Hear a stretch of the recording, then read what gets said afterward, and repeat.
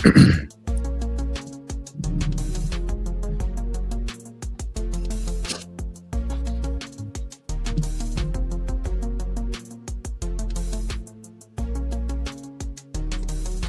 hello, you beautiful nerds. Welcome to the Drunk Banthas Streams channel.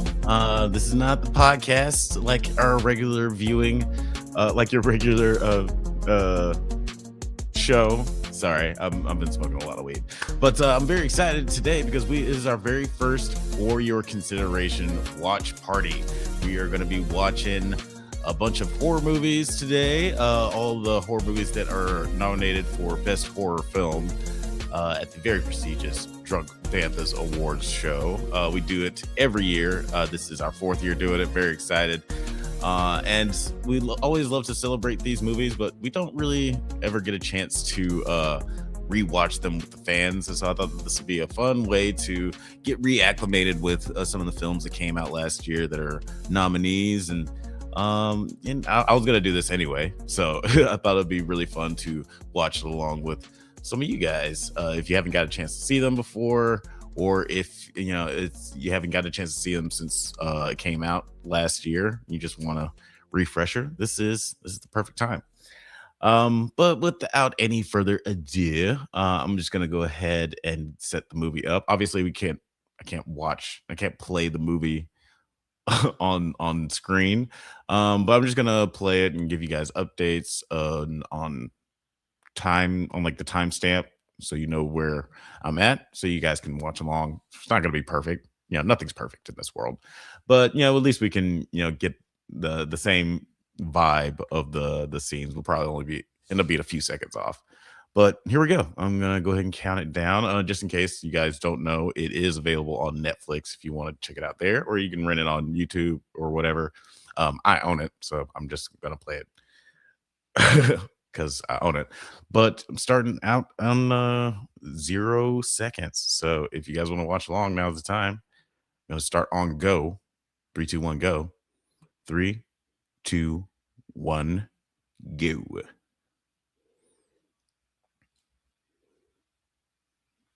Is it playing? Okay, yeah. The Sony intro always throws me off. This is just dark for quite some time. And then we get the fanfare of the Columbia Pictures.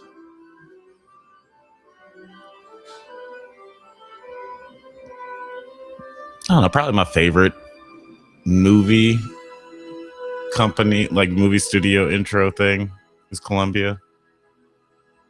Maybe MGM is a close second. That line's cool. Over the hills and far away. Teletubbies come to play.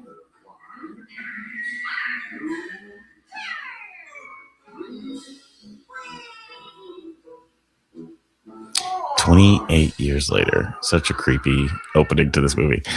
We're for anybody who's just jumping in, we're at 1 minute and 5 seconds right now. We're seeing little Jimmy on the day of the outbreak, watching Teletubbies with his friends or his family, I guess.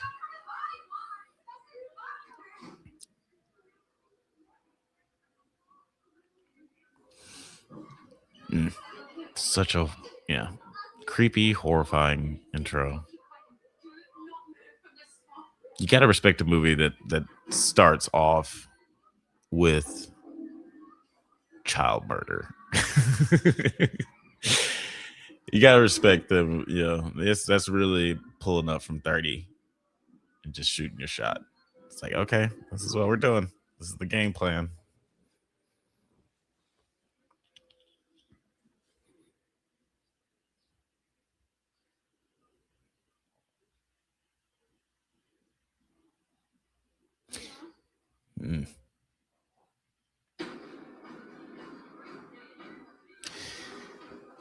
Woof. Yeah. It just gets worse from here. Baby murder.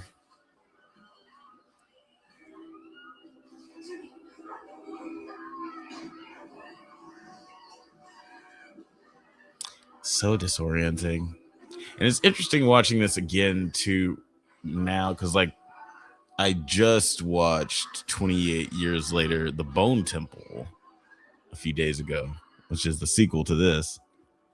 It's the only, 28. It's the only movie in this franchise that is like a direct continuation that doesn't have like a time jump. Oh shit, that's my phone.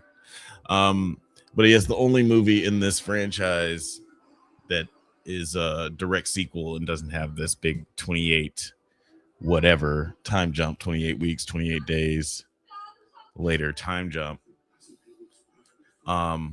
It's just interesting seeing how differently they're shot because they do have different styles.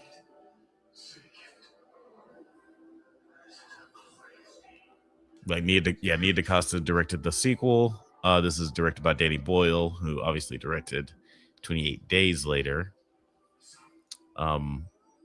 All three films are written by Alex Garland, but who directed Ex Machina and Annihilation, some banger films.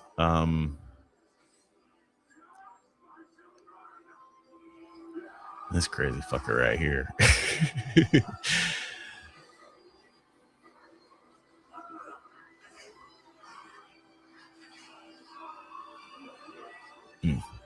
Jesus Louises.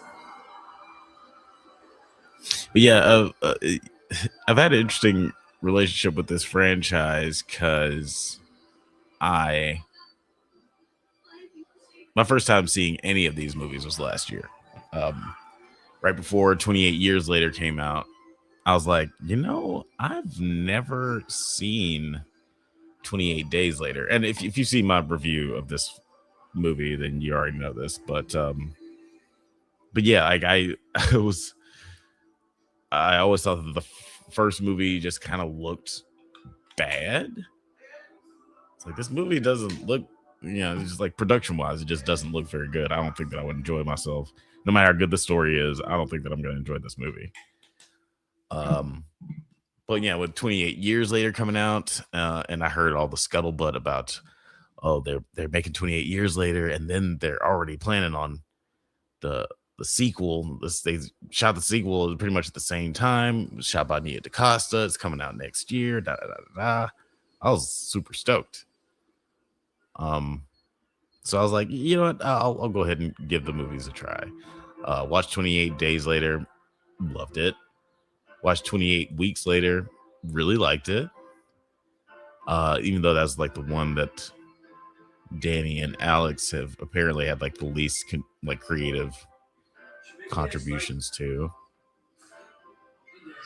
And yeah, when this one came out, I just loved it too.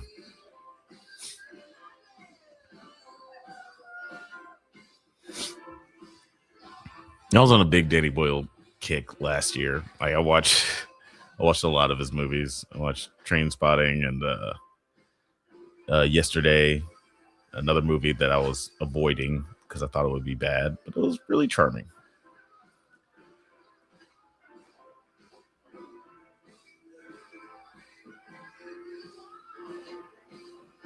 And it's crazy. The dude's got such range. Like Danny Boyle, like the fact that he can direct a movie like this and also direct a movie about like what if the Beatles didn't exist.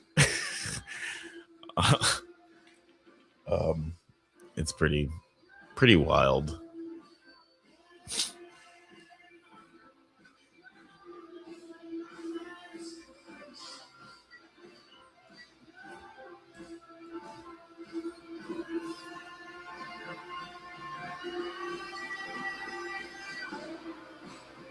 I did love this opening sequence too.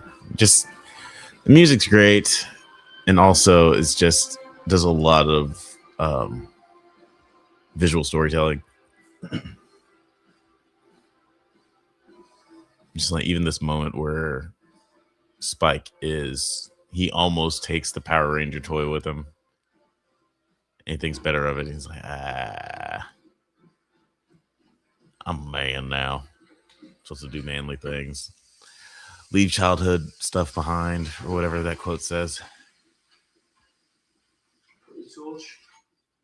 Well, whistle. Water bottle. Yeah. Got your knife. Good.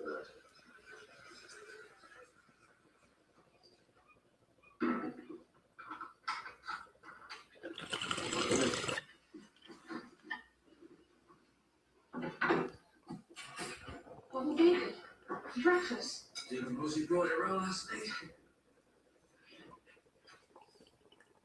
Where's yours?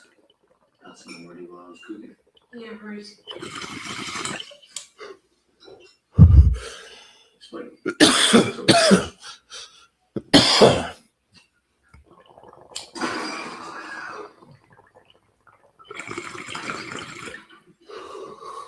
Ooh.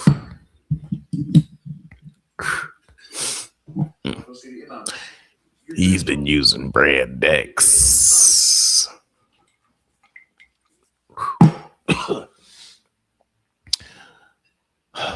My weed's in there. Woof.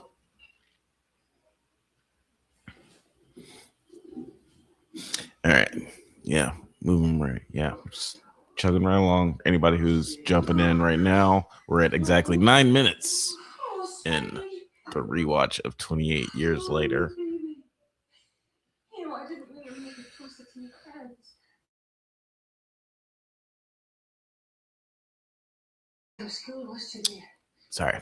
Just wanted to mute that because I'm sure y'all didn't want to hear me coughing in your ears. Is it? Yeah. This morning, and either.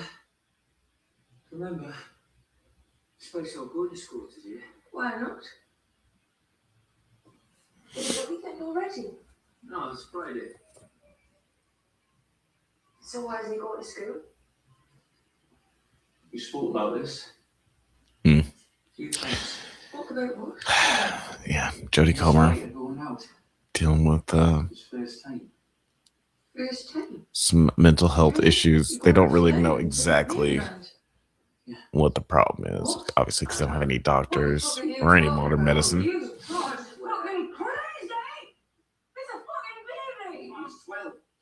It's a fucking baby, you cunt. It's like, You crazy fucking sick baby murderer. You go down. Your dad was sitting there and skin your life, baby murderer.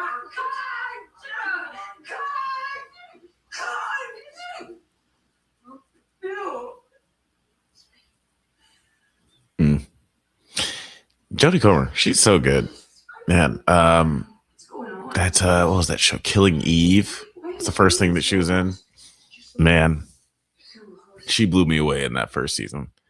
The show honestly lost a lot of steam in the second season. I didn't even finish the second season, but that first season was great, and she was fucking wonderful. Like, her character just requires her to code switch so much, changing accents, changing personalities. And I was like, it was just like it must have been an actor's dream. He's like, oh, I can just use this whole use this show for my fucking acting reel. Morning, kiddo. So? Just reached from this for you. Do you need a restraint? No. Give from home, say already. They'll be fine, sir. Have a draw, son. Feel the way. Guys, let me know in the comments if you have, like, feel free to jump in the chat if you have any thoughts about the movie. We are, where are we at? We're at 11 minutes and 53 seconds. Cheers, lads. The beginning of this movie does a really good job of just like world building. Again, where it's just like the first like 10 minutes or so, but you get a vibe of this island and their traditions and just like the community.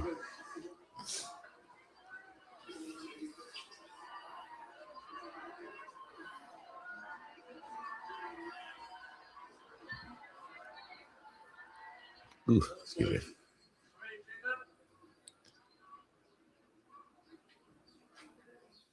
Craven the Hunter himself. Obviously, his best role, Craven the Hunter. Aaron Taylor Johnson.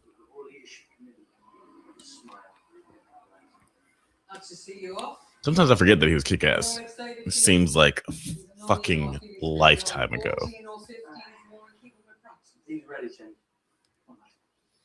Any Kick-Ass fans out there? I like that movie. If you leave, you can come back, but if you don't come back, no one is permitted to go and find you.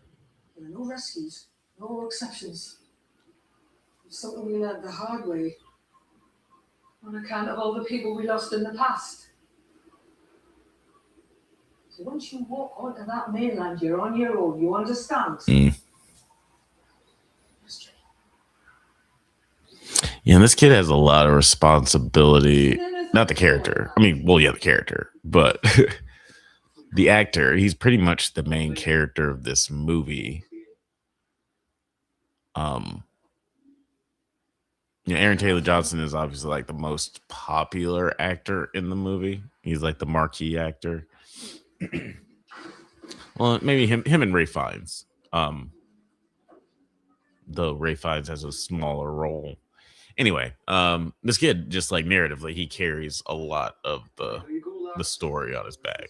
So a lot of responsibility. Oh, such a cool moment here with the boots quote.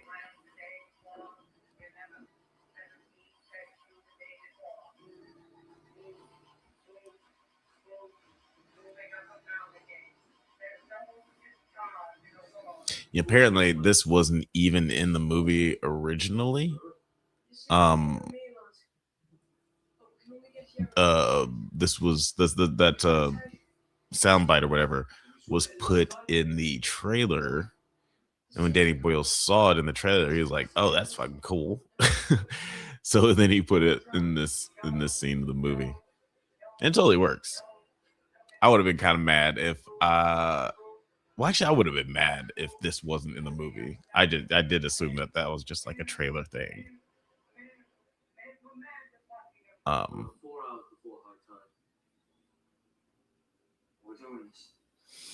Yeah, and I believe that like in those little clips, those were scenes from 28 Weeks Later. Because as much as like this movie sort of retcons a lot of what happened in 28 Weeks. Or some of what happens in 28 weeks. It does still have some recognition to that movie. More notably in like an eye thing later, if I'm remembering correctly. I'll have to wait till it comes up to bring that up to make sure I'm not bullshit.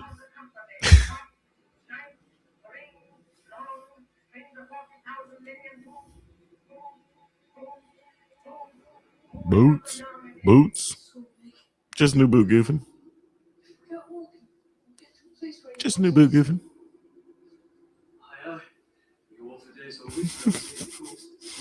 Something out there, Spikey. Where are they heading for? There's other villages. But none of anything we go on. And we stay out the towns and villages.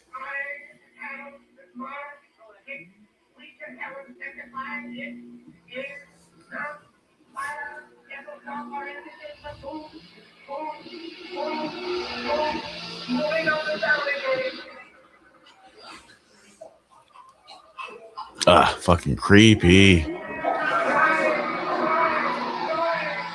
This is when it was just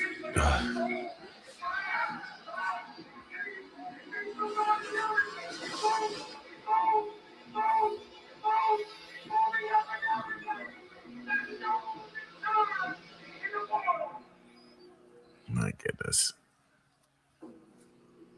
Ugh. That's what I really love the slow build up in the first half of this movie, or I guess like the first quarter of this movie, because it really just eases you into how horrifying the outside world is. You get a really good idea of how wholesome and communal the island is, but as they make their trek into the forest, it's like you feel the weight of the stakes. It's like, oh, this is bad. Only a little bit. Are you? No, good. Life is strange. I think so. Let's go get your first kill. So now they're little Spike's about to kill a bloater, I think is what they called it. Just a big old fat zombie that crawls around on the ground eating worms. Got many sights. Ugh. Just a big old ass. All that ass. He's yours. Don't want that. Anything that comes out after him is mine. So what, buddy? Send it.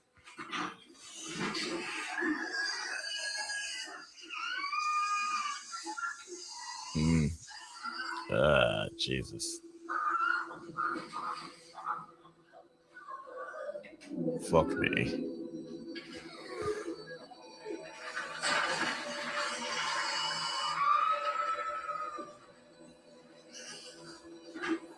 Ugh.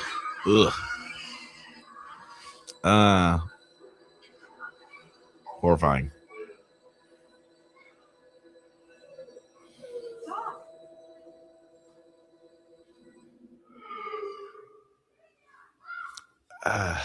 Fucking. It's so upsetting. All the imagery in this movie. Ah, you should. I'm proud of you. This is gonna be a rough day. Come on, we gotta move. Just realized. The screaming would have alerted. The next movie is not any better. Keep going. The next movie is really rough.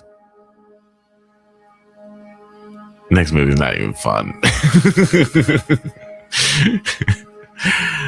Next movie is not even fun, but it's so good. I don't know. I'm excited to watch that one.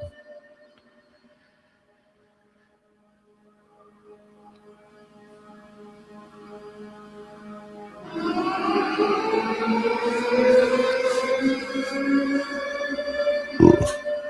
Great score. Just adequately unnerving. Gives me the heebies and the jeebies. Damn near the willies.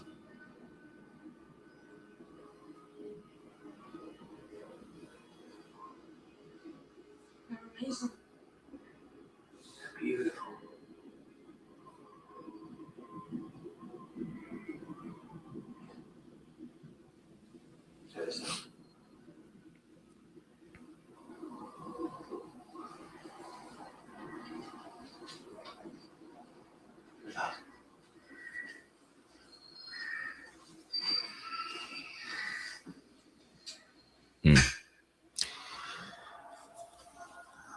Herd of antelope. Oh yeah, remember this scene. Yeah. Come upon the abandoned house. Folks.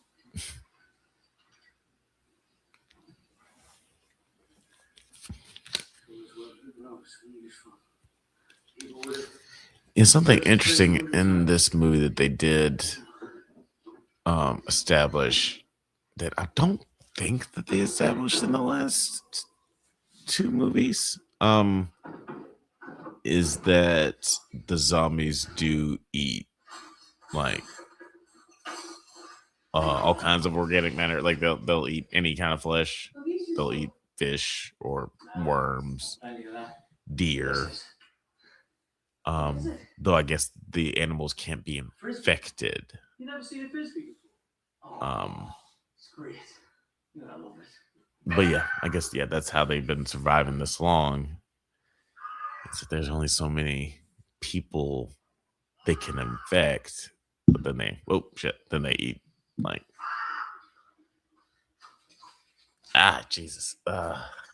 then they eat deer and shit. Okay, no, yeah, sorry, I forgot about that. Crow chewing on a dude's side meat. Yeah, we are. In case you're just jumping in on this live watch party, we're at 23 minutes into 28 years later. 23 minutes. This very grotesque scene of this dead body hanging upside down with the word Jimmy ominously carved into his belly. And he's a zombie. I know zombie's not like the right word or whatever. What are they called? Walkers, runners, the infected? I don't know. I forget. He's infected. Infected. Kid just said it. Why would anyone do that? But yeah. Maybe a warning. There are strange people on the mainland. Roaming. That's why our home is so precious. Yeah. It's not the lesson. No. It's pretty gruesome foreshadowing for the next movie. The easier it gets. Don't feel bad about it. The infection takes away their minds. He's got no mind, he's got no soul. Yeah, this scene's rough.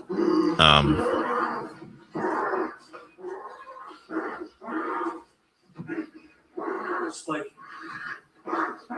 Kill the bloody thing. Kill it!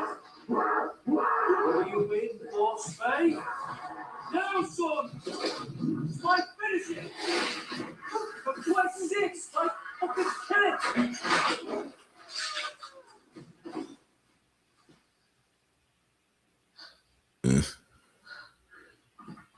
Good lad. Well, he finally did it. For some reason, I remembered him not doing it. And like his dad ended up having to kill the guy. But he did it. He got his first kill.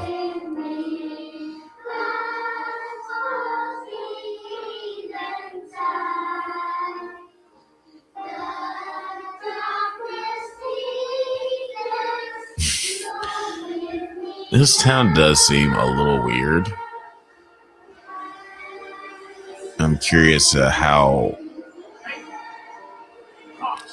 or if this island is going to play into the next movie. Because, well, I don't want to spoil anything about Bone Temple. I'm sure you guys might not have seen that. This might be your first time watching this. So, yeah. But it's good. It's really, really good. If you like this movie, you're gonna love Bone Temple. It does have a slightly different vibe. Because the vibe is just like fucked up shit. Fucked up shit's happening.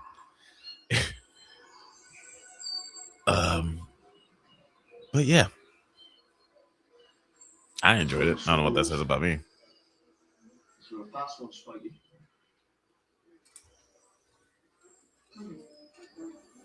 It's intestines. I really like it.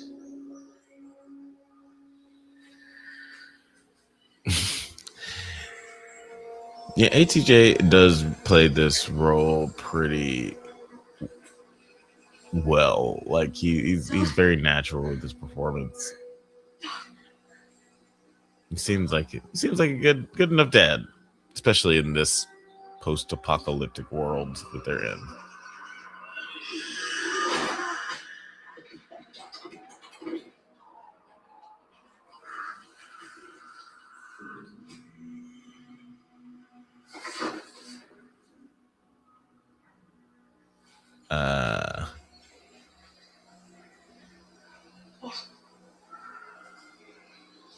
laugh at that.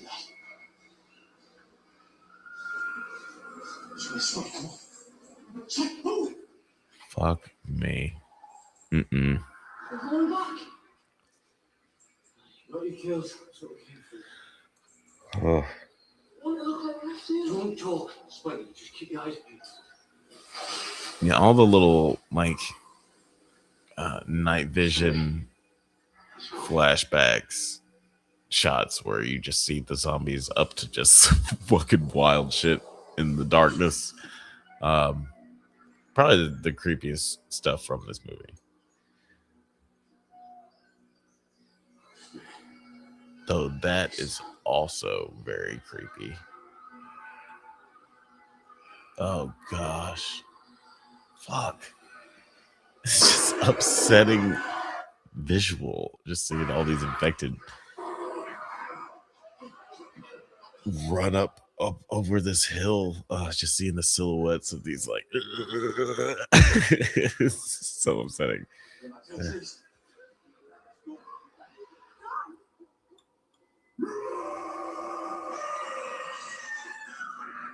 And here we go. We're off to the races. It's just a bunch of dongs flopping around. This guy's gonna rock out with his cock out. This lady is gonna jam out with a clam out.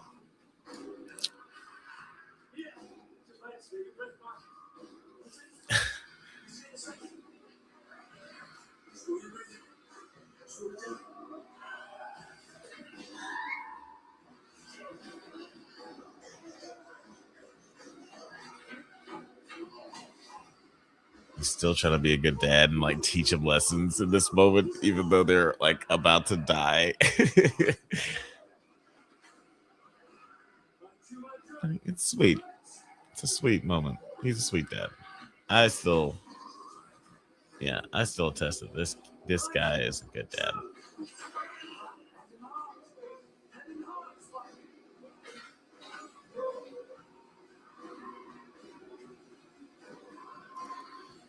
Ugh. Fucking stressful.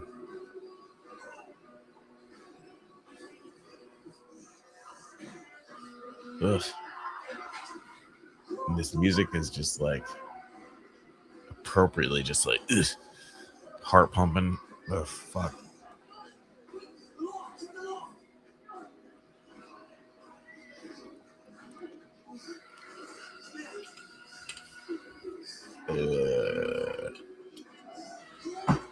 Woof. Simulation Presents says, "What up, dude? Thanks for jumping on, bruh. Ain't no thing, man. Just getting into these horror movies. We are 31 minutes and 10 seconds into 28 years later. Yeah, my first of hopefully many watch parties where we're gonna be going through all the nominees of this is for the category of best horror film. In a couple of weeks we're going to do a watch party for best high concept comedy. That'll be really fun because that's always a that's always a fun category. Seeing what crazy comedies are they came out last year. Sorry, just got kind of distracted. But what are the ones that are nominated? I forget off the top of my head, or at least I just don't want to fuck it up. Yeah, it's for best high concept comedy, we have nominated Death of a Unicorn, Hell of a Summer, Mickey 17, and Novocaine. So that'll be the marathon in a couple of weeks. I want to say, when will that be? When is that gonna be? Let's say the 14th. Oh no, that's Valentine's Day. Fuck. I might be busy.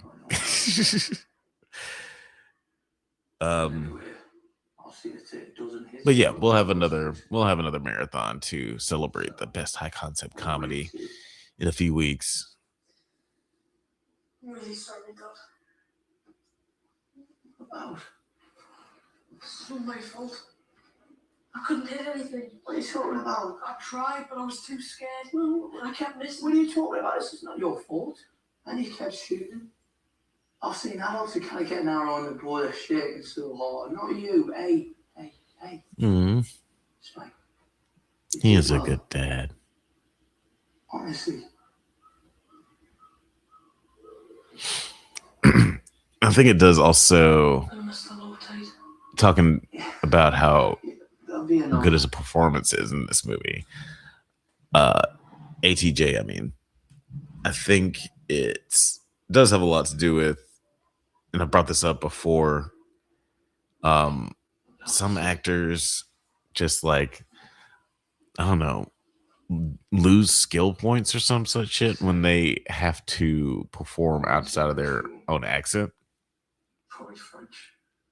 Like, I feel like when someone has to do, like, if a British actor has to do an American accent, they're like using some of their extra acting powers to do that accent, and it detracts from like all the other shit that they do.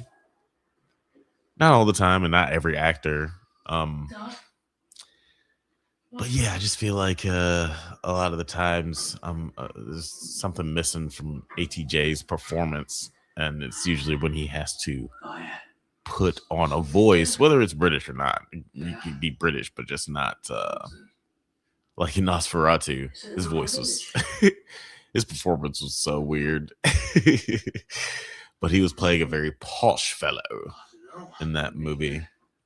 I think that this character is more in line with who he is, so it came off a lot more natural.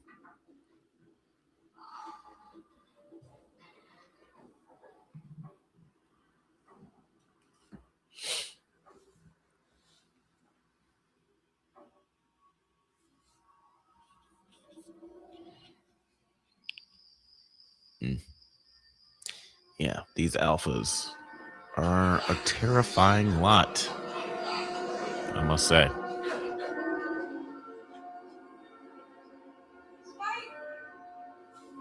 Oh, Simulation Present says, I'm really digging these streams. Appreciate it, bro. Yeah, hoping that they go well. Hoping you guys are enjoying it.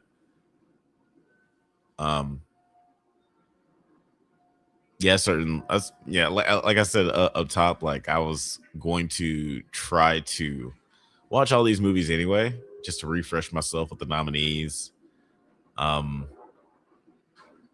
Because voting is hard, and this was like, I don't know, 2025 was a particularly banging year for movies.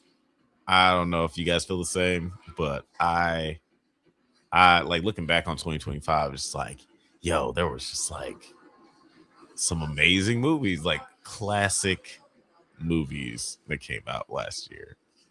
There's like at least three movies that I'd say that we're probably going to be talking about for like the next 20 years. Maybe four. Yeah, actually, maybe four. I'm not going to say them all right now because I don't want to start that argument. But yeah, last year was great. It's just like it's a great opportunity to just refresh myself with the movies. Where are we at right now? We are at 36 minutes and 50 seconds for anyone who is just jumping into the live stream. Watching along with us, we are at 36 minutes and 58 seconds. Watching 28 years later. And let me know in the comments if you guys have seen The Bone Temple, which is a sequel to this one. If you've seen this movie before as well. I don't want to get too spoilery. Yeah, I've kind of read ahead of the class on this one. Obviously, I've seen this one before. It's a rewatch for me. Not sure if it's a first watch for you. But let me know. I'm not trying to ruin your experience. I am also curious what you guys think of. This is just like sort of off topic. Probably just like talking way too much to this movie, but I'm curious what you guys think of the Candyman movie that came out a few years back. That was directed by Nia DaCosta, because she directed the new. She directed the sequel, the 28 years later sequel, The Bone Temple. And I'm just curious if you guys think from that movie she has the chops to do a horror flick of this nature. I personally really like that she was getting back into horror. Oop, I think that's oddly her wheelhouse. Hearing her talk about Candyman in interviews and stuff like that was just really interesting.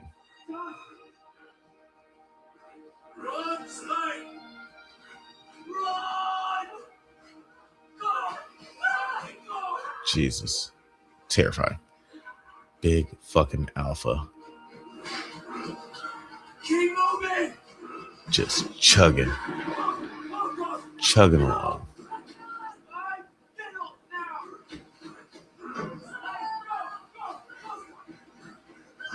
Yeah, Spike, don't choose now to fucking trip up, you dumb fucking idiot. Why are you tripping now? You had all day to trip.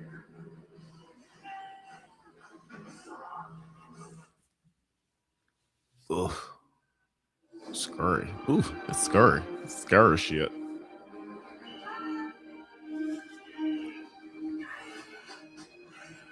Again, for anybody just now jumping into the stream, we're watching 28 Years Later, which is available on Netflix right now. And we are 39 minutes and 48 seconds in. If you want to watch along, catch up, watch around the same time. It's never going to be perfect. We're not going to be interlinked. But you can watch along around the same time. So, watch together, talk about it. Let me know in the comments what you think of this film.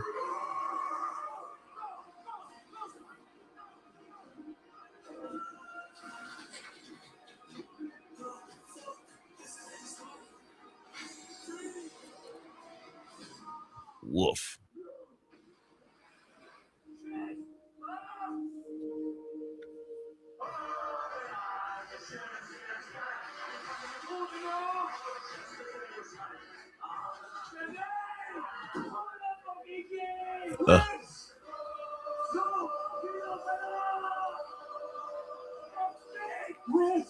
Stressful ass movie.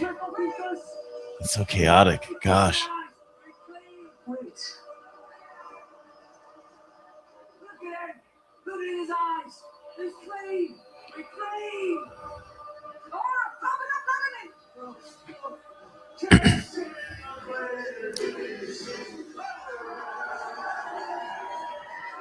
Yeah, that little moment right before they let them back in through the gate. ATJ is just like, look at his eyes, he's fine, he's not infected. And there was a whole thing with the eyes in 28 Weeks Later.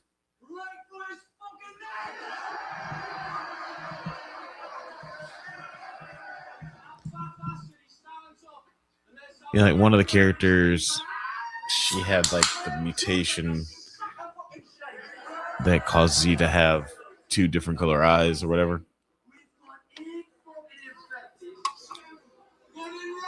And it was implied that that mutation, for whatever reason, gave her a sort of immunity to the virus where she could be a carrier. So I think like that little moment, and her other one of her eyes got like really wonky after she got infected, after she was a carrier.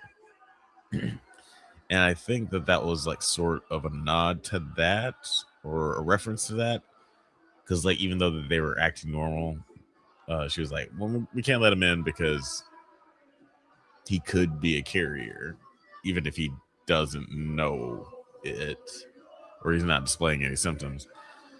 And I think that's why he was just like, look at his eyes.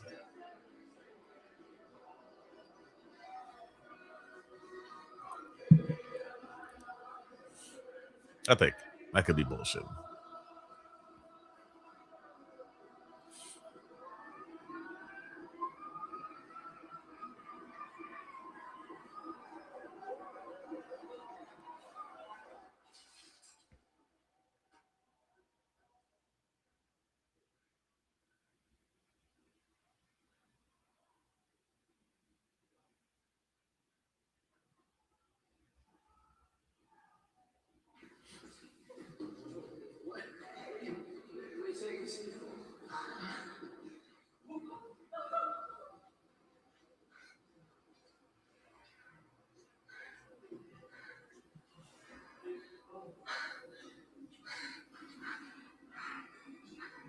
Oh dear. Yeah, this is when young Spike sees his Paul cheating on his mom. It's not great. Not great at all. I don't know why I'm doing that accent.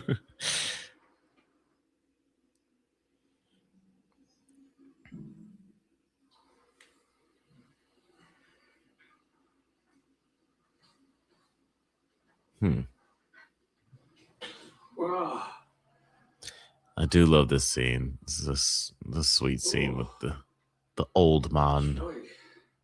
Didn't expect to see you until past midnight. Just came to see my mum. How was she? Oh, the old man. She's all right. She's better than all right.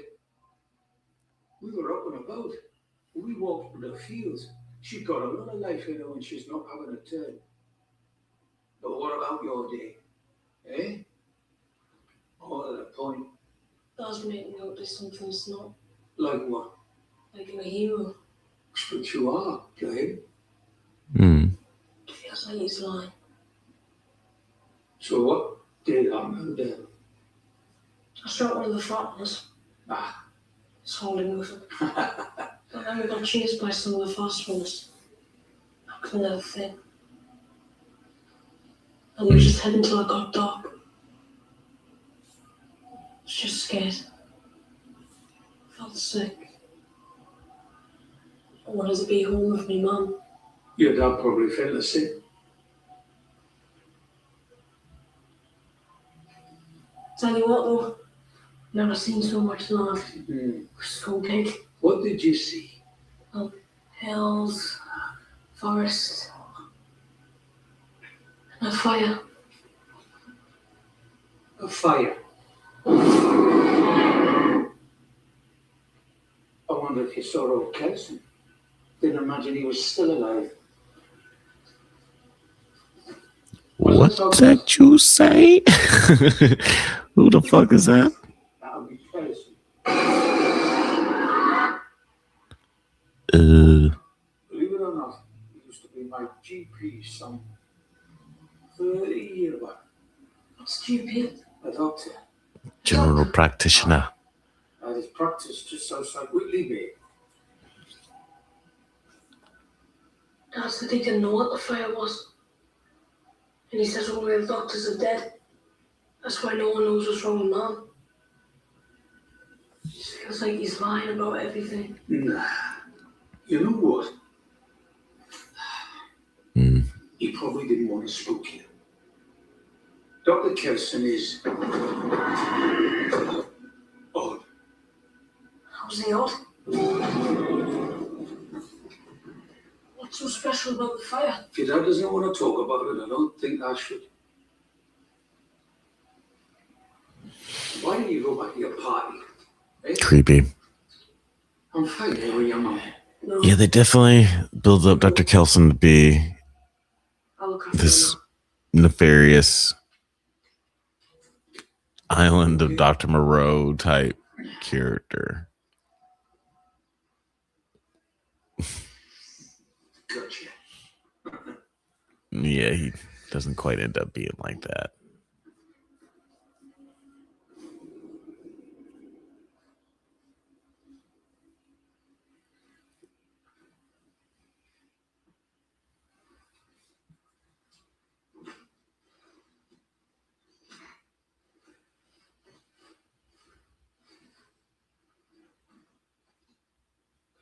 lying, Mom.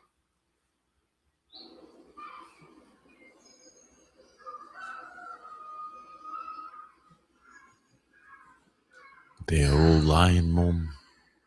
Oh, Spike, will Everybody's you want lying. Can I some Nurofen? Nurofen. For me head. It's just... Oh, never mind. It doesn't matter. Hello? I'm here now. Well, that was some party. Yeah, this movie is shot so different from Bone Temple. It's crazy. Now watching it like this, it's very apparent. Around and the guest of honor had vanished. Just came home. Hey, giant killer.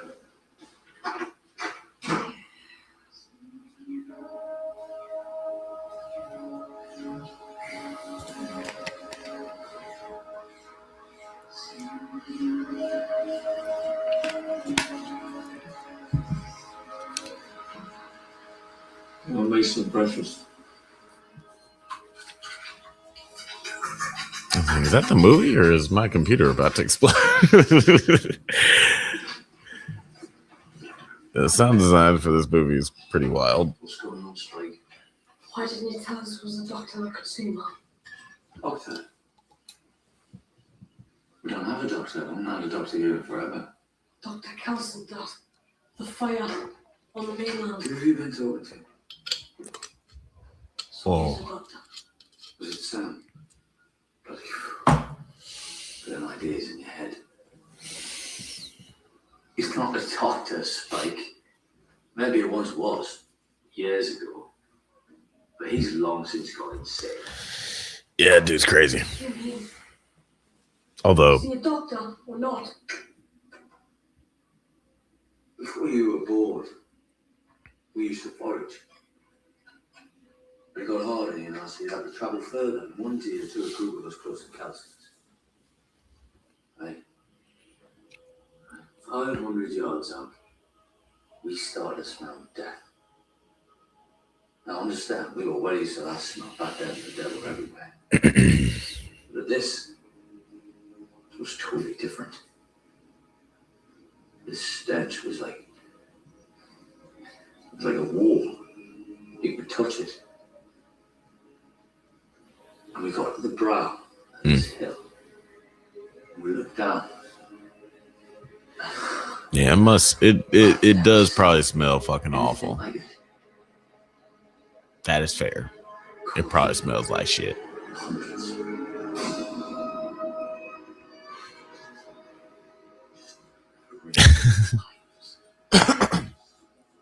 Men, women, children. In the middle was this fire. Stood by it was Kelson. For some unfathomable purpose, he dragged all the bodies there. A few seconds later, he turned around and he looked right at us. And he waved, casually, like, hey, wanna come down, lads? Yeah, we turned and ran. And in 15 years, none of us have been back. That's fair.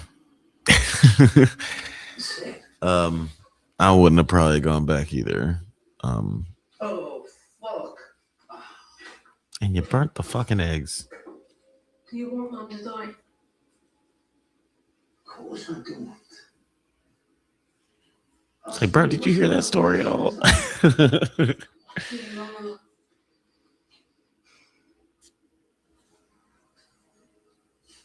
I don't know. Is she dying? I don't know that I either. don't know. I think she's dying. So do you. If she dies, are you gonna be Rosie? Watch your mouth. What would Davey think of I'll us? say, watch your bloody mouth! Son.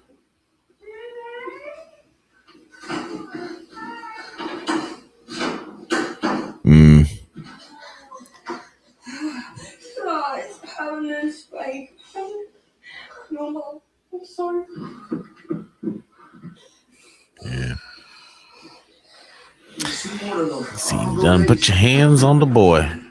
Get the fuck away from us. From us?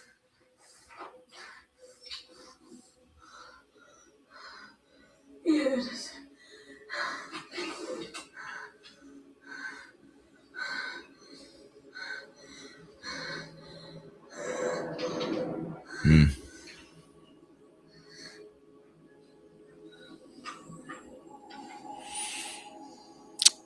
Yeah, one thing that is definitely a constant throughout all these movies is just the simmering rage that exists in human beings, like how we're all just like one pet peeve away from fucking ripping somebody apart. And just like how thin that line is of being just like erratically enraged, just like so angry that you could like physically harm someone. And just like that line between that and just like being normal, quote unquote normal person, just going throughout your day. Yeah, I just feel like they always execute that really well. And in that scene, it was just really well done with Aaron Taylor Johnson just like holding onto the knife, just shaking. And then, of course, choosing not to harm his son again, because obviously he struck him earlier. And he's like, okay, I'm choosing now, even though you just pulled a fucking knife on me, giving you this knife back, and I'm respecting you in your space, in your mom's space. But I'm gonna punch the shit out of this wall. I'm still really mad. So yeah, that was a good moment. Anybody who is just now jumping in to the watch party, we are watching 28 Years Later, which is available on Netflix. We are now 55 minutes and 29 seconds in. Yeah, little Spike and Isla just pulled a Kansas City shuffle. If you don't know what the Kansas City shuffle is, that's when everybody looks right, you go left, or the other way around. Yeah, they just set this fucking tower on fire. This is the mainland. So no one knows that they escaped to the mainland. But we can't be on the mainland.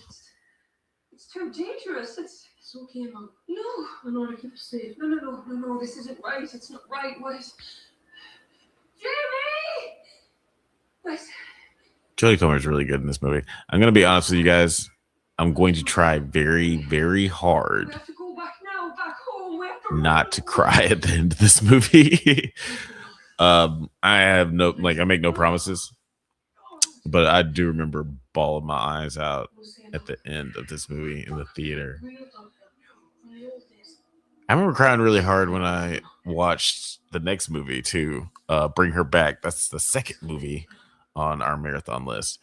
This is going to be an emotionally taxing movie. I'm very glad that we're ending it with Final Destination, Bloodlines, and Weapons, because those movies are actually pretty fun.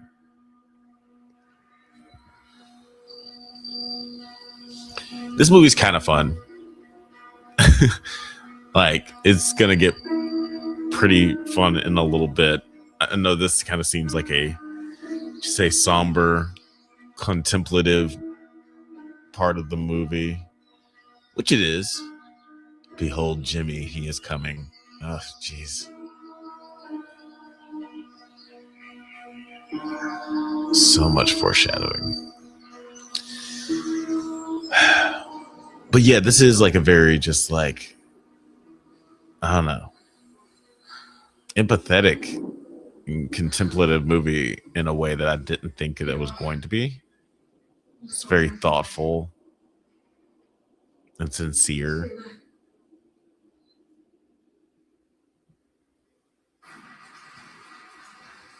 Especially for a zombie movie. Like, I didn't know, and I didn't think that this is what this movie was going to be about.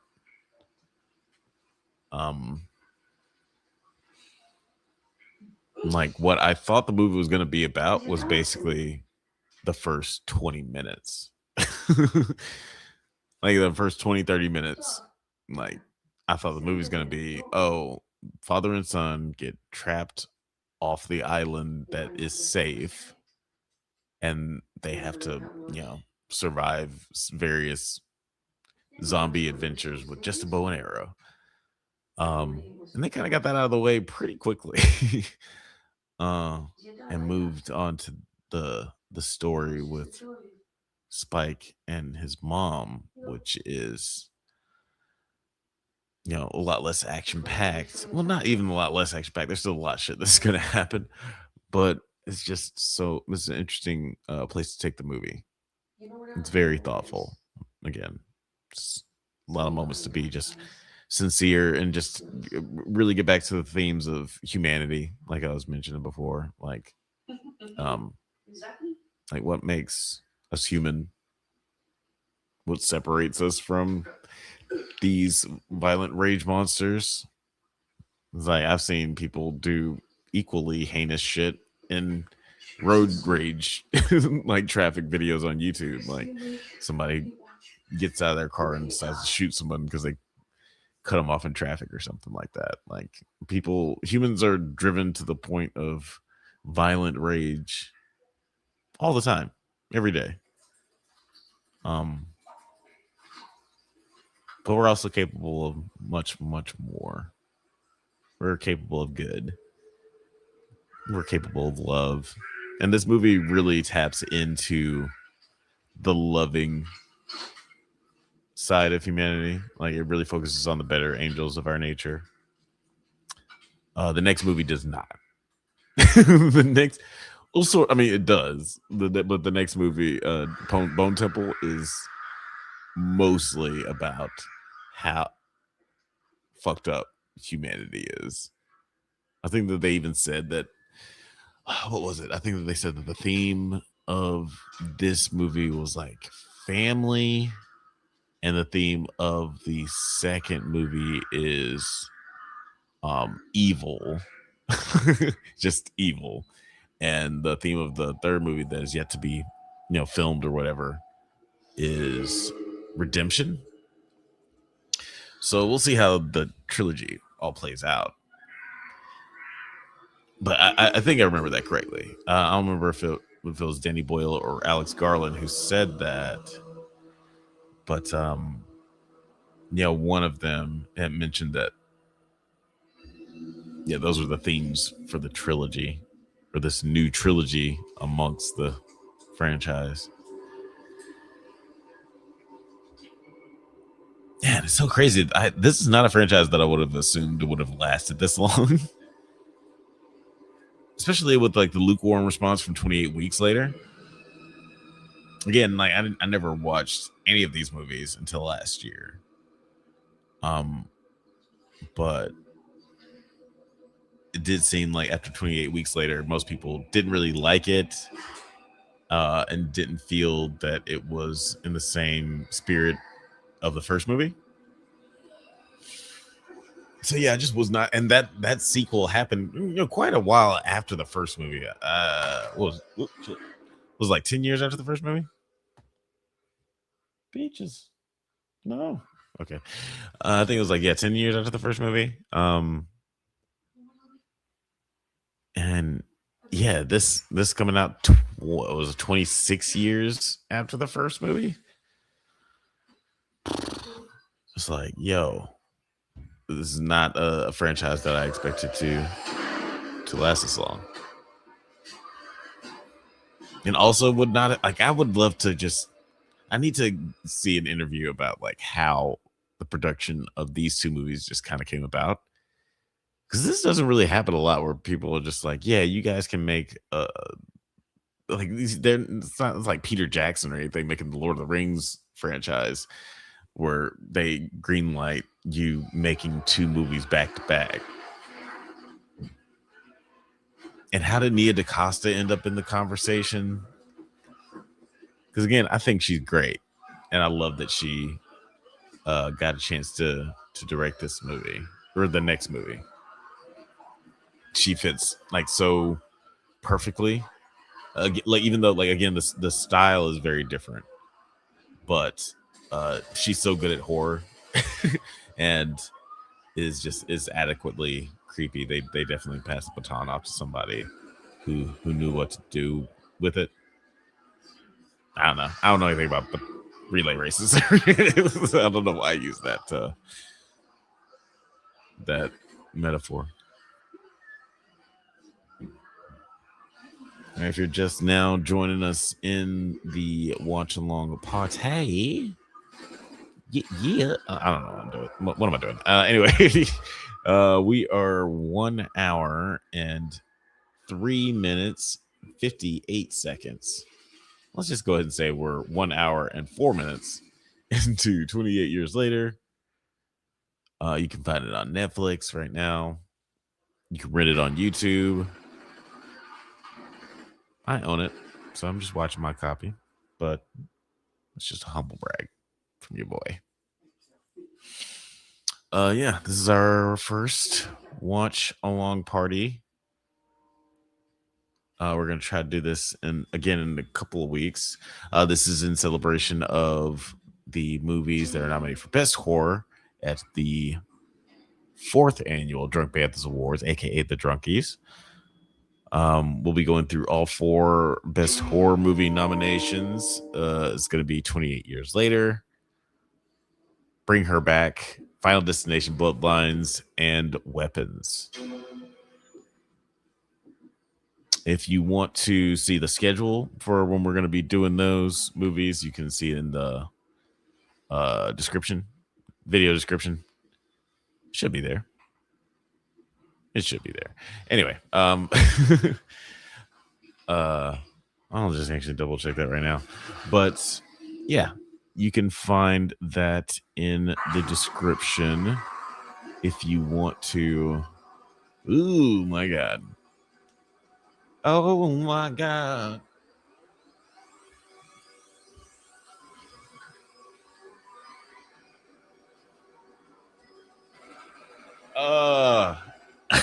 Oh, my.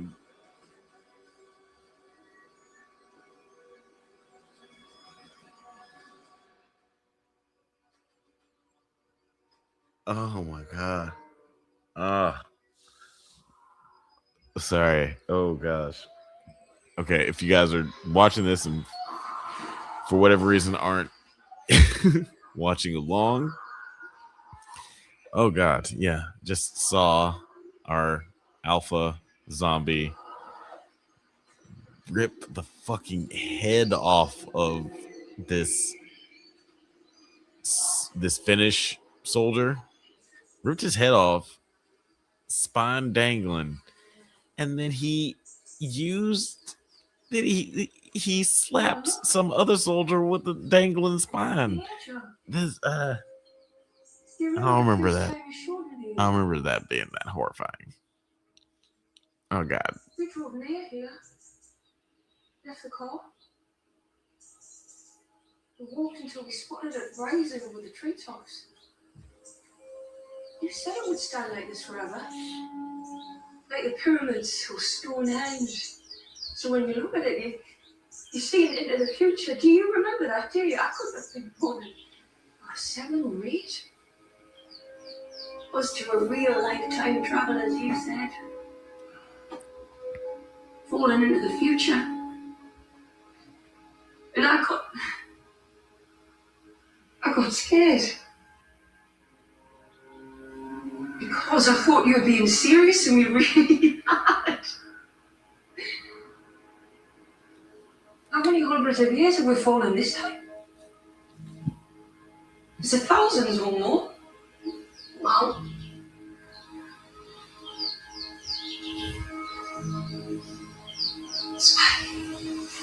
Ken was again.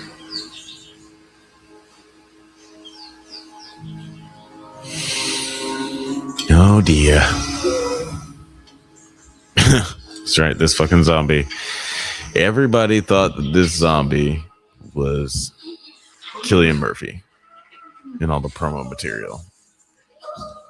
They're like, oh shit, It's gotta be Killian. Oh, no. Yep. Don't. Mm-mm.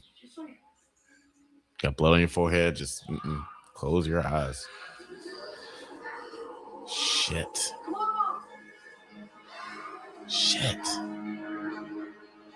It's never safe in this world. Damn, I don't remember what I was about to say. Oh, yeah. The whole Cillian Murphy thing. Yeah, everybody thought that zombie was Cillian Murphy. I would have been so fucking mad if I was Cillian Murphy. It's like, yo, I feel like there's been a lot of disrespect. Cillian Murphy out here just catching strays. Look like this. Like, oh, that emaciated zombie. Yeah, that's probably Cillian. Shame on you. Shame on you guys. How you gonna do that to Oppie? You gonna do that to my boy Oppie? Shameful. I would be ashamed.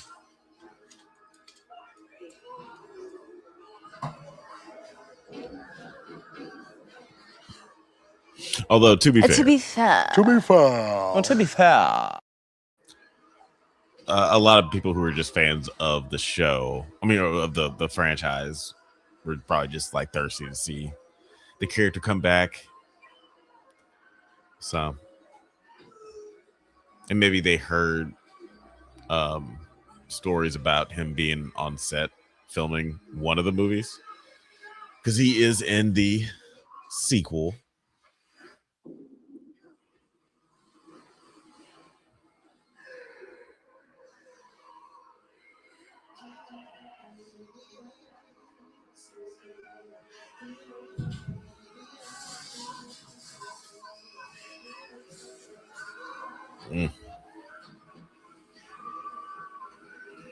The soundtrack for this movie is so fucking weird. Like, what is this song right now? Why are we playing this? It's like Danny Boyle loves his 80s pop. Like his 80s British pop.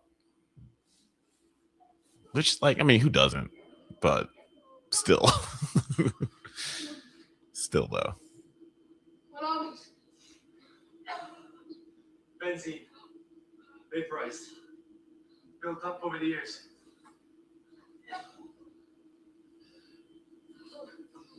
I'm Spike. This is my mom. Okay.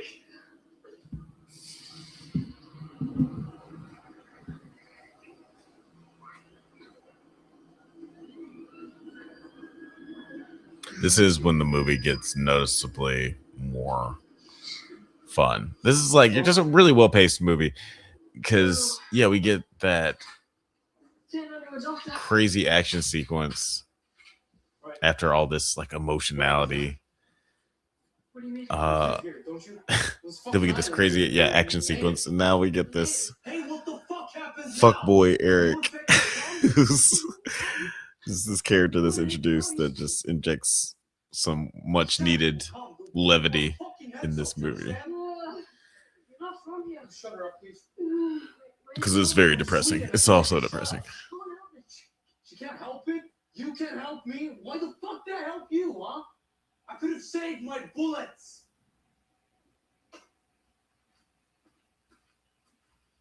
I guess you should have. I don't know what to say to that, other than maybe you should have. I don't know.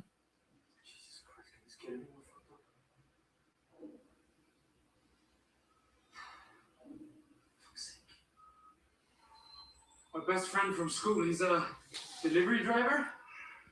Oh, you don't know what a delivery driver is. He delivers packages. People order stuff online. You don't know what online means. He's a driver. And I told him, it's like, yeah, dude, why are you even saying any of this? You only get one life. You're pissing it away. But he said, yeah, what are you gonna do, fuck nuts? So I joined the Navy. Prove a point. I was pissing away their life, huh? I don't understand what you're saying. Yeah, he doesn't understand anything that you're saying, bro. Why are you even saying any of this? Driving too lost on a narrow street or something. Why are you here? The fucking boat sank.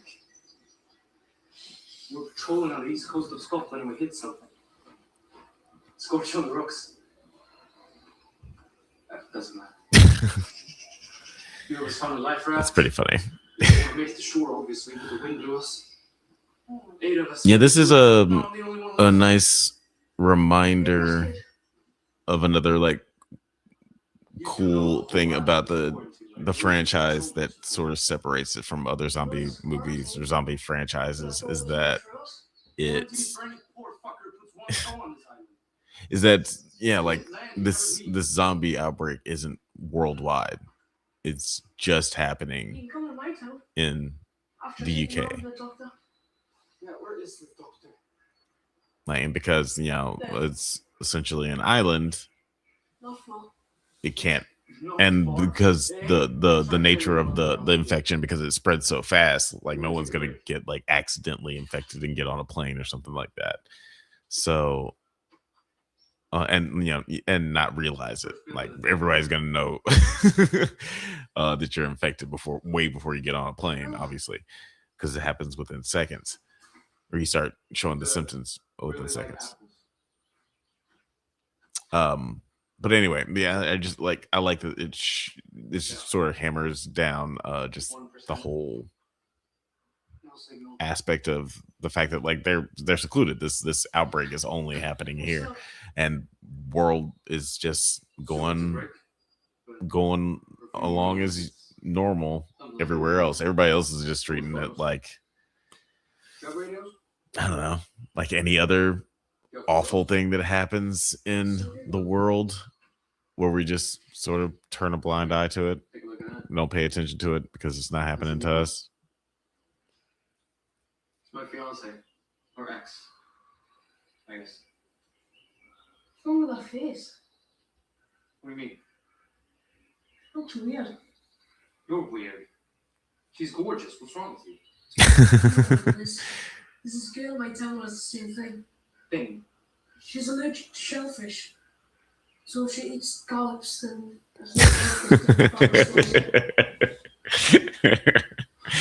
This is definitely one of my favorite parts of the movie. Felix. This kid who's never seen or heard of plastic surgery before sees this lady. What's wrong with her face? You know what? Lady in my town had the same thing. She got stung by a bunch of wasps. Her face got all puffy. Inbreeding around these parts, but this seems unlikely. she's just confused. She wasn't always like this. Most of the time, she's just like she always was. Man, Eric is a Always she dick. always was. You, no. Oh.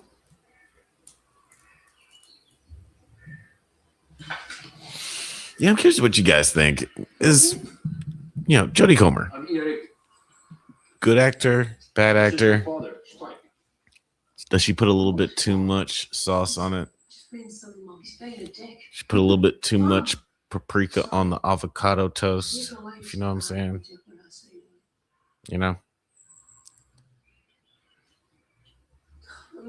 I personally like her. I think that she has an appropriate amount of paprika.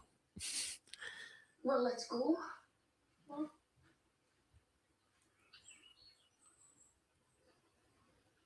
You can walk.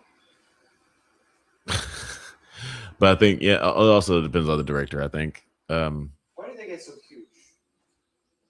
Besides, Because the director's going to guide your performance. They're going to ask for more or less of you. Infection kind of looks like steroids. And they have, I like, don't know what steroids probably are. final, depending on the director, they have final say on what the edit is going to be. So they literally get to choose what performance you give. you know what Bisek is? Huh? Bisek is better. It's like I think, yeah, in the right hands, she's really, really great. No? I loved her in Bike Riders too. Oh my gosh, if you haven't seen that movie, do yourself a favor. It's incredible. What the fuck was that? it made me, I wouldn't say an Austin Butler fan, but it made me stop disliking him. Because after seeing Elvis, and also didn't love him in Dune Part 2, which is a movie that I love. So the fact that I didn't love him, it's like, damn, man. Oh, shit. I need to stop hitting that. Yeah, that could have been like a perfect movie for me if like a couple things were changed, including but not limited to the casting of Austin Butler in that movie. So sad.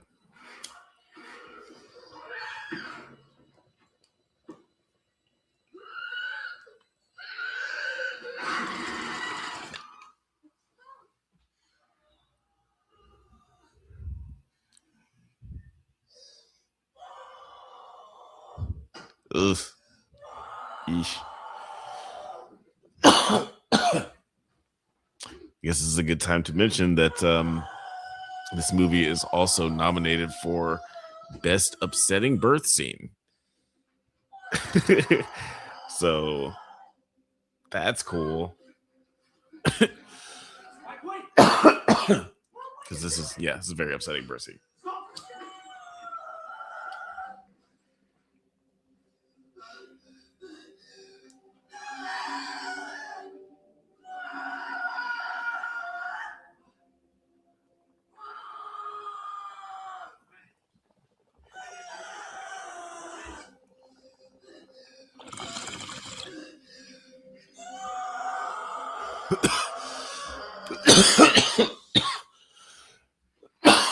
Oh my god.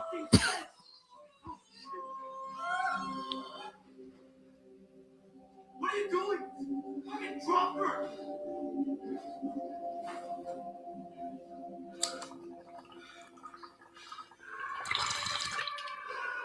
Quit it, Spike. Spike, quit it.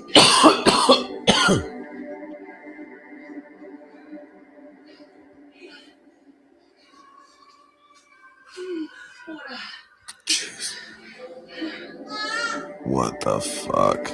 Okay. Yeah. Upsetting. Upsetting.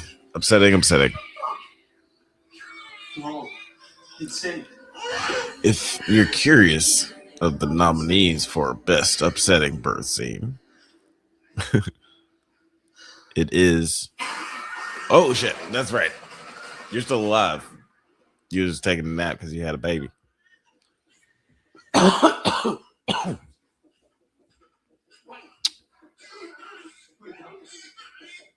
Put it down. It's a baby. It's a fucking zombie baby. Put it down. It's successful now. We can't let these fuckers breathe. We need to kill it. Put it on the fucking ground. This soundtrack is so unnerving. You got 5 seconds.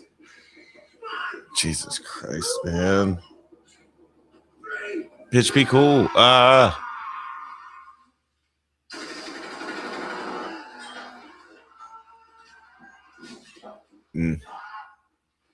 Okay, you guys should be running. You guys should be running right now. Ugh.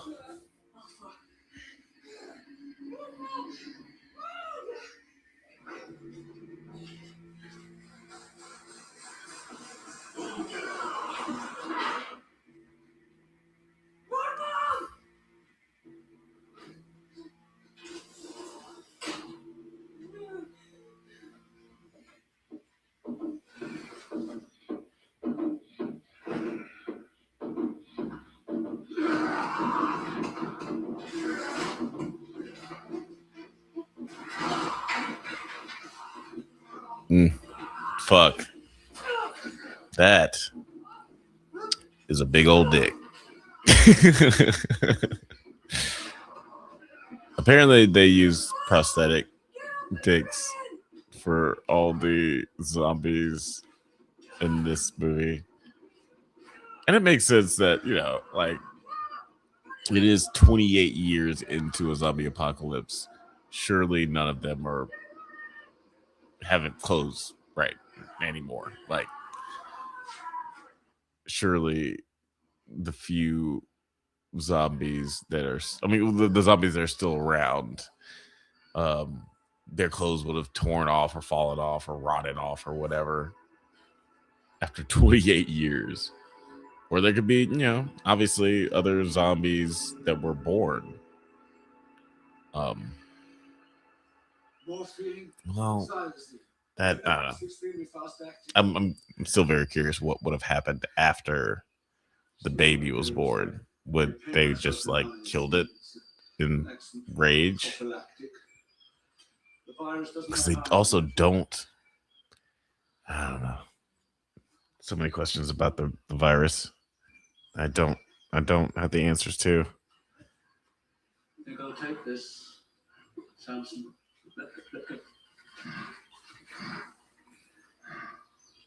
I call this one Samson. He's lived in the area a good 3 years now.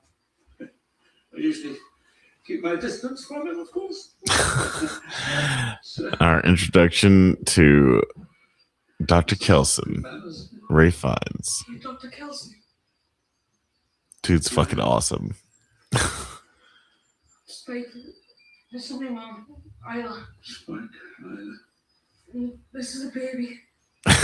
And this is a baby.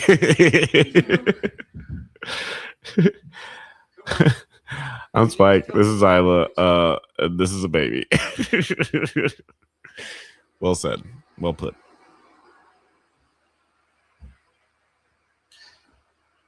What's that?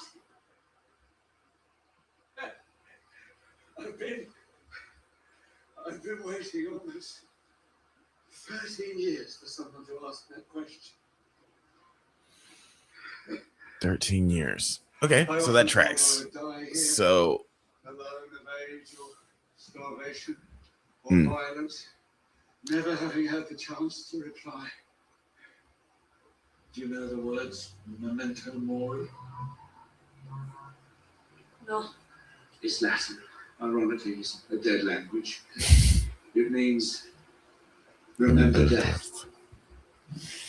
Yeah. Remember you must die. Remember you must die. Memento mori. Yeah, so yeah, I guess that tracks because in the first. Wait, no, yeah, earlier in the movie, Aaron Taylor Johnson mentioned that 15 years ago, he saw Kelson basically building the Bone Temple. Had a whole bunch of dead bodies out there. And he was doing his work. So it was before we get the Bone Temple, or he created the Bone Temple or whatever. Which is why it smells so bad. Probably doesn't smell as bad now that it's just all bones, but I'm sure it doesn't smell great. But yeah, he said he's been waiting almost 13 years for someone to ask him what this is. So a little over 12 years, you would assume that he has been working on this. Or it's been like at least erected. I'm sure obviously he keeps adding on to it with tragically more dead bodies. Don't worry, no, it's not precious in that way. The structure is solid, but the bones will fall apart due to time or the elements. Spike's hand, the memento mori is actualized.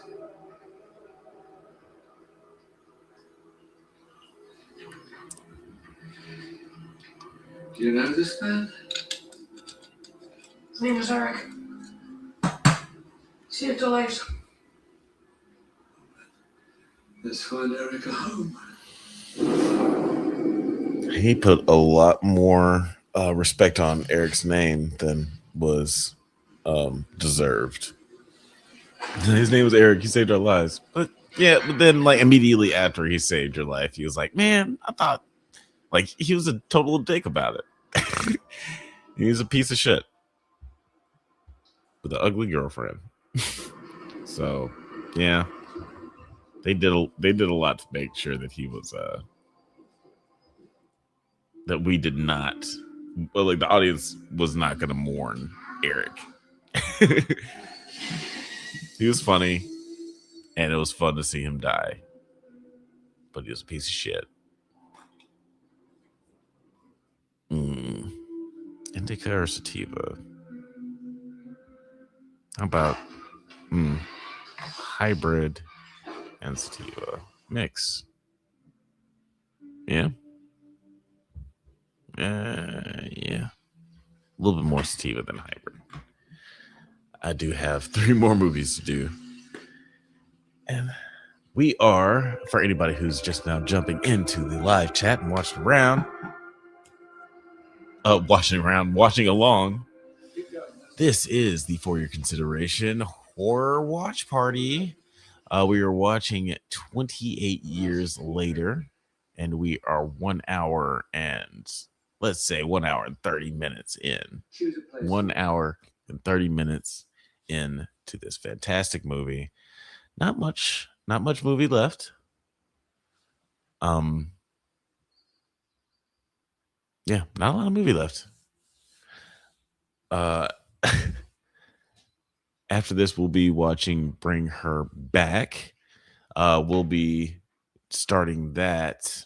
Actually, I already forgot the schedule, but it is in the video description if you want to take a look at that and figure out when to watch along for the next movie. But we'll be watching Bring Her Back next, which is available on HBO Max if you want to watch along.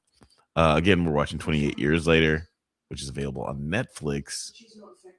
We are 1 hour and 30 minutes and 18 seconds in. Yeah, we are, getting the full introduction of Dr. Kelson and the Bone Temple. Water will keep her alive for a few days at most. Is that why you came to see me? The baby? No. And this movie, I can see why people would not like this movie, because the ending isn't incredibly satisfying. Let me know in the comments, again, if this is your first time seeing this movie. I'm not going to spoil the ending before we get to the ending. That just seems like really fucked up. But I will say that like the pacing of this movie is interesting because it does start off like with a bang. Again, like we start off with child murder right off the bat. We're seeing kids get killed, horrific shit going down, and then it gets more empathetic and sincere and thoughtful, and it gets really actiony. Yeah, like I'm liking the waves of it. But the end of the movie does just go back to more of a sincere and empathetic place. And I remember that being a big shock when I saw it in the theaters for the first time. It's like, oh, this is where we're going. This is where we're going. I guess that makes sense because there's no big bad to fight or anything like that. And this was Spike's, with every main character, they have what is called a central dramatic question.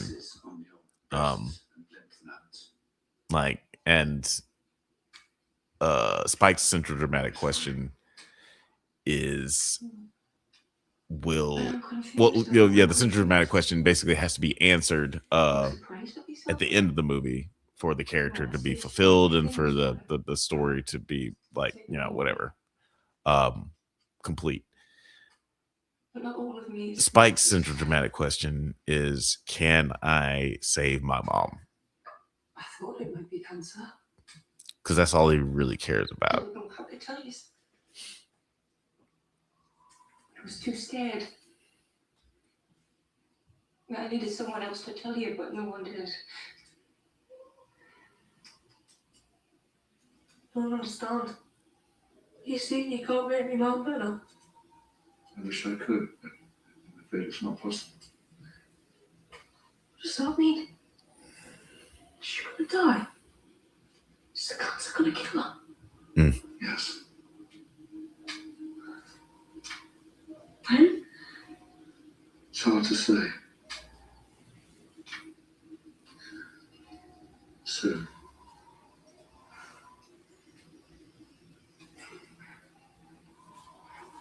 Will it hurt her? It's my kidney now. Already hurts. It's gonna be on. Doctor, please, you must be able to help her. You need a medicine. One of the old medicines from the hospitals. If he tells me what was, I can go and I can get it. Just tell us, please. There is no medicine that can cure.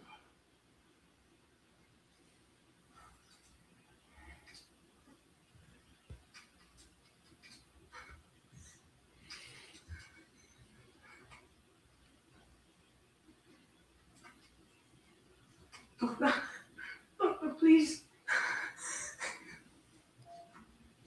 So hard to get you. So hard to find you. I come here. Now you say we've got on.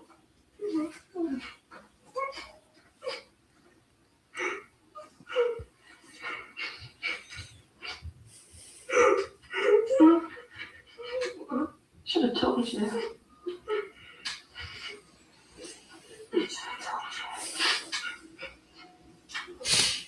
Fuck.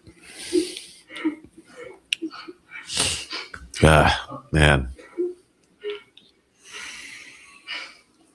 Ugh. I told you I was gonna cry my eyes out at some point in this third act. The doctor called me better, but he can't help. Ugh. I want you to try to always remember.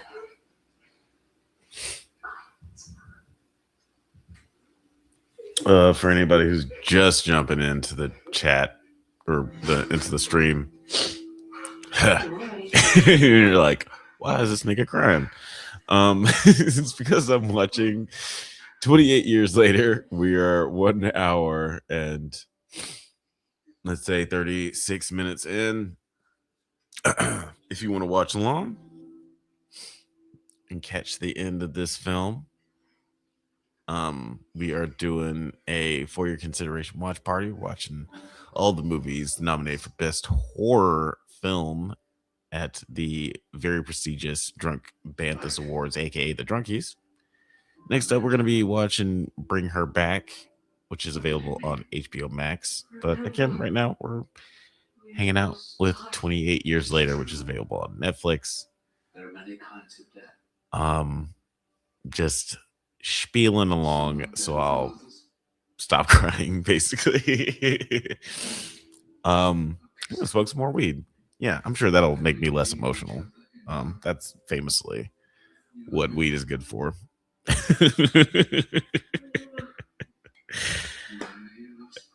Jesus. What the fuck are you doing? What the fuck are you doing, Grayson?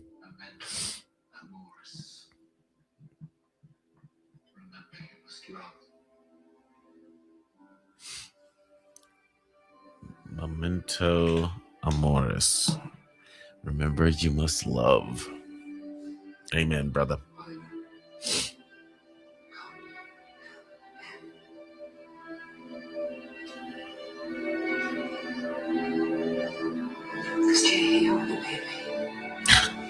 Dr. Kelson just got the morphine.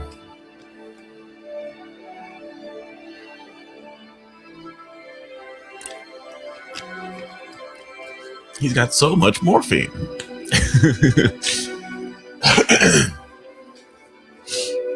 So that's cool.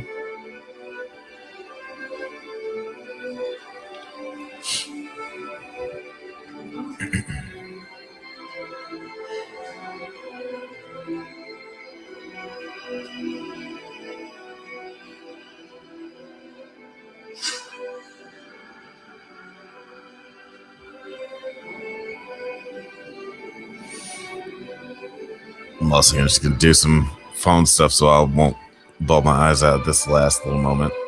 But this is a great moment. It's really beautifully shot. Danny Boyle just once again in his bag. Just cooking up bangers. God dang, this dude is just. I mean, let me know in the comments if you're into that sort of thing. If you're into jumping into the live chat, let me know what your favorite Danny Boyle movie is. Is it one of the 28 movies? Is it something like 127 Hours, Yesterday, Sunshine? Sunshine's so good. Ooh, Sorry, now I'm thinking it's like, is Sunshine my favorite? I don't know.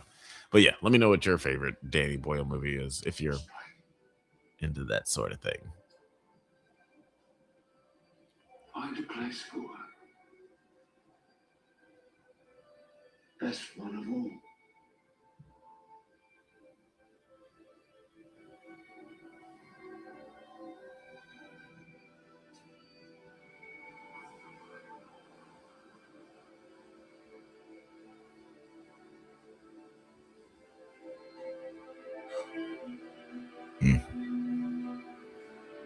Sad hood movie.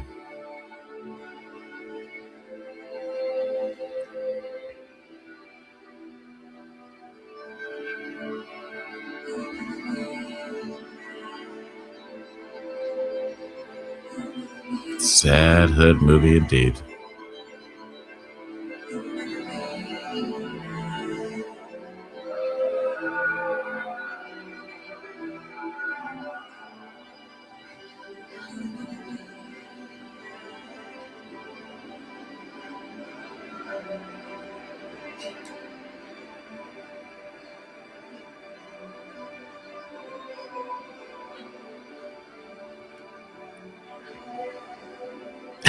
I don't know why, but this music during this moment kind of reminds me of The Lion King.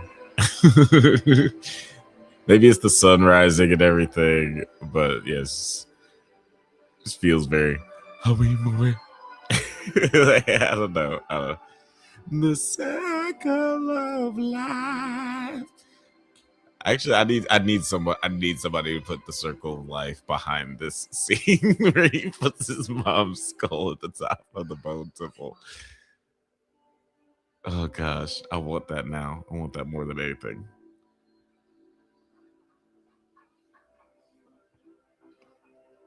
Well, not more than. Yeah, more than anything. I want it more than anything. More than I've ever wanted anything.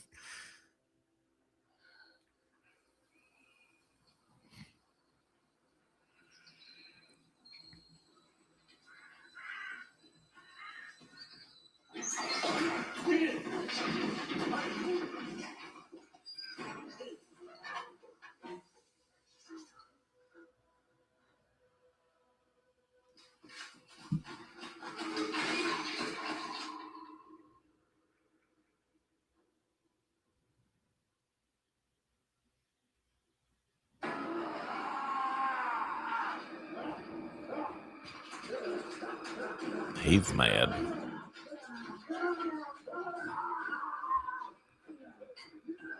Yeah, he's not happy with the current situation.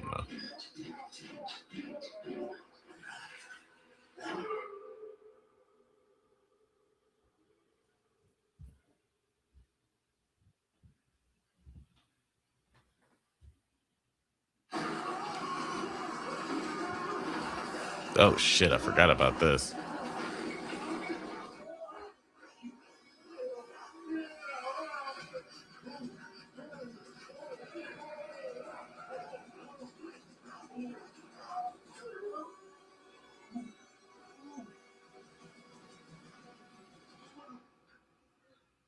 Fuck. They almost killed you, Dr. Kelson. You alright, DK? Oh, shit. I need to stop hitting that. Damn, Dr. Kelson. Ugh, stressful. Stressful. I think it's time for you and the baby to go home. Yeah, probably. It's probably a good idea. All right.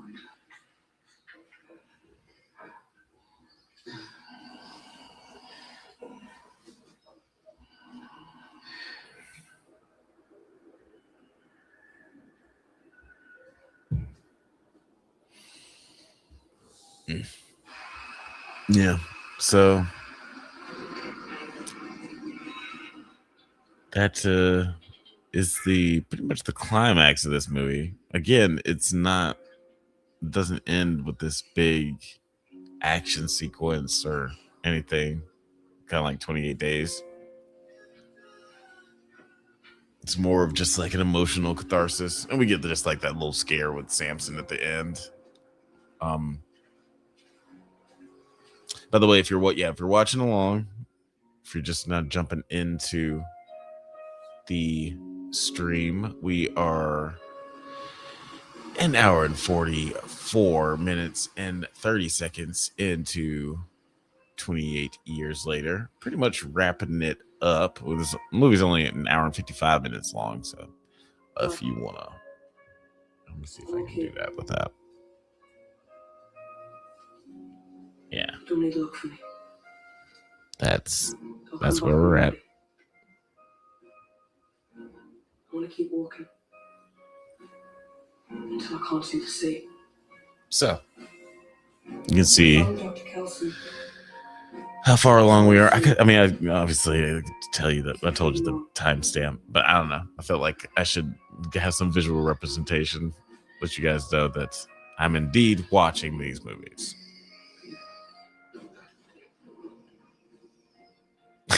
Why would I lie about that? That'd be very weird. Just playing the sound of a movie, looking over to the left. Just like, it'd be a weird way to spend my day. She's okay. But yeah, did love She was left just outside the this ending, because even though again it doesn't have like this big cathartic fight scene or anything like that, we just kind of get an emotional catharsis with Isla's death and the baby being dropped off at the island. ATJ obviously being heartbroken, but then the really crazy shit happens at the very end of the movie.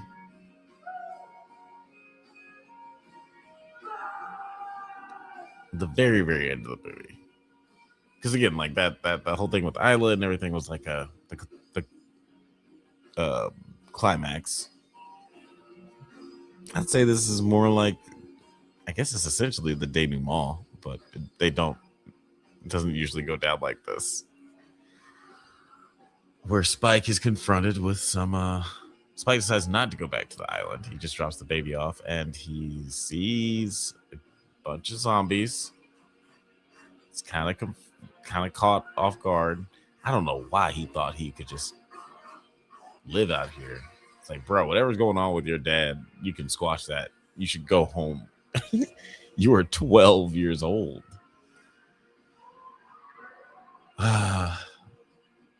But luckily or unluckily, he's not alone.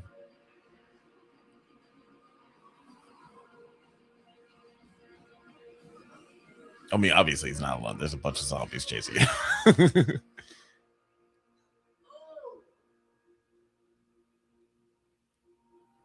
Wonderful shot. But also, Real poetry. So, I think there's a few too many coming now. Even for a fine young warrior like yourself. Would you mind if we stepped in? It would be our pleasure.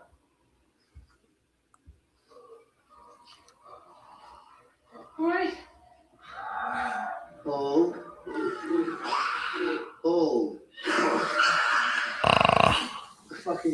1, 2, 3. And this is when the movie gets fucking nutty nuts.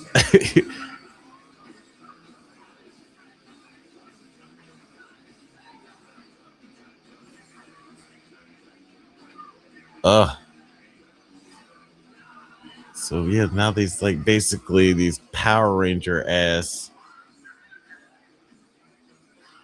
Oh fuck me. Yeah. Yeah, now these I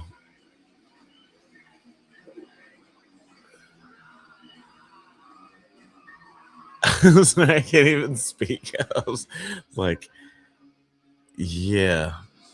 This is horrifying. But pretty fun way. And did they recast one of these My name's Jimmy. girls? That's crazy. Hold on a second.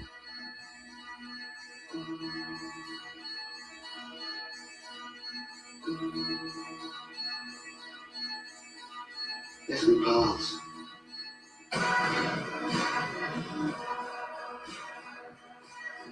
Woof. All right.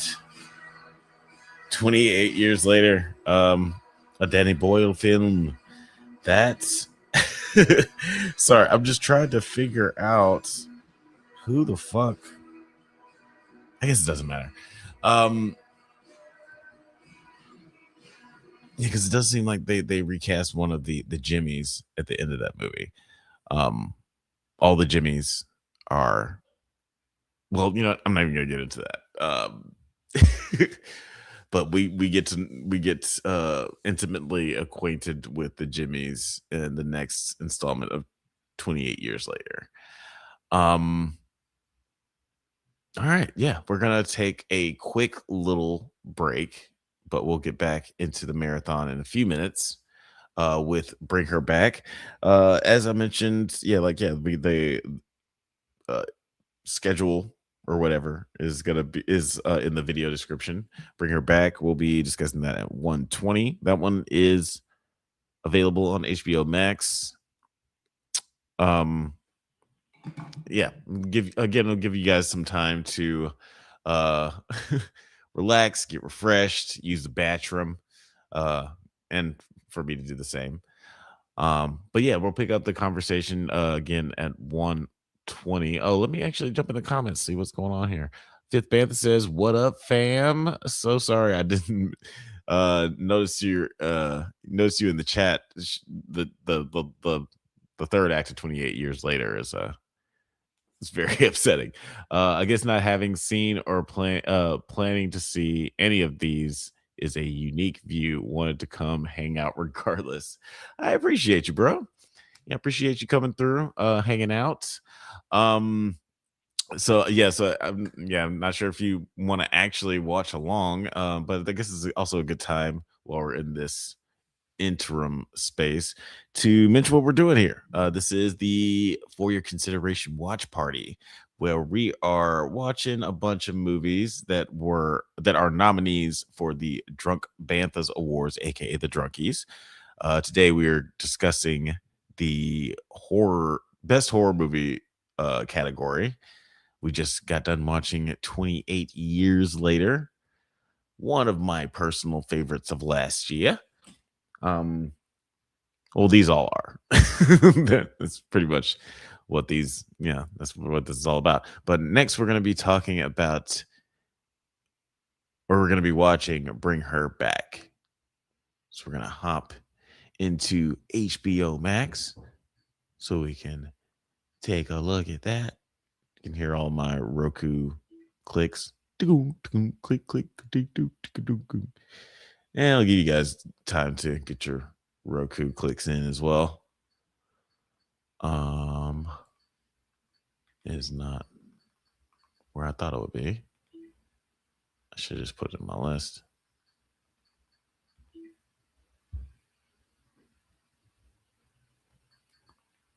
What the what? Hold on a second. Are you serious? Bring Her Back. Where you at, girl? Yeah, there it is. Oh, it's just got like a fucked up poster. Yeah, this poster's fucked up. All right. Before we get into the movie, again, we'll just give you guys some time to relax, get ready for the next movie. Fitbed says, bruh, you know I'm live recording on Forza and just half here. Oh, live racing on Forza. And nope, not watching any of these and will not hang for any Final Destination voodoo. That's fair. Final Destination, although uh this is one of the more fun Final Destination movies. I typically don't like any of the Final Destination movies except for like the first one, but this one was fun. But we're not there yet. Instead, we're going to get into a really, really sad one. I haven't watched this movie since I saw it in theaters. Just a little backstory on this movie before we get into it. Again, we're just like, I want to give some people some time to relax from that last movie. Get you some refreshments, take a shit, whatever you need to do. But Bring Her Back. Interesting movie.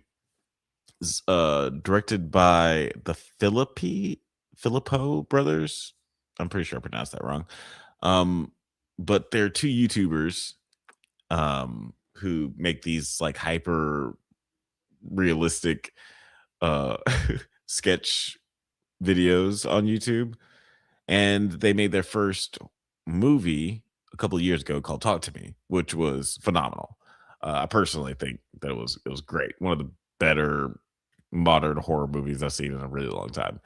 And it was like fun, but spooky. This movie definitely leans more into a it's not fun. It's not a fun movie at all. But I still really, really enjoyed it. You guys had the pleasure of seeing me cry my eyes out during the last movie. And from what I remember, this movie is a lot more emotionally taxing than the last one. So we'll see. We'll see what happens. But before we get into this one, I'm just gonna play a quick word from our sponsors. After these messages, we'll be right back. Have you ever watched a movie from your childhood that doesn't quite hold up like you remember? Well, you would enjoy our monthly series, Does It Hold Up?, where we revisit classic genre films with a special guest to help us determine if they're as good or as bad as we remember. It's a whole lot of fun, so you should check it out. Please check out the Drunk Banthas channel. They clearly are ready for being seen at a higher level. Back to the show.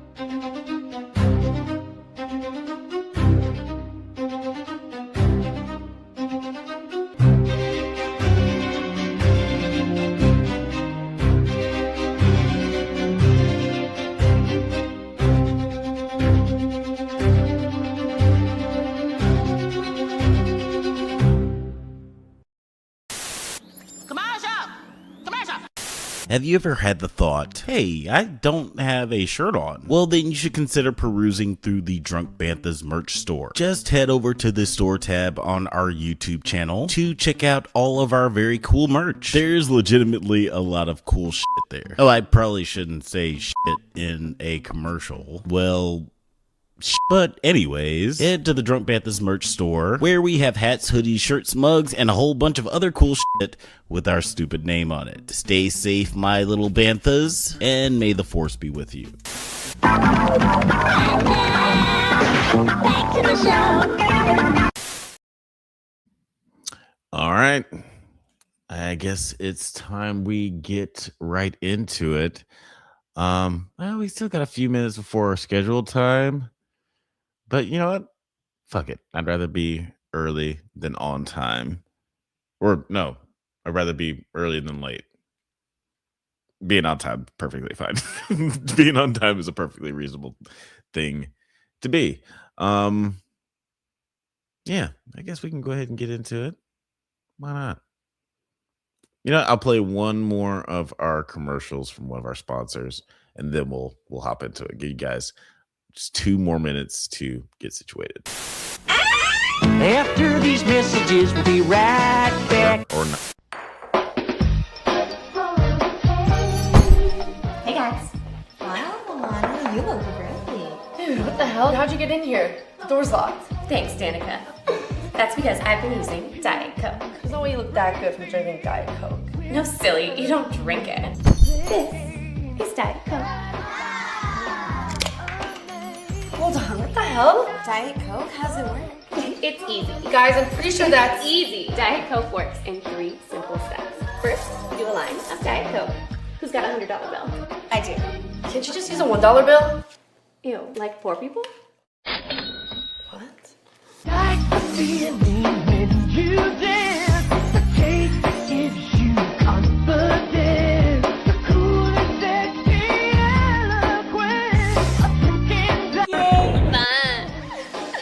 Wait, what's the next step? Oh, it's easy. You just... Hey, I just thought of it. Hey, I have an idea. What? Let's do more cocaine.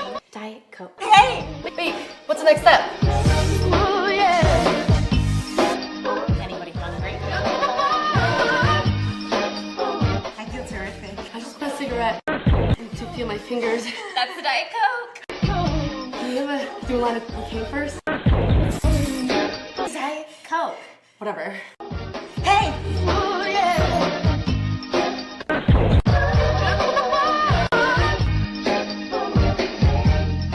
Diet Coke, wherever illegal drugs are sold. Back to the show. Commercial is wild. Anyway, Fifth Bantha says in the chat, I don't usually watch any horror. I also don't like my emotions taxed. I'm glad your nerd ass enjoys it though. Well, I appreciate your appreciation, brother. This is definitely an emotionally taxing movie. If you're just joining in on the stream, we are doing our For Your Consideration watch party. We're about to watch Bring Her Back, and look, just take a quick glance at the description that we have on HBO Max, where you can play it if you want to watch along. Shit. How does that keep happening? Because I've been smoking weed and drinking alcohol. All right. Bring Her Back. A brother and sister uncover a terrifying ritual at the secluded home of their new foster mother. So only good things can happen from here, obviously. So we're gonna hop into it now. I got a fucking commercial. HBO Max really wants me to watch The Smashing Machine.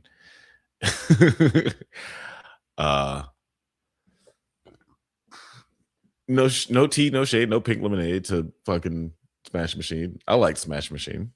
It was fun. I actually feel like The Rock was totally snubbed. I feel like he should have got nominated for an Oscar, even though that movie wasn't great. Movie shouldn't have been nominated, but his performance should have been. Anyway, all right, we're about to start the movie. Gonna get it going. It's hard to, well, I guess if you were watching this on HBO Max, I guess you got the same commercial that I did. So you will also be starting 20 seconds in to the movie before the movie actually starts. I don't know. It's kind of weird. But I'm about to hit play now at 20 seconds in. And if you're not perfectly, in line with me, then that's fine. It's not going to be perfect. There's always going to be a delay with the internet lag and shit. So there's no point in worrying about getting it perfect. We just want to watch movies together, have a good time. But here we are. 3, 2, 1, go.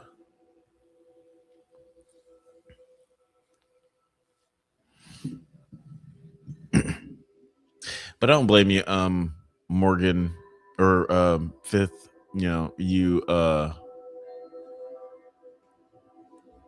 I wasn't into horror until I was, an adult. When I was a kid, I hated them. I saw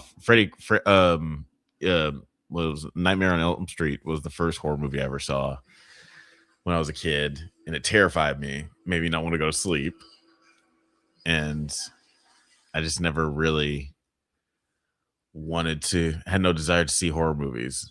I remember there was one time there was like some horror movie, I think it was like oh gosh, this is so creepy. I forgot about this. Oh man, we're just already starting off. We're starting off with the weirdness. Fuck, I forgot how weird this movie is. Why did I do this? Why am I doing? Why am I spending my Saturday like this? God damn.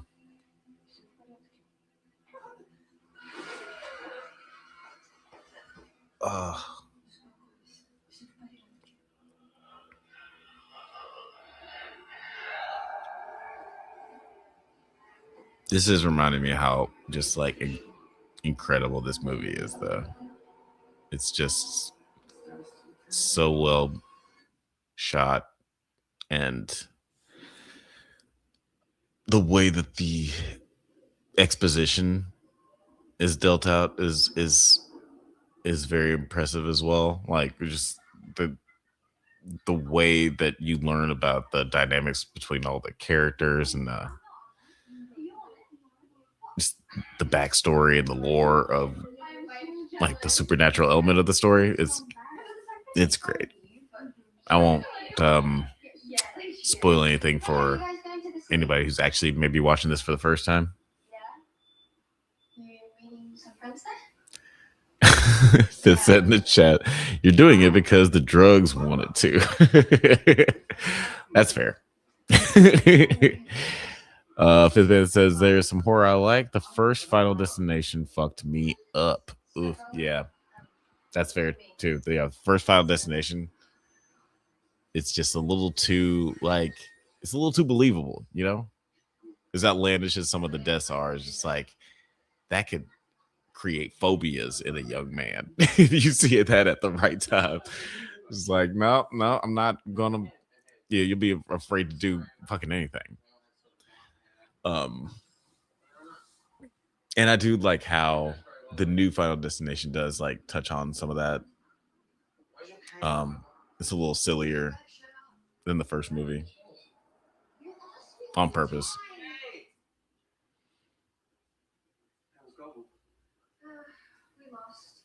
Yeah, this movie, I'm kind of surprised that it wasn't as,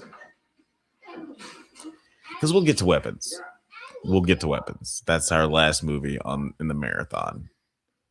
But I'm surprised that got more, I guess, like recognition than this movie. Because I felt like this was a little bit more stylish and artistically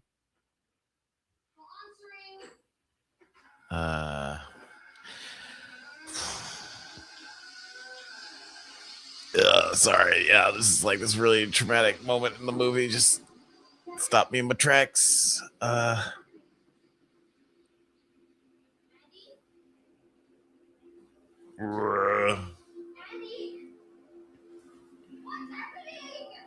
don't even remember what I was talking about. Oh, this scene is awful. Yeah, if you're watching along, we are 4 minutes and 58 seconds. We're 5 minutes into the movie. 5 minutes into Bring Her Back. Horror movie by sophomore directors, the Philippou brothers.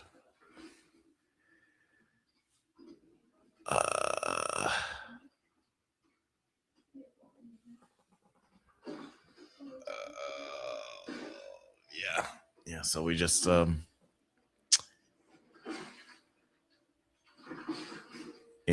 opening of the movie, we see teenage boy and his little sister who is legally blind. came home to see that their dad had died in the shower. So that sucks. Shitty way to start the day.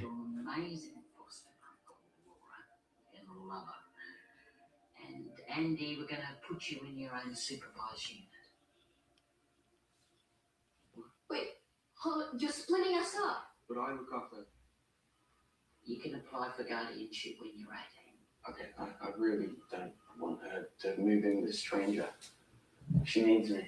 Why can't you just come with me? Laura's had issues with troubled kids in the past. And Oh. In the chat, Philip Bantha says They Live still fucks me up. I watched They Live for the first time last year. Wait, no. Wait, is They Live? Is that the one with Roddy Piper? Am I remembering that correctly? If so, then yeah, I watched that for the first time last year. Keith David's great in it. Fifth Bantha says, "Where's mom?" They don't explain where mom is. I don't really know what the family dynamic is yet because I can't remember. But teenage boy he's a white boy. The daughter, young sister, Piper, she's Asian, and she has she's legally blind. But they're very, very close. It seems like he's a good younger brother to her. Very empathetic, very protective, very sweet to her. But now, social services like try to split them up. I think I wasn't really paying attention, but really on this go around, I think that he convinced the social worker to keep them together. So they are going to be able to stick together for now. I think it's like a temporary house situation.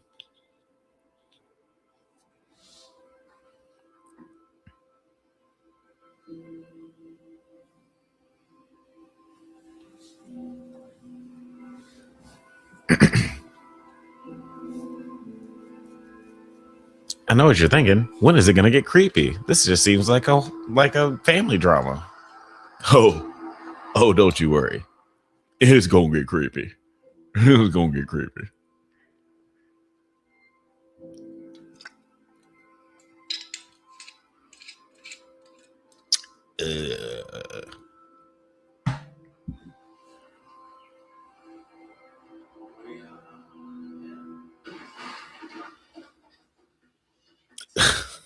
Sorry. This movie. Sorry, scaring me.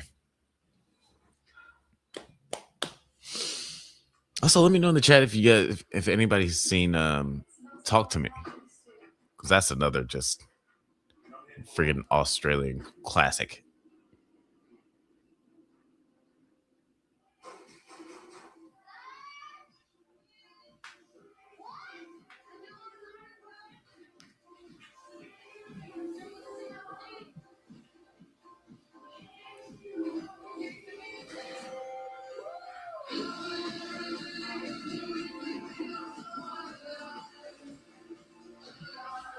Oh gosh. MVP of the movie. About to be.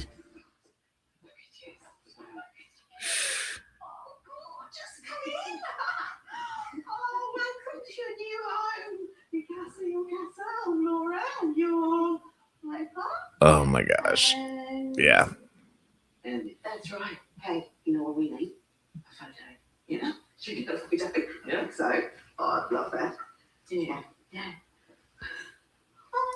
Yeah, man. Like, as much as people are talking about, and I love Amy Madigan. This is me apologizing for the statement I'm about to make before I make it. But I love Amy Madigan in Weapons. I thought that she was really, really great. And especially since she's what like some people call it. She's an event character. Like she is a character that you don't see for like the first half of the movie. Um, but like her presence is kind of felt. Like the mystery of what the fuck is going on is just around the whole movie. And then she just shows up halfway through the movie. This is trying not to spoil anything before we watch it later on this evening. But as much as I really loved her performance, I'm surprised that Sally Hawkins is not getting any love for this performance. Like she killed it. Like, and you know, honestly, oh wait. Oop. No. Huh. Oh yeah. Well, apparently Instagram disconnects streams after 1 hour. So we're no longer on Instagram. But it doesn't seem like anybody was watching on there anyway. So that's perfectly fine. But yeah, what I was gonna say about Sally Hawkins' performance in this movie is like, well, yeah, I was saying that I'm surprised that she was sort of overlooked, but to be fair, Well, to be fair, I forgot about how much I loved her performance until like just right before her introduction in this movie. I was like, oh, that's right. I forgot how much Sally Hawkins fucking cooks in this movie. Like, she's fucking phenomenal. I guess for whatever reason, people just liked Weapons more. Again, it's more fun. Weapons is more fun. This has zero fun. Like you get a little bit of like warmth in your heart from the relationship between the older brother and the younger sister. But that's just like you get that in little bits. But once they both show up at Sally Hawkins' door, who is their temporary foster mom, who's also fostering another little young boy named Oliver. And little Oliver is fucking crazy. God damn, yeah. Well, he's got the crazy eyes. He don't say nothing. He just be like fucking squeezing cats in the pool. Like, and they just acting like it's perfectly normal. Sally Hawkins is acting like it's perfectly normal behavior.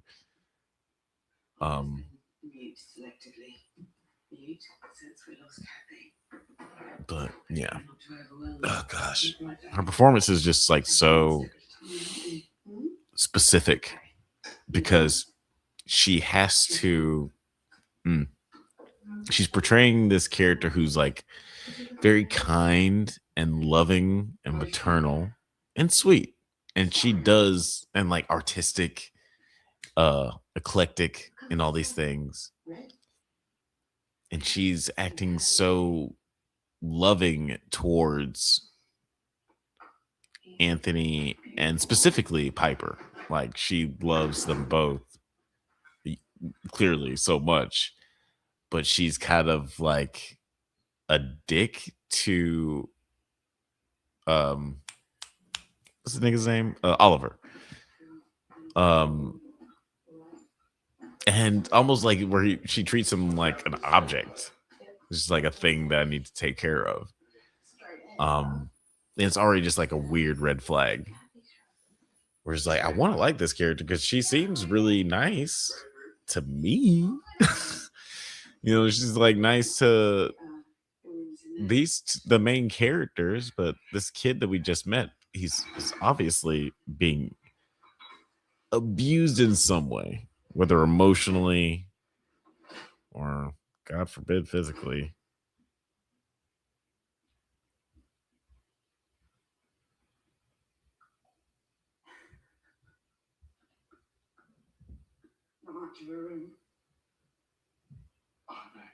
fine. Bundy tells me you're applying for guardianship. Yes, yeah, in 3 months. Holiday. Supposed to report how safe and reliable you are. It does kind of remind me of that. Stay reliable, yeah? Let me know if you guys have seen this movie. I can't even remember the name of the movie now. Girlfriend? It was Boyfriend? it had James McAvoy, Scoot McNairy, and God, I can't remember that actress's name now. But it's like about these couples on vacation. Damn, why can't I remember that name of that movie? But it's a remake of a European film, but it was basically like just this weird fuck. Now I'm distracted because I keep trying to think of what the name of the movie was. But anyway, it was a exploration of just how people can be polite to a fault. It's like, I'm just trying to be polite. And that could end up being the detriment to your you could be polite to the point where you're hurting yourself. Sorry, like a lot of things happen. Those some shit those happened on the movie. That was captivated by. Anyway, if you're watching along right now, we are watching Bring Her Back. We're at 17 minutes and 37 seconds.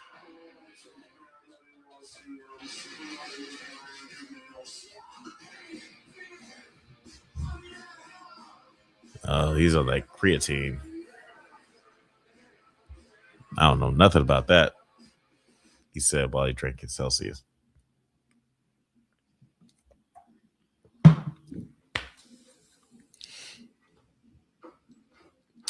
But I mainly got a Celsius because I knew that I was going to be watching 4 movies in a row today. So I thought that it would be wise to get some caffeine. Caffeine with a kick. Caffeine with a K.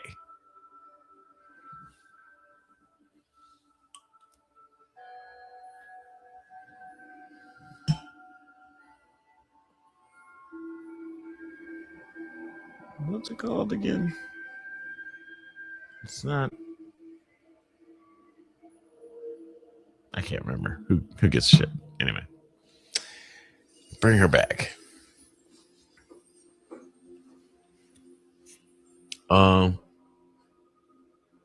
Fifth Panther says sounds hella depressing. It's definitely not was not the feel good movie of 2025.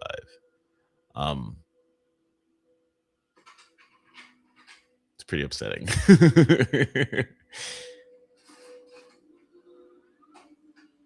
Okay, so now, wait, who is this again? Oh yeah, this is Homeboy.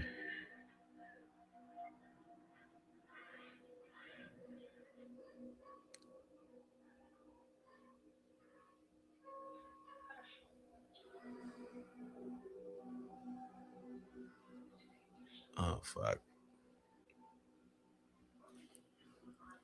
Yeah, just for visual aids, I'm just gonna turn this around so you can see what's going on. 'Cause it's not great. Oh, there's a glare on my TV, so you can't see what's going on anyway. Well, never mind. I tried. I'm sorry, guys. Ooh.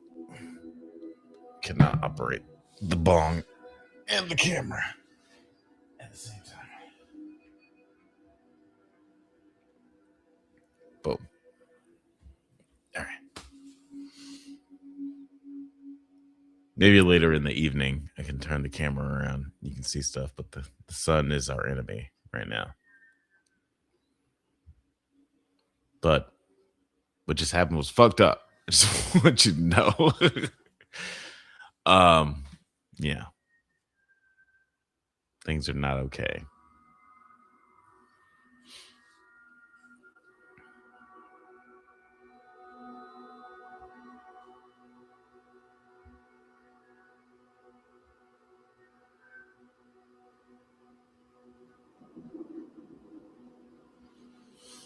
Yeah, it is interesting seeing these directors pivot so much, because again, on the one hand, it is still a horror movie, like Talk to Me was, but it's a very different tone. Talk to Me was a lot more. Again, it was just like had a lot more fun moments, silly moments. It still was incredibly heavy and dealt with a lot of really sad um themes, and just like, you know, death was like basically the main theme of that movie. And it's pretty much the main theme of this movie too. The Philippou brothers seem like they need therapy. um but it is weird that they ended up pivoting so much. It just kind of shows their range as directors. I'm very curious to see what they do next, because they're clearly very talented. Again, anybody seen Talk to Me? I'm curious. Talk to me. Tell me if you've seen Talk to Me.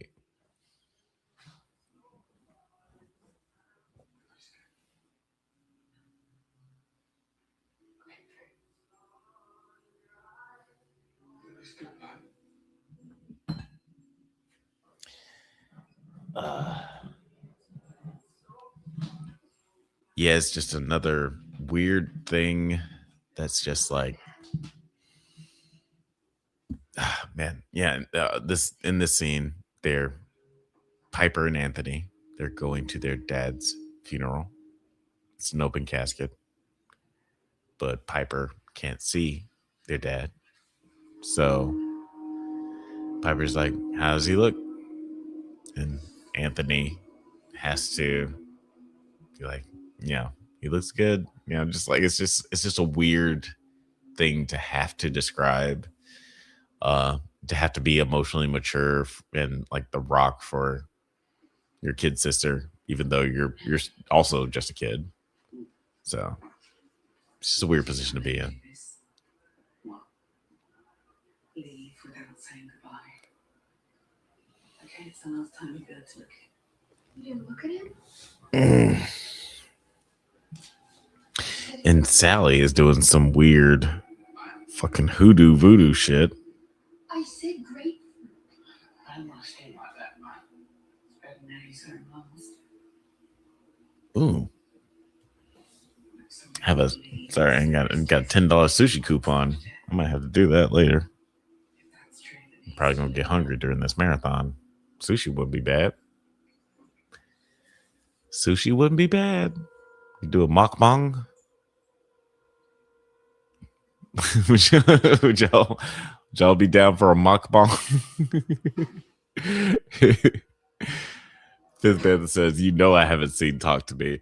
I think you might actually enjoy Talk to Me, Morgan, because I feel like it has a good balance of funny and scary, and the ending is just like, the ending is chef's kiss for sure. Honestly, I think you'd really enjoy it.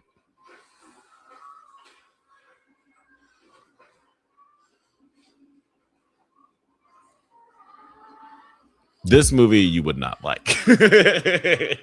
Bring her back, you would be like, no. Like, yeah, 30 minutes into this movie, you'd be like, ah. Can we watch Futurama or something? I don't want to do this anymore.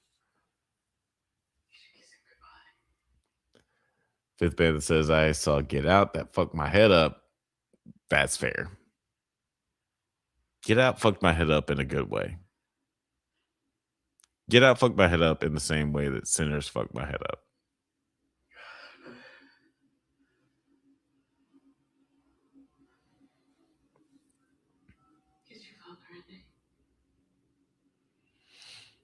Yeah, Sally Hawkins.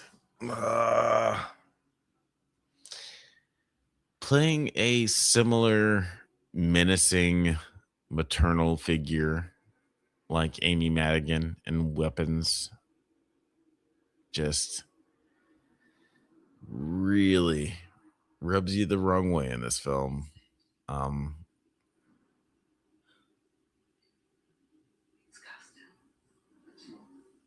And she's doing like heinous shit. Like she is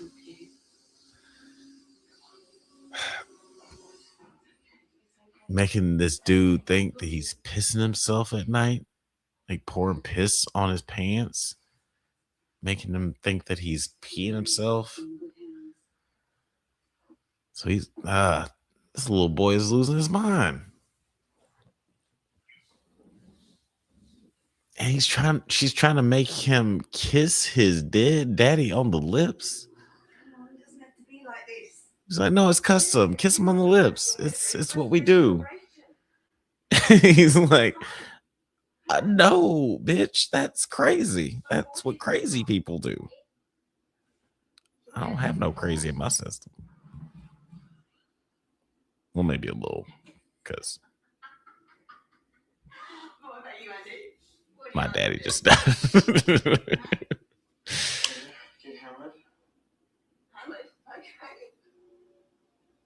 get hammered.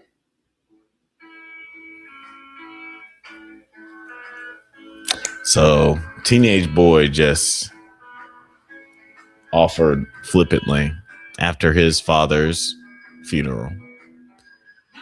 Foster mom was like, what do you guys want to do? Anything you want to do. Teenage boy was like, I just want to get hammered, honestly. Foster mom was like, okay, well then let's get hammered. So now she is getting this teenage boy and his little sister drunk. I forget how old his little sister is. How old is Piper? I would guess like 13 years old, max. Maybe 14. Maybe 14. But she seems like she's in the Kevin McAllister age range. By the way, R.I.P. Catherine O'Hara. Jesus Louises. That fucked me up yesterday. Really sucked. Philip Bantha says, yeah, I hate everything about this movie already. Kissing dead daddy is too far. Yeah, that was fucked up. It was fucked up. Everything that this woman is doing, it's pretty damn fucked up. Did you see Weapons? I'm curious, Fifth Bantha, because it is a little bit more lighthearted and is one of the more popular movies from last year. And I will say, like, as much as I've been like sort of, Weapons, I've been kind of shitting on Weapons. Not really shitting on Weapons. Excuse me. But as much as I've been talking about it, I love that horror is getting more recognition in like we have Weapons getting nominated for an Oscar. Weapons and Sinners. Sinners is a vampire movie and is nominated for Best Picture. And it broke the record for the most Oscar nominations ever. And it's a vampire movie, y'all. It's a vampire movie. It's a black vampire movie. That doesn't happen. And I don't know.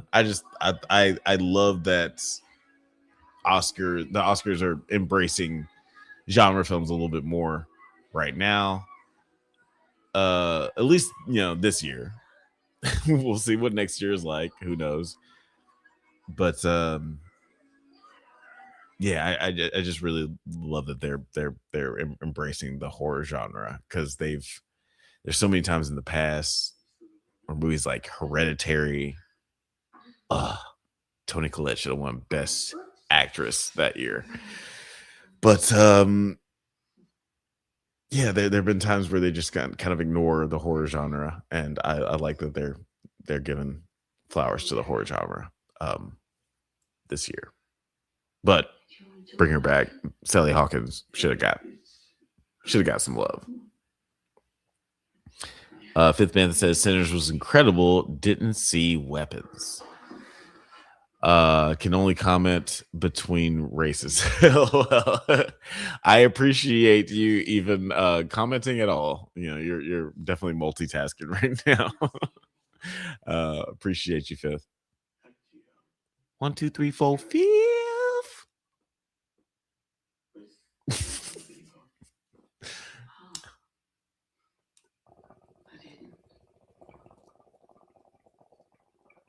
We buried her.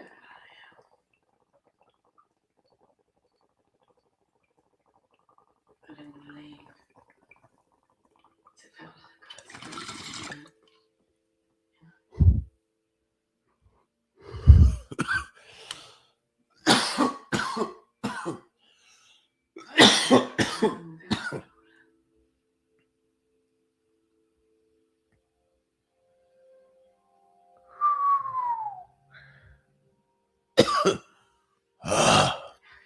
Sorry.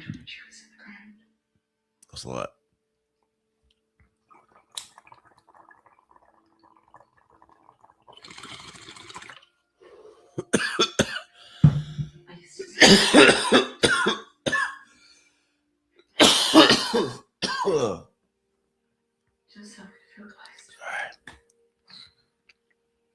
Well, this somber stuff is going on, and my lungs are recuperating. I can't actually talk. And do some Instagram stuff. You guys keep watching along or listening along to my TV, whatever you're doing. I'm not gonna stop talking for a second.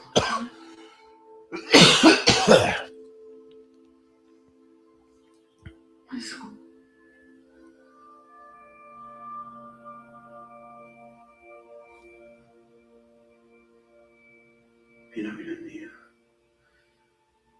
we don't ever talk if it was about Papa. she was a favorite. Yeah, she not be. So weird, huh?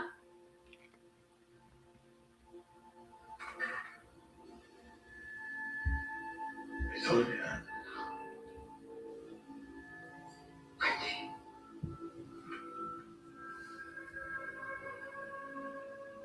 Are you jealous of her? I'm my dad. Married her mum. I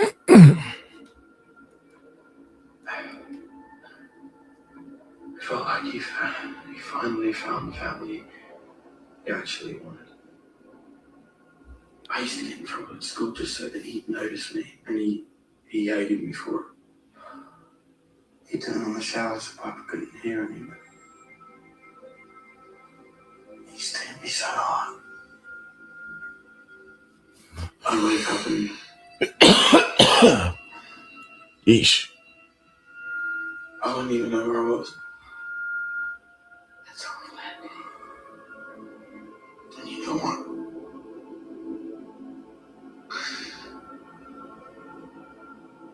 He never touched her. Once.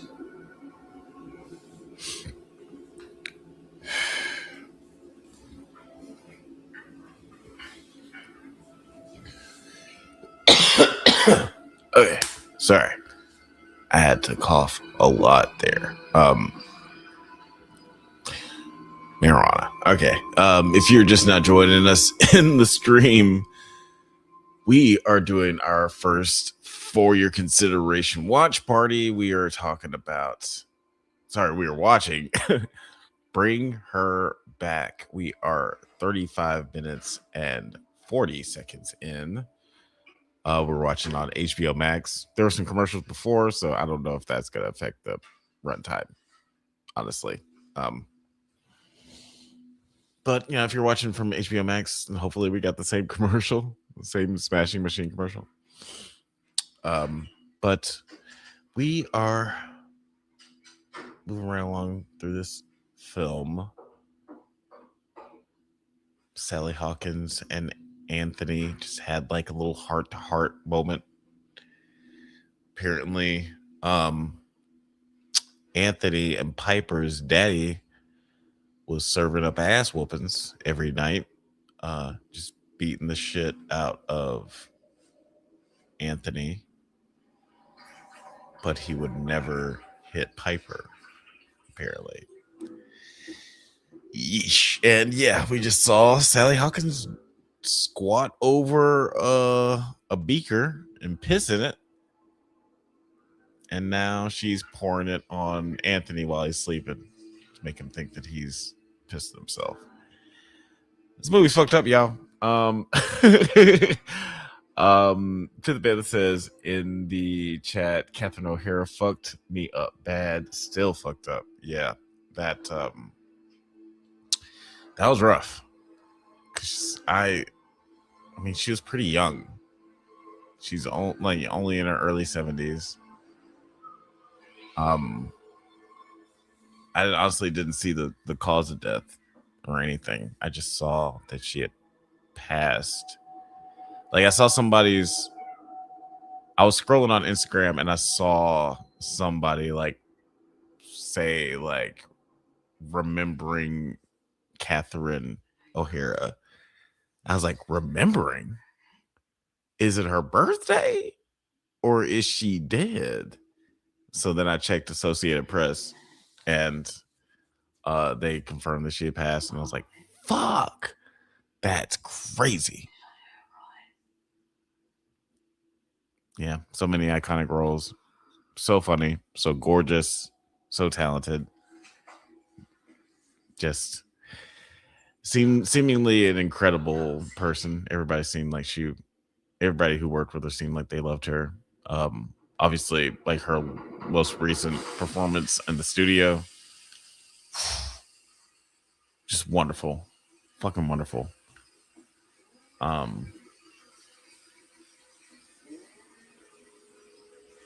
Yeah, R.I.P. Cat O'Hara. Fifth Band that says Daddy wasn't putting piss in beds either. No, he was not.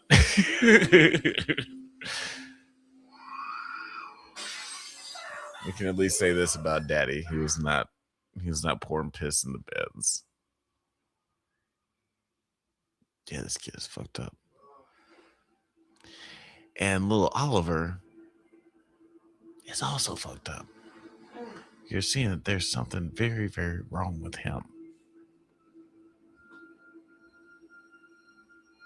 Little boy is just like catatonic. You just don't say nothing. Is that what catatonic means? If you're just like, like all the time? Is that what? Or petrified? I guess that's petrified. Right, that's a little bit more. That's petrified, I guess. You go now? Yeah, go shopping. Let me know in the comments what Keep walking in his room. what the fuck I'm talking about. Does any of this make sense to you? I don't know. I don't know what happened. Andy, seriously? Hey. I need you to take a shower. That's so mean. You gonna pour piss on this dude while he's sleeping and make him think he's pissing himself, and then you gonna make him feel like shit about it. It's like, oh, you pissed yourself? What kind of man are you? It's like, I'm 16. I'm not legally a man yet. But also, fuck you. Just evil shit.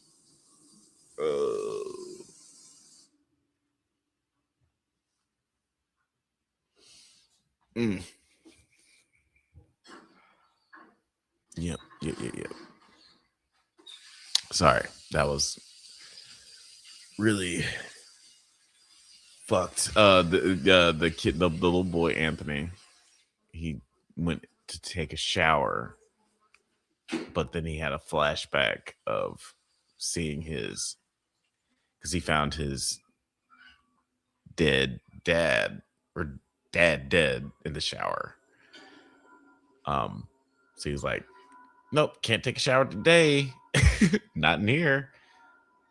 And then he started showering and took a bath with the hose in the backyard. Sorry that I started stammering because the little boy Oliver just ate a fly, and I was shocked by that. That was strange. Let's see what the chat is saying. Fifth Beth says making this kid need forever therapy. Yeah. So now Anthony is trying to hang out with Oliver, you know, the little catatonic boy I was talking about. He doesn't. Yeah, he's trying to be like cool older brother, you know. He's lived with Pipe his whole life. Piper, his younger sister. He's like, hey, man, I know what it's like. I know what it's like to be a young person. I don't know. He's done the older brother thing before, so he's trying to do the older brother thing with Oliver. He gave him a pen and paper. It's like, I know you're not verbal, but if you want to communicate, you just write something down if you want.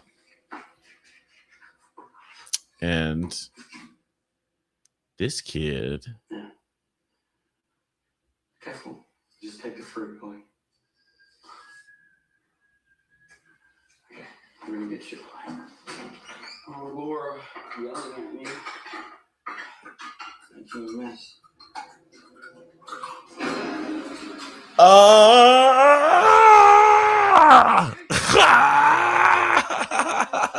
No, fuck.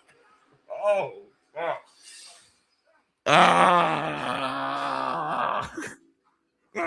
I forgot about that. Oh, God. Oh, no. Oh, God. Okay. If you're not. Oh, fuck.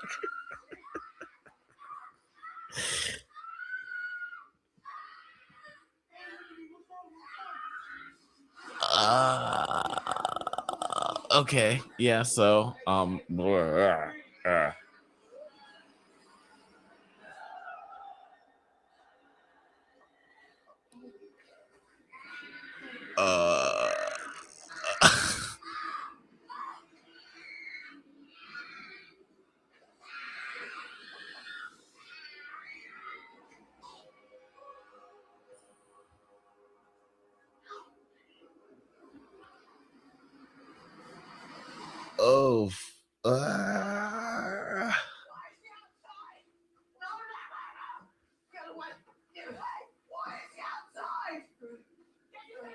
I'm sorry. Like I'm trying to. Oh, I was trying to comment, but the words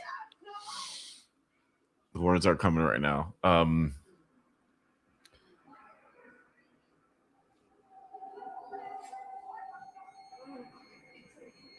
Oh fuck! So much happened just so fast.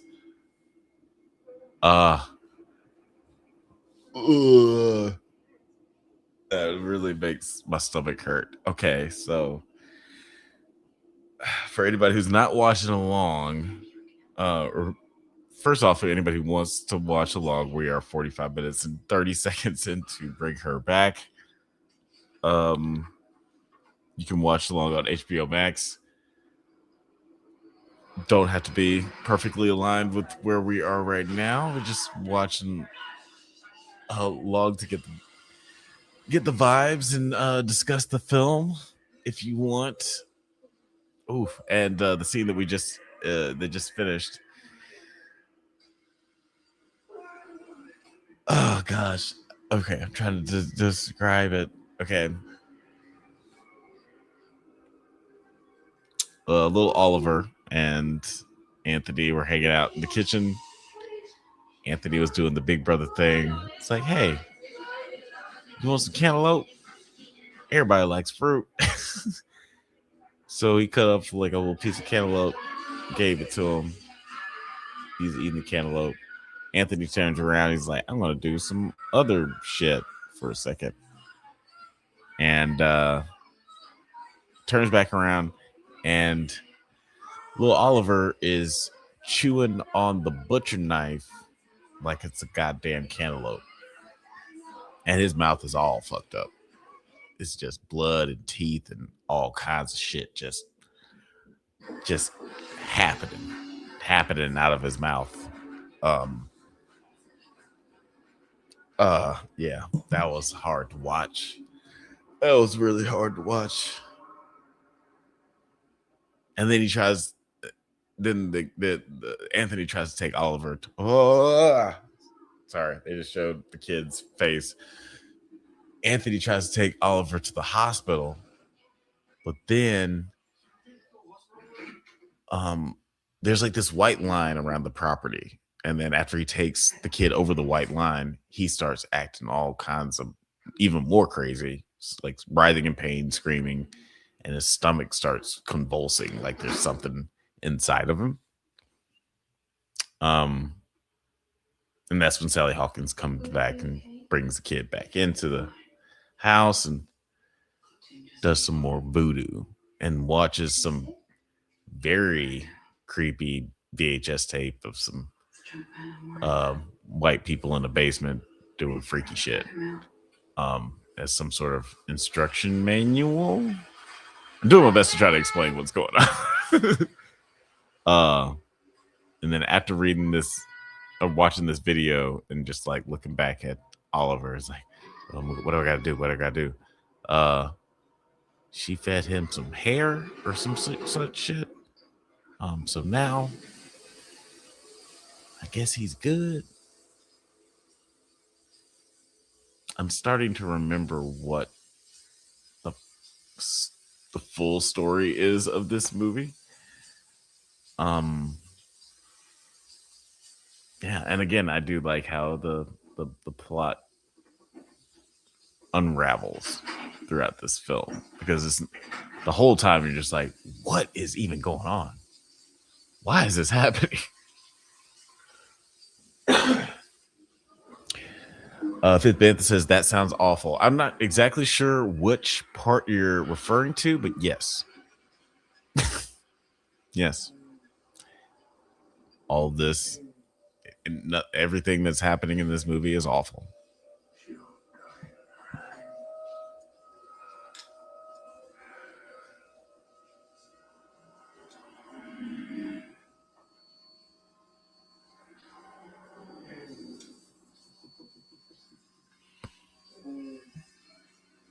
Yeah, I feel like these directors have some issues with mortality that they need to discuss. I said earlier that they need therapy, but maybe this is their therapy. Oh no.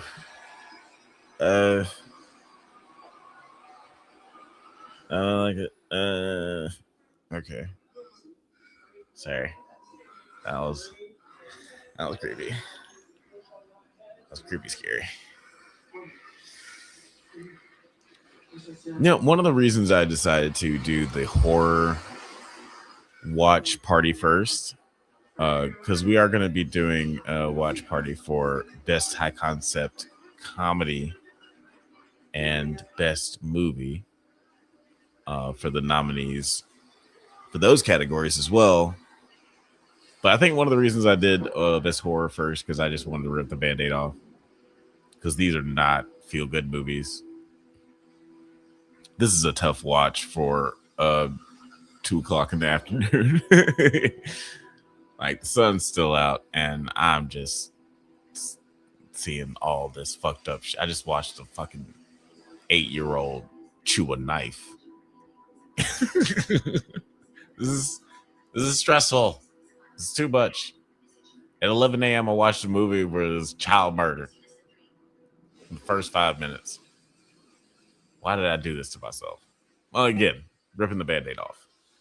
Getting this one out of the way. Getting this one out of the way.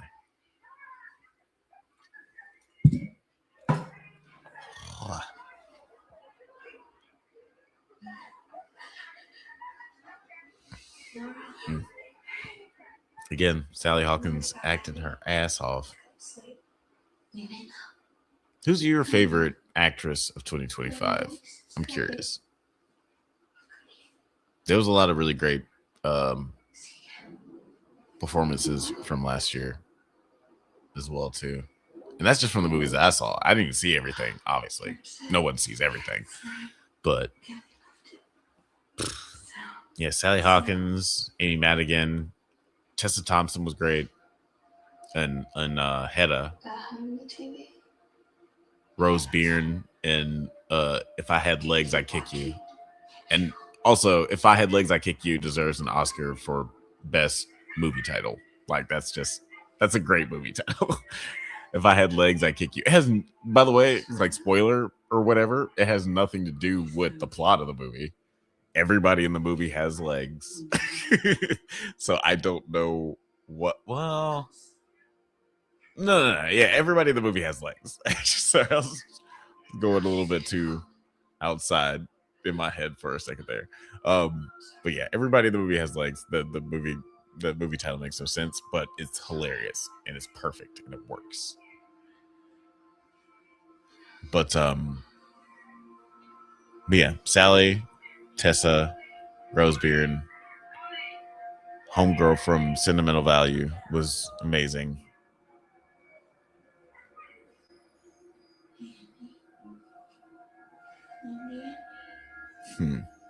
I haven't really seen Hamnet, but Jessie Buckley is really, really great. She's probably gonna get the Oscar for Best Actress. I need to keep you in for another day. You have a concussion. Funny story about Hamnet. I didn't see the movie, but I walked in on because I had the screener. It's okay. The studio sent us the screener. Thank you, Focus Features. They sent us the screener, but I just didn't watch it. But my mom watched it. And I just woke up one morning and she was watching it, and I was like, okay, this is a weird choice for 8 a.m. She's like, you want me to start it over? I was like, no, you can just keep watching it. That's fine. And like I went outside, smoked a joint, talked to my girlfriend on the phone, came back, and it was like the last 30 minutes of the movie. Last 30, 40 minutes of the movie. And I was like, okay, I'll keep watching. And I saw the last 40 minutes of Hamnet, and I was like, I think I get it. Like at first I was like, I need to go back and rewatch this from the beginning. But then like by the end I was like, I get it. Sad. There's suffering. There's acting. And everybody loves Shakespeare. That's pretty much the common denominator of that movie. It's just like, that's just like, that's the sum of that movie. Everybody loves Shakespeare. Sad, suffering, child murder, like we talked about earlier. That's just one of the greats. And well, not child murder, just child death. It gets those crocodile tears going. And yeah, and I was like, all right. And great acting. Did I say great acting already? Anyway, I was like, I get it. I don't think I need to see the movie. I get why Jessie Buckley is gonna sweep all the awards. She got the Golden Globe. She's probably gonna get the Oscar.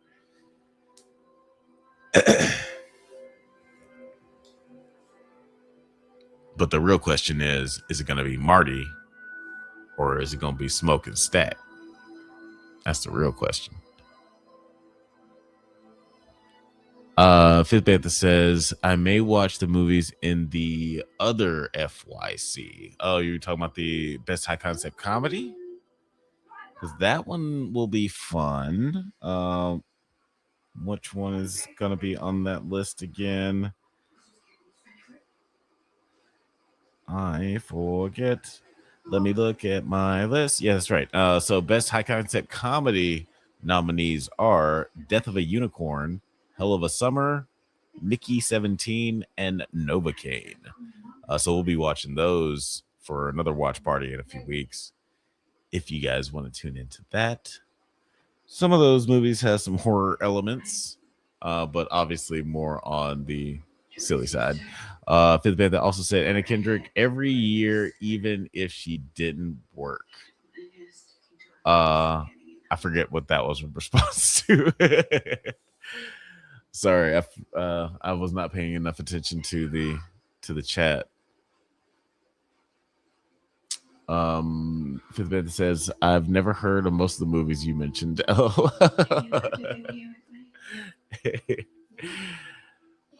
That's fair. But Fifth Bantha says, I saw Death of a Unicorn. It was wild. Yeah, I heard not great things about it. And then when I finally saw it, I was like, oh, this is like funny and crazy. I really enjoyed it. I don't know why people didn't vibe with it as much. I was looking forward to getting our own place. But we'd still visit Fifth Bantha says best actress Anna Kendrick. What was she in last year? What was it that movie on Netflix, right? Where she plays like a game show winner or something like that and has to go on a date with some guy and something like that, right? Am I tripping? Fifth Bantha says, you watch Wonder Man yet? I did. And we will be talking about that soon. Me and Bill will definitely do a video where we talk about that. Excuse me, burps. But I think it's fair to say that I loved it. Yeah.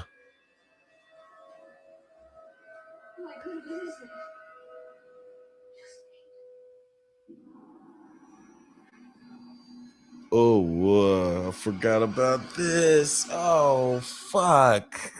God damn it. I forgot what this movie was about. I think luckily since I'm talking to you guys, it's not going to it might not bring me to tears, but it might make me fucking puke. I don't know. There's a couple of times where I've just had like a physical reaction to a couple of these scenes. Now that I'm remembering certain things, I think it's gonna just get worse. Jesus Louises. If you're watching along or you want to watch along, we are at 60 minutes on the Dizot of Bring Her Back. 60 minutes in. We're watching on HBO Max. If you got the same Smashing Machine commercial at the beginning of your movie, then we should be right on track. This is water, by the way.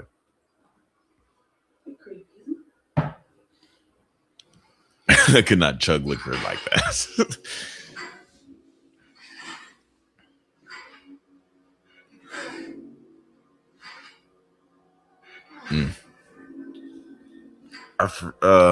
Yeah. I don't know if I even described what awful thing I just saw to you guys. But I don't think I'm going to. I think I'm just going to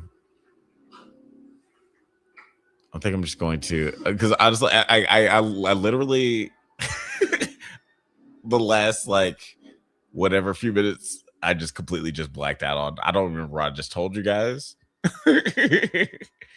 I just remember just reacting If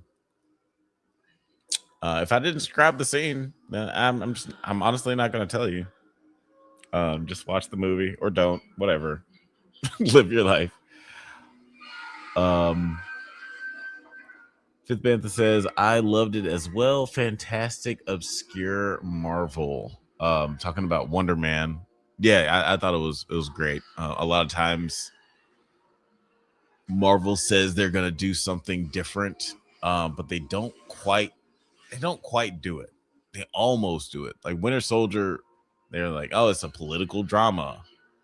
It's like, not really, it's just another Marvel movie. It's like, oh, Ant-Man, it's a heist movie. Like, no, not really. It's God damn it. I can't have normal conversations while this is happening. Oh, I forgot. Okay.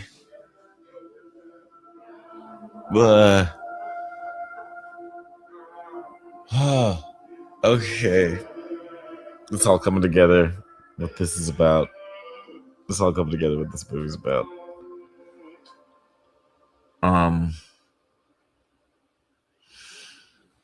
But yeah. Anyway. Wonder Man. I'll just say, just so I don't, because I'm clearly not going to be able to finish a conversation about that while this is going on. I'll just say it feels like Barry meets the studio meets Atlanta, and it's very, very fun, and I like it a lot. Fifth Bantha says, you continually reinforce my decision not to watch these movies. Yeah, man. I mean, it's either your bag or it's not. This does not seem like it's your bag, man. Honestly. Hot diggity daffodil. Yeah, this is a hard watch.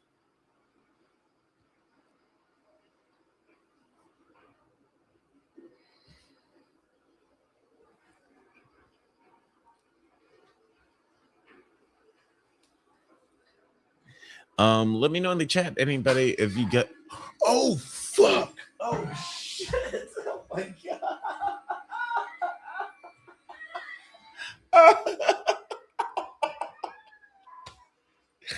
Oh my gosh! That tripped me out. I'm sorry. I just and is it okay in the? See, so Sally Hawkins just walked into Piper's bedroom while she was sleeping and punched her in the fucking face. Anything you want to say? Like she was just standing over her, just looking at her for a second, and then pow, just punched her in the fucking face. And now the next morning, she's trying to blame it on Anthony. Now she's blind, so she doesn't know who punched her. I don't know. But it's not you. You're abusive, Andy. Just like you. She said it smelled like him. Maybe she put on like some of his cologne or something before she went in there. Maybe I missed that part. But I've tried to, Andy, but I can't. You butchered Oliver's mouth. Been seeing your dead dad. I hate to think what you've done with Junkman. okay, I kind of want to see if you guys can see this now. Steroids or hormones or whatever. That's crazy. Well, your testosterone is out of control. You better fucking stop right now. Or what? You're gonna hit me too? Guys, enough. Andy. Yeah, it's that weird fucking little boy. The fucking weird kid. What's happening? Yeah. All this is weird as shit.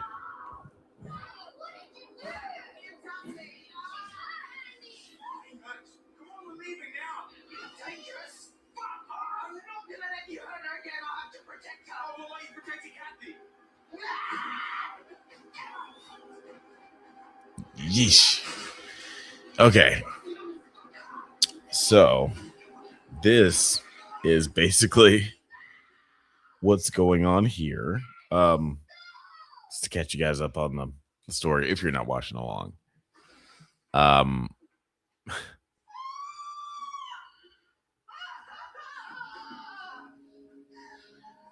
So Lil Oliver.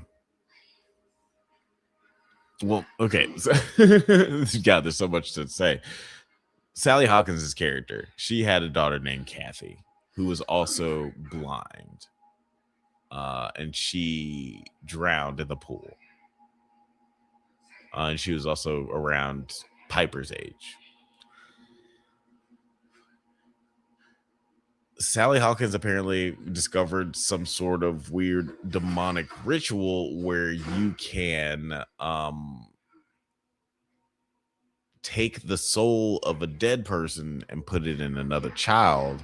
So she has taken the soul of her dead daughter and put it in little Oliver, the creepy boy, the catatonic boy, who's just always just like, you don't never say nothing. He just be eating knives and shit. Yeah, that nigga got Kathy's soul inside of him.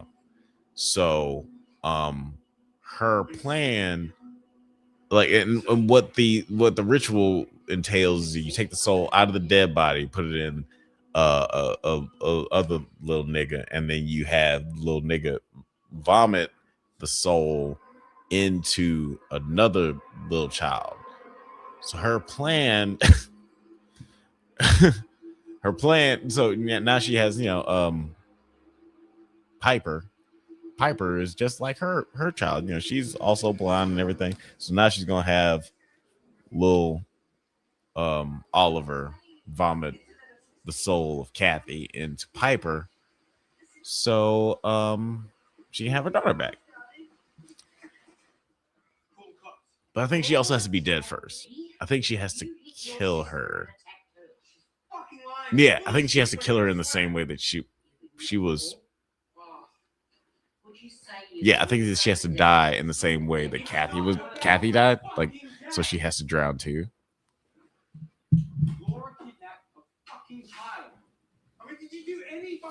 So now Anthony is going to the social worker was like, hey, yo, did you not vet this woman?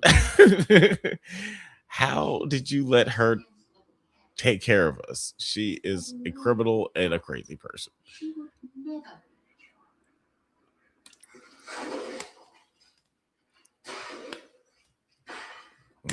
I don't know. You say never. But yeah, now Anthony's trying to convince the social worker that fucking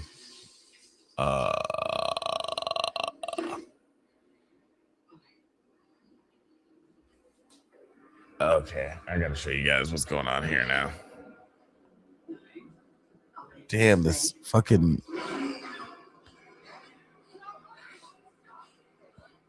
this glare sucks. But homeboy is going crazy.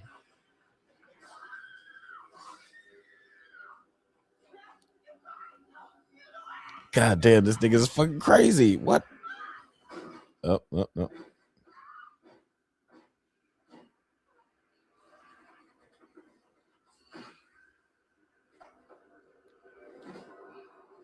Yeah, this is all bad decisions, homegirl. You should have not done any of this. This is a bad idea.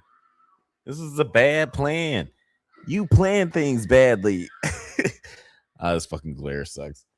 Maybe when it gets a little darker, showing the screen will be a little bit more satisfying. But right now, that glare is kicking my camera's ass. Sorry about that. But if you are watching along, we are watching Bring Her Back on HBO Max. We are 1 hour and 11 minutes in. If you want to be watching along. Oh, God. Now this nigga's eating the table. I got to show y'all this nigga. Eating the table.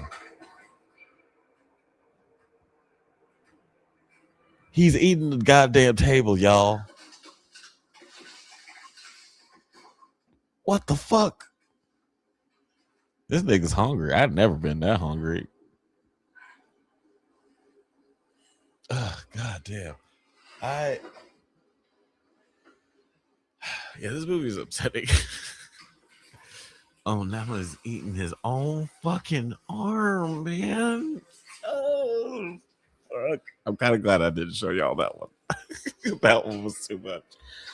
Oh, it's hurting my shoulder. Ah. Oh, my wrist muscles. Oh, fuck. Oh, it hurt me. Okay. So, yeah, we are in the last 32 minutes of Bring Her Back. If anybody's just now joining us, this is what I would guess would call the climax. These awful things are happening to everybody, especially the kids, the children. Oh, don't hurt the children no more.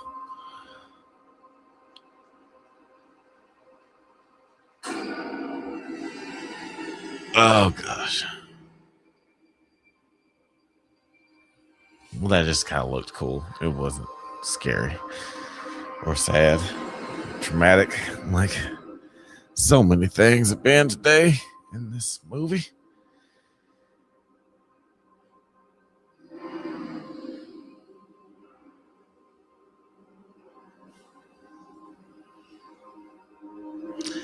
Oh yeah, guys, let me know in the chats if you watched Bring Her Back, if you liked this movie, if you like to indulge in just utter sadness, deep pits of despair.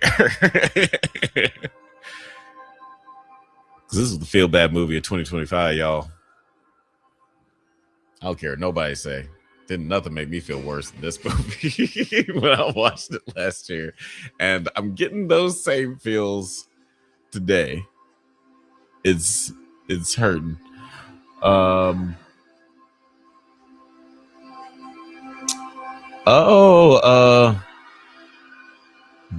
Books, Gers, and Purrs is in the chat. What's up? Thank you for joining the live stream. Fifth Bantha says whoever wrote this is so messed up. Yeah, I agree. Again, this and Talk to Me are just like, I feel like cries for help. I feel like they just I wouldn't say they need to go to therapy, but but if they did, maybe we wouldn't have these great movies. So maybe just keep doing this. Books, Gears, and Purse said, okay, party animal. You know what's crazy? Keeping your cabinet door open all willy-nilly. Yeah, that was not planned. I did not mean to have that be part of the production. You did not. I did not mean to show you where I keep my toilet paper. The Fifth Bantha says, how are the teeth not broken? Oh, they were broken, sir. They was all fucked up. We got to see it after the little boy just start eating butcher knife like a ham sandwich. We got to see exactly how fucked up his teeth were afterwards. So yeah, that happened. Fifth Bantha said, "Hey BGP." Those Girls and Purrs said, "Hey Fifth." Love the camaraderie in the chat. 1, 2, 3, 4, 5, Fifth. Books, Girls, and Purrs says, "Deep Pits of Despair is my vibes, but I haven't had a chance to see the movie yet." Oof. Yeah. Yeah. Definitely. I would definitely say it's worth a watch if that's your vibe. If you don't mind getting deep down into the tragedy. But it is like really well read, really well written. Like especially the relationship between the son and it's between Anthony and Piper. The brother-sister relationship is really good. Now, knowing that you haven't seen it, there's a couple things going to happen soon I kind of don't want to spoil for you. But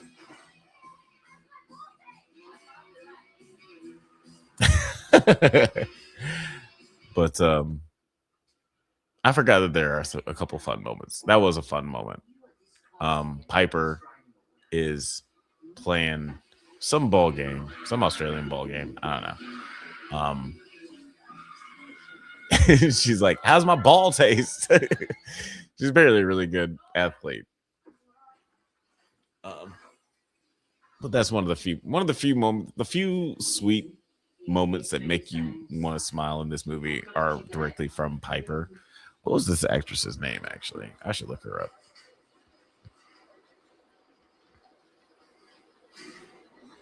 Because like I was talking about with 28 years later, how I think his name is Alfie Williams, the guy who plays Spike in that movie, the kid.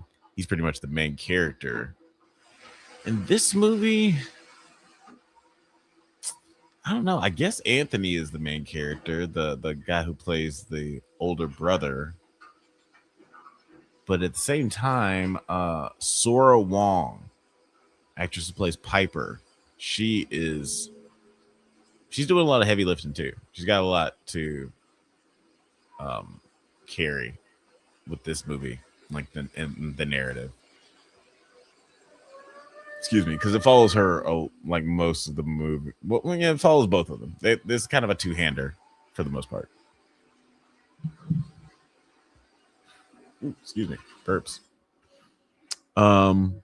Boost Girls and Purse says, "I spoil away. I don't mind." Okay, that's good. All right, I won't. All right, I'll explain the next the next chain of events as follows. Fifth Bantha says, "I think if these guys had therapy, they would cause a therapist to either need therapy or write a wild book." So yeah, they'll be just handing off talent to somebody else. It's like, no, just make your own art. Don't give your trauma to somebody else and make them make art. Yeah. So I feel like this is the better choice. Just make a movie. Don't go to therapy. If you're thinking about going to therapy, just make a movie instead. It's healthier.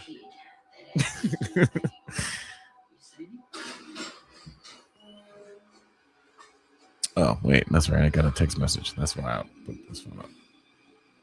No, I'm not going to get into that. Oh my God. Okay. Okay, so like we mentioned, Sally Hawkins' character is fostering Anthony and Piper. But she had a daughter who drowned in a pool. She found out about this ritual where she could get the soul of her dead body basically resurrected, and the process of doing so is taking the soul from her dead daughter and putting it in another child who she kidnapped. And then having that child that she kidnapped, while it has the soul in her, vomit it in another dead child who died in the same way that her daughter did. I know that's a lot of steps. It's hard to follow. But in the interim time, when the kidnapped child has the dead child's soul inside of it, it's just kind of like a catatonic zombie.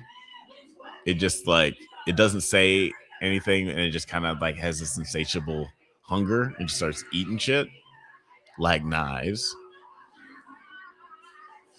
But Anthony finally brought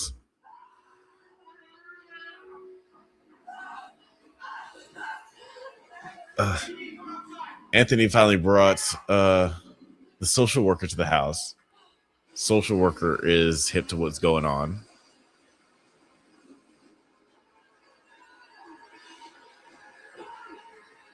Yeah.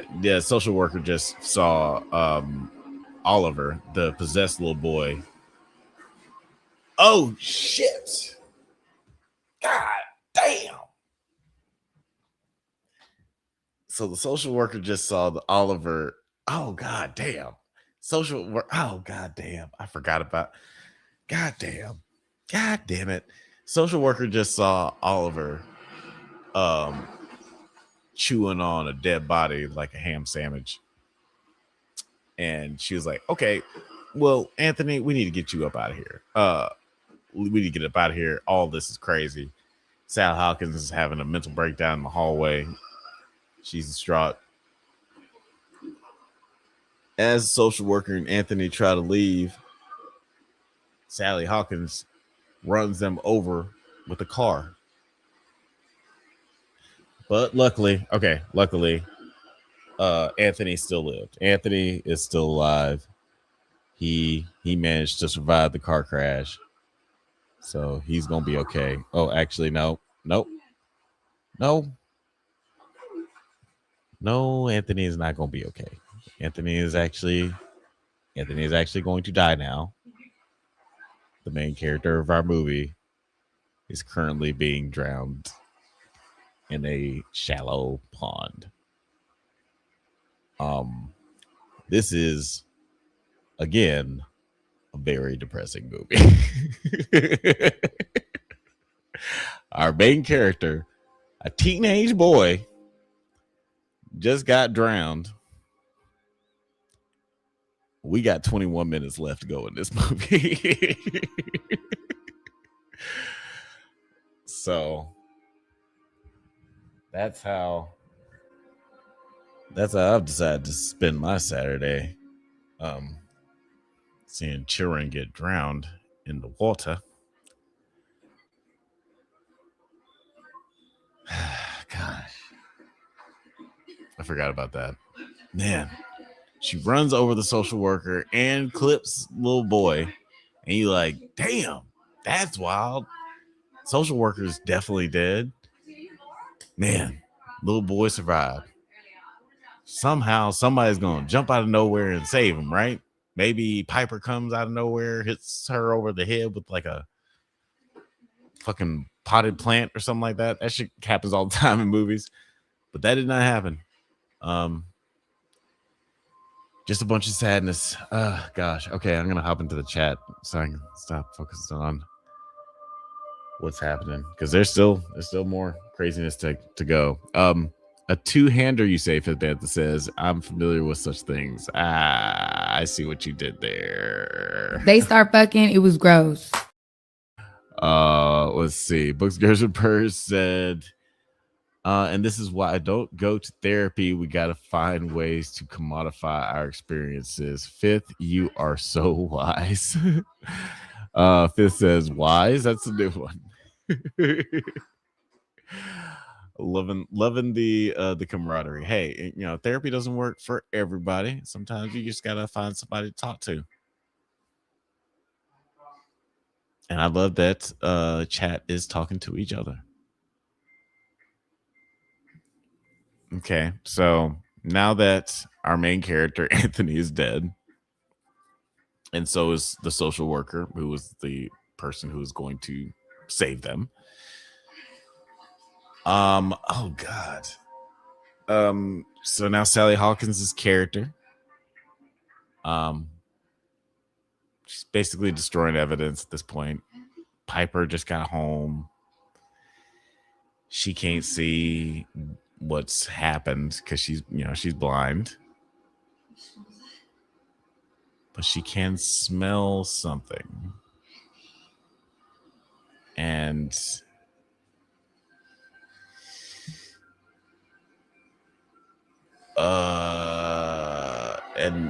Oliver is still just fucked up.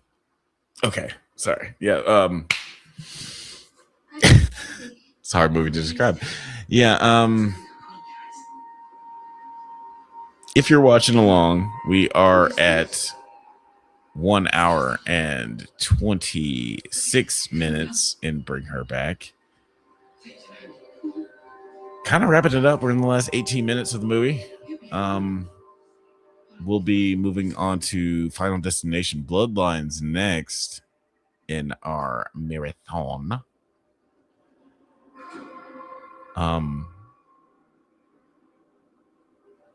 but yeah, now we're just kind of.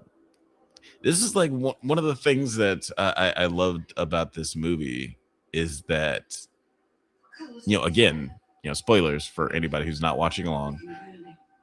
In the third act, our main character gets fucking killed.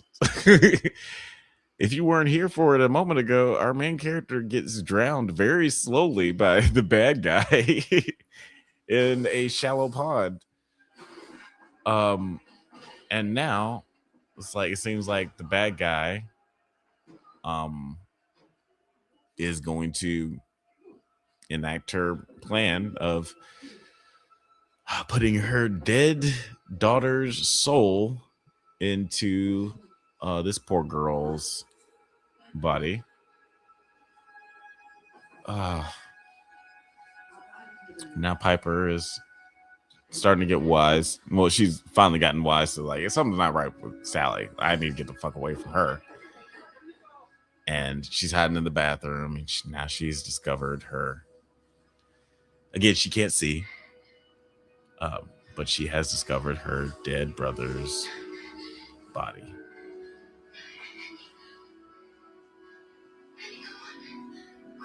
Yeah.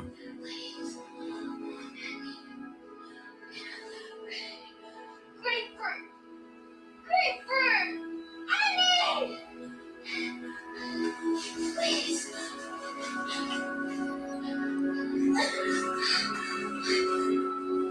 Sorry.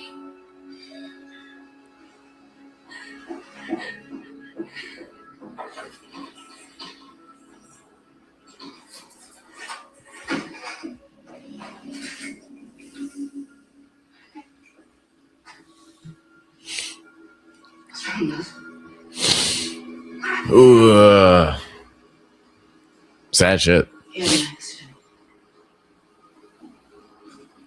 Listen, I gotta tell you a secret. Fizbant says in the chat, I already told you I'll have none of that Final Destination voodoo. If you need to tap out in the next movie in the marathon, that is totally excusable. Fifth. Fizbant said dead daughter just being passed out around dead daughter just being passed around to everybody. Yeah, like it's a very complicated procedure. Like you have to take the soul of your dead daughter, put it in a stolen child. You got to kidnap a child and then put your dead daughter's soul in that. And then after that's happened, you still got to kidnap another child and kill her in the same way that your child died.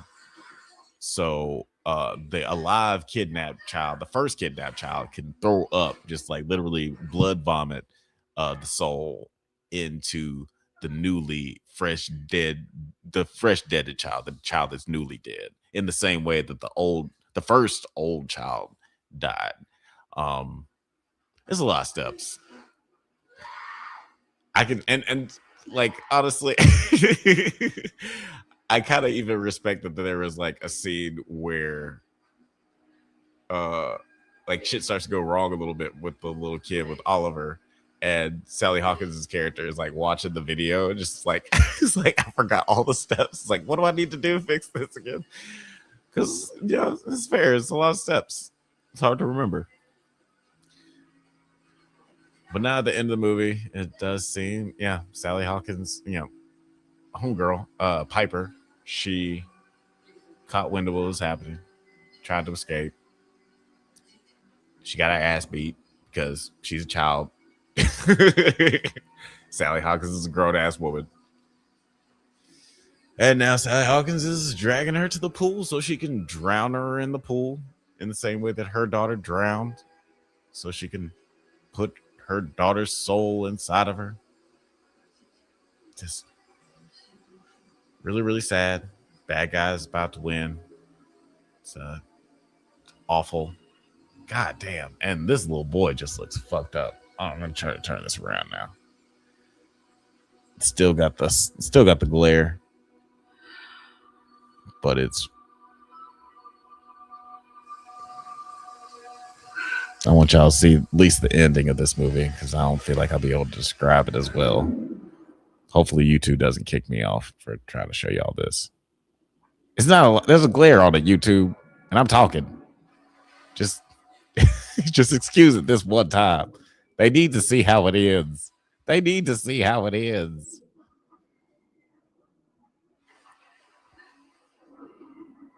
Yeah. So yeah, Sally Hawkins drowning little kids. Sad hood movie.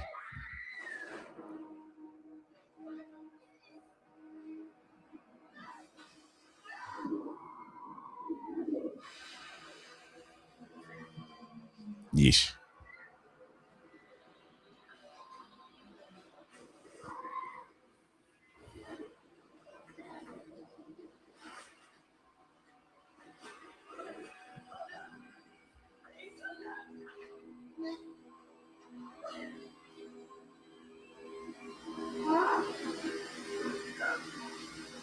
Ugh. Yeah, this is rough.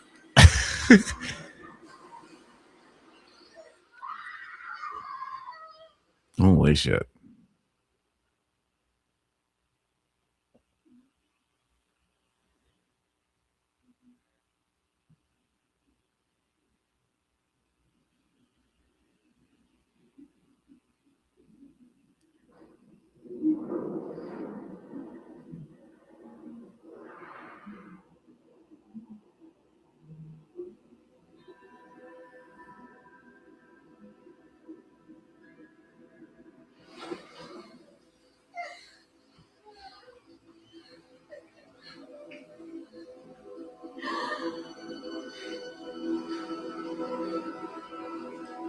Yeah, I know. It's kind of like a Martha moment. It's kind of a Batman v Superman Martha moment, but it's still sweet, sort of. I don't know. I don't know if sweet is like the best way to describe it when we're talking about attempted child murder. Yeah, maybe it's a different adjective to be used, but yeah, it was a very effective moment. I'll say that. And yeah, Sally Hawkins decides not to commit child murder. And that's good. And that's a good thing. everybody, you know, you love it when people choose not to child murder. I'll stop showing the rest of it now.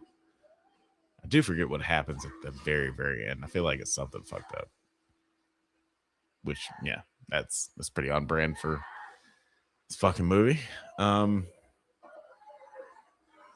Yeah, what happens with Oliver? Because now Oliver doesn't have a body to puke his soul into. Oh fuck. Yeah, Oliver's just like puking all over the ground. Before, like I mentioned, he has like sort of an insatiable hunger, or he just be eating knives and shit, or dead bodies, you know, whatever's around, tables, whatever's around, you know, whatever he can fit in his little mouth. But then he, you know what? It was implied that after if he walks outside of the white barrier, there's like some sort of witchy white barrier thing around the house. And it was implied that after he leaves there, then the spell would end or whatever. Like maybe that'll end this demonic bullshit that's happening with him. God, he looks fucked. That boy need a sandwich. Well, actually, fuck all that. He needs to go to the hospital. He ate a knife.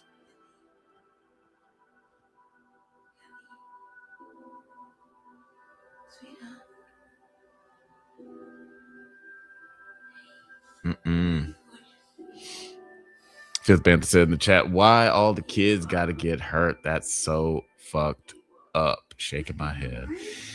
Yeah. Honestly, fucking with kids, it's extra upsetting. Like, you know, because kids are so innocent. And we got 2 movies. This fuck. Sorry. Things keep happening in this movie, and it's just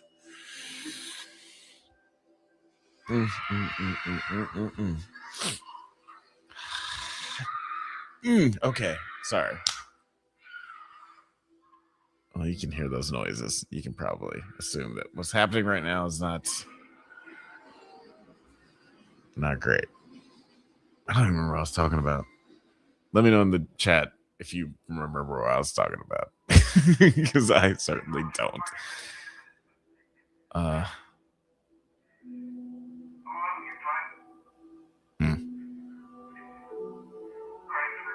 But yeah, this is the denouement. Piper reckoning with the fact that her brother is very dead, and her foster mother was a fucking psychopath. It's just not good times all around. Yeah, we are closing in on the last few minutes of Bring Her Back. We will be continuing our marathon with Final Destination Bloodlines in a little bit. Okay, so Oliver made it outside of the house barrier and was able to... Jesus Christ. Sorry. He made it outside of the barrier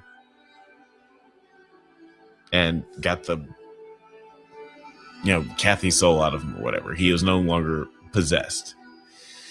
And Sally Hawkins' character, well, she slit her wrists, grabbed the body of her dead daughter, climbed in the pool, hugged her all like, sweet like, and yeah, she's bled out in the pool with her dead daughter.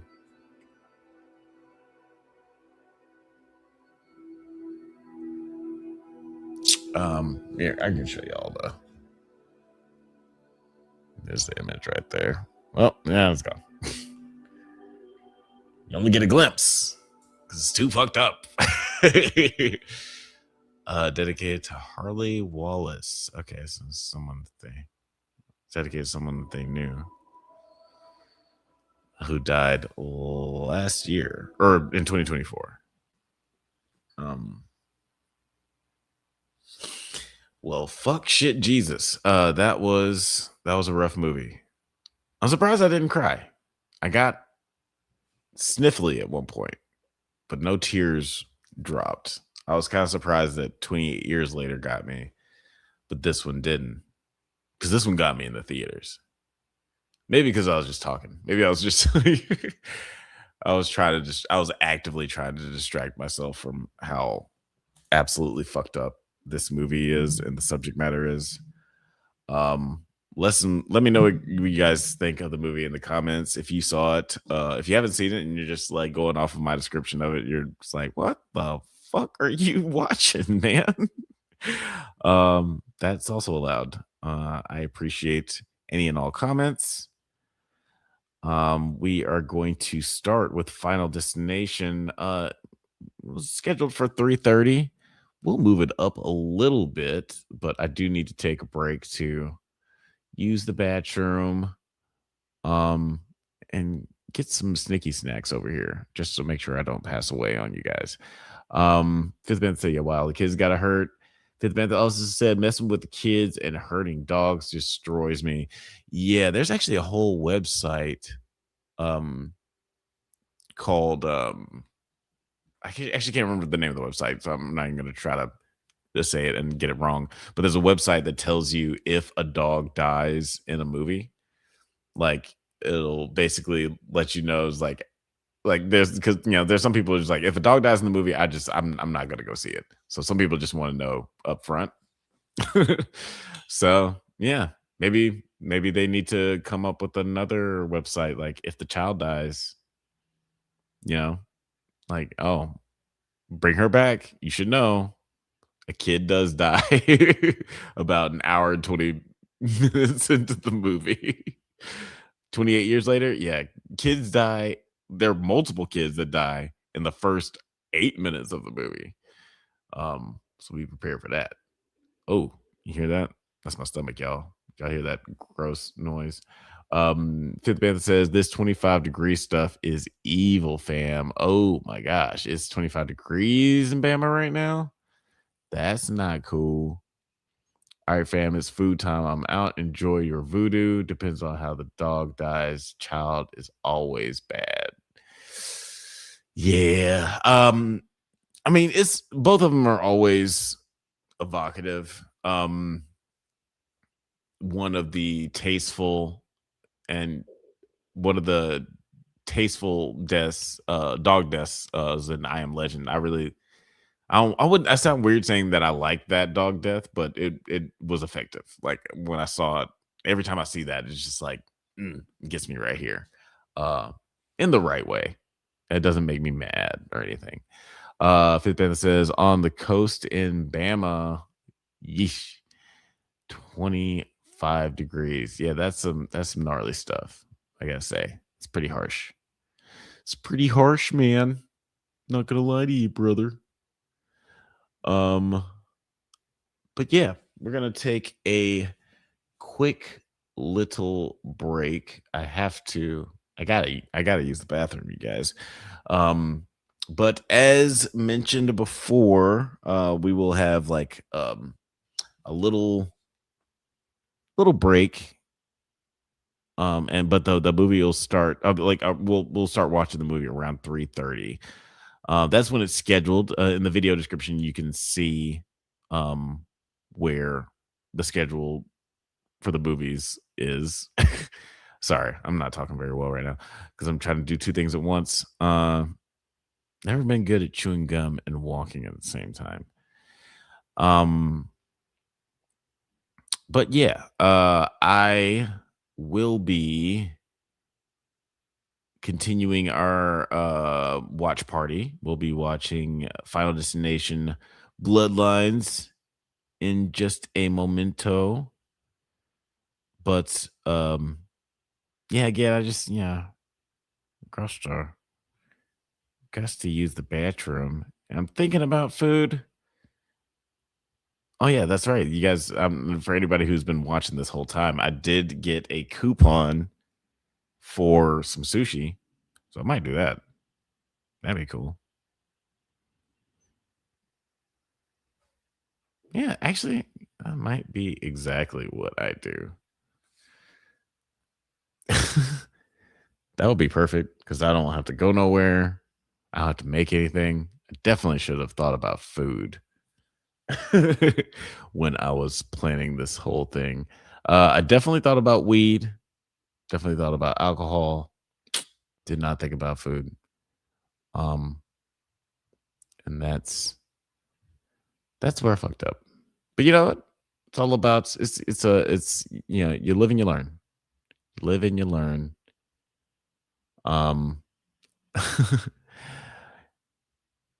And we'll be doing this again. This isn't the only time we'll be doing our watch party. We are going to be doing another watch party for the best high concept comedy nominees in a few weeks. I'm not sure exactly what it's going to be. We'll figure it out. But those nominees are, hold on a second. I actually have those. Yeah. Best High Concept Comedy nominees: Death of a Unicorn, Hell of a Summer, Mickey 17, and Novocaine. So that'll be a lot of fun. But yeah, can't wait to get into that watch party. But in the meantime, in between time, we're just gonna take a little break for food and urine, but we're not consuming them both. That sounded weird.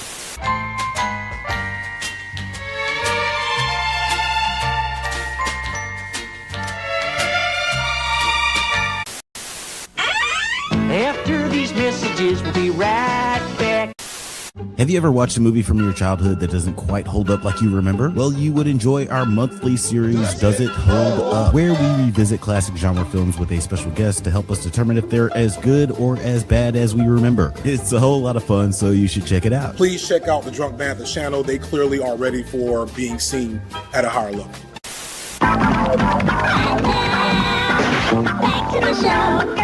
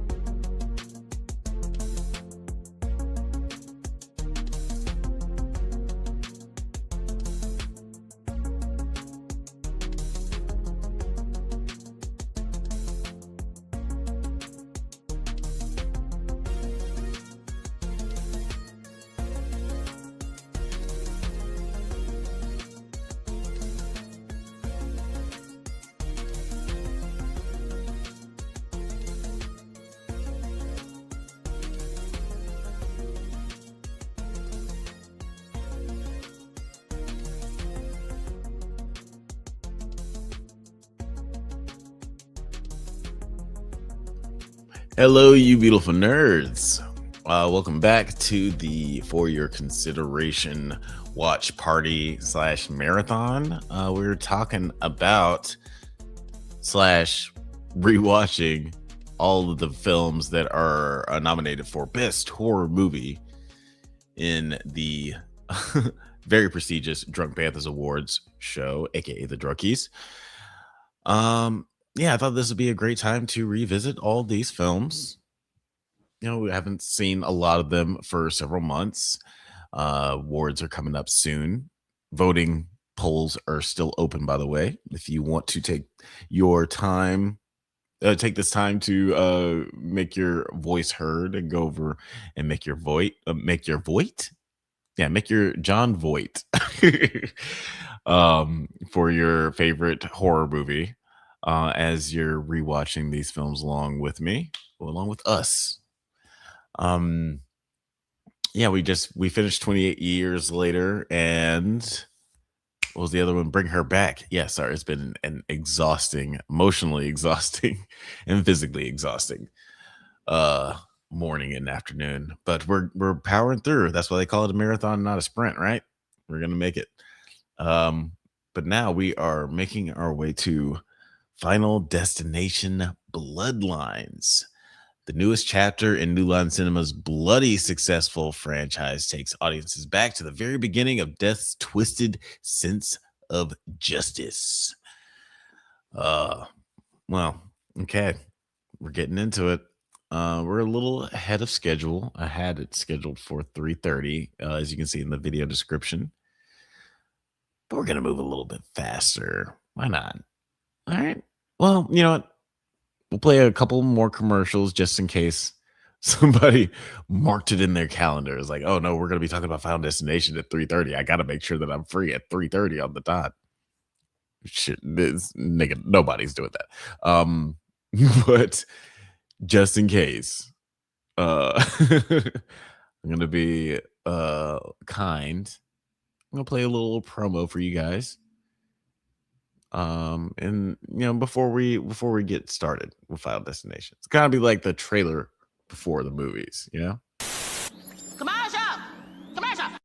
Have you ever had the thought, hey, I don't have a shirt on? Well, then you should consider perusing through the Drunk Banthas merch store. Just head over to the store tab on our YouTube channel to check out all of our very cool merch. There's legitimately a lot of cool shit there. Oh, I probably shouldn't say shit in a commercial. Well, but anyways, head to the Drunk Banthas merch store where we have hats, hoodies, shirts, mugs, and a whole bunch of other cool shit with our stupid name on it. Stay safe, my little Banthas, and may the force be with you.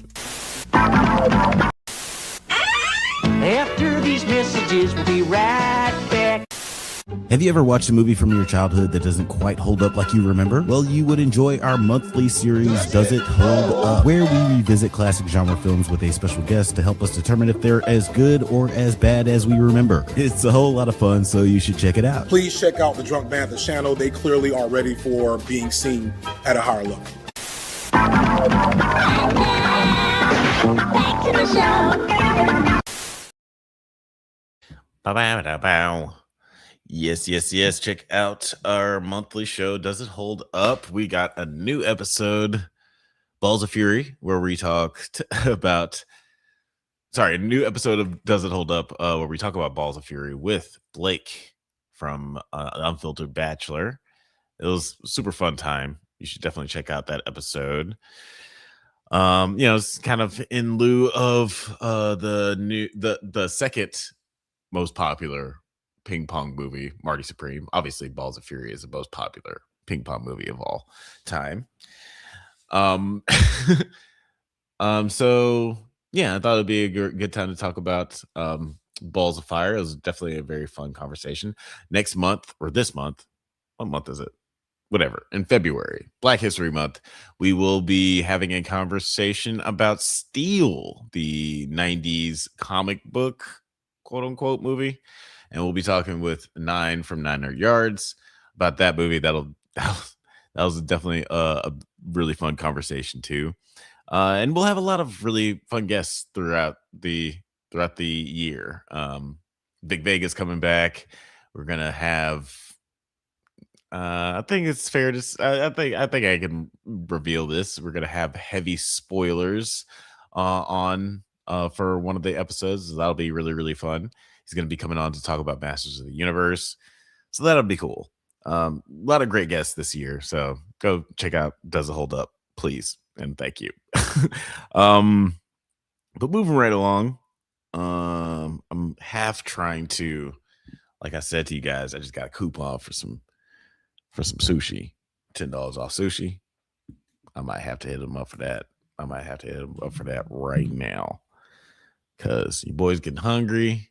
Y'all heard my stomach making noises earlier, and this isn't a long movie. It's not even 2 hours long. But then I got weapons after that. Yeah, I'm gonna need food. But anyway, we might as well just go ahead and get it started. So again, if you're trying to watch along, we're watching Final Destination Bloodlines. I'm watching on HBO Max. Hopping into it right now. I'm probably gonna get another commercial for fucking the Smashing Machine. Are you ready? Yes. Yep, got another commercial for the Smashing Machine. So if you're also getting a commercial, that's cool. I'm just gonna not skip it just because why not? Like it's only a few seconds long. But so after the commercial, we are 16 seconds in. Yeah. Well, I'll say 17 seconds in. We're getting the new. I'm at 17 seconds right now. Got the New Line Cinema square floating through the air or whatever. Got it paused. I'm going to start in just a minute. If you want to watch along, feel free. Fifth Bantha, I know you won't be because you don't fuck with that Final Destination bullshit.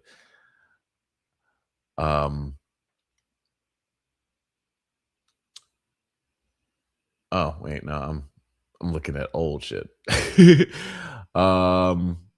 Looking at the chat right now. Simulation Presents says, "Hell yeah, I can't wait." Heavy spoilers. Yes, sir. Yeah, he was kind enough to agree to jump onto our stupid little show. So that'll be a lot of fun. I hope I didn't just jinx it. And he's just gonna be like, actually, mate, I don't want to do this. But no, he's been really, really cool. He's made it known that he enjoys the channel in the past.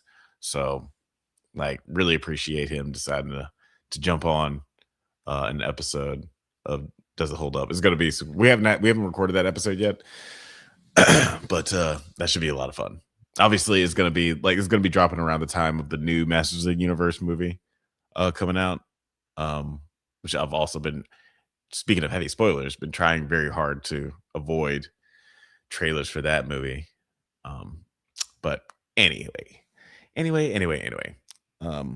We're about to get it started with Final Destination Bloodlines.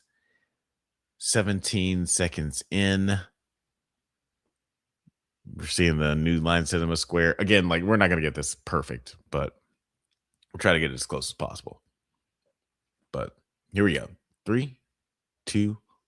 Again, sorry. I mentioned this earlier. I guess I should mention it every time just in case some people are coming in and out. We're going on go. So it's 1, 2, 3, go. Not going on 3. All right. So, or 3, 2, 1, go. I goes back and forth depending on how high I am. Anyway, here we go. 3, 2, 1, go. All right. 20 seconds.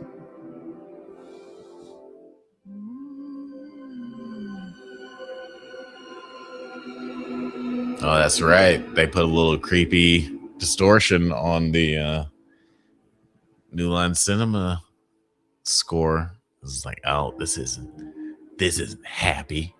There's no fanfare to be had here. Nigga, this is Final Destination. Shit's gonna go wrong immediately. Actually, not immediately. It never happens immediately. It's always pretty gradual. No hints. We're almost there. Okay, I'm gonna take this off. No. Hey, you said you like surprises. Yeah, I do. When I know what they are. You're gonna love it. Promise.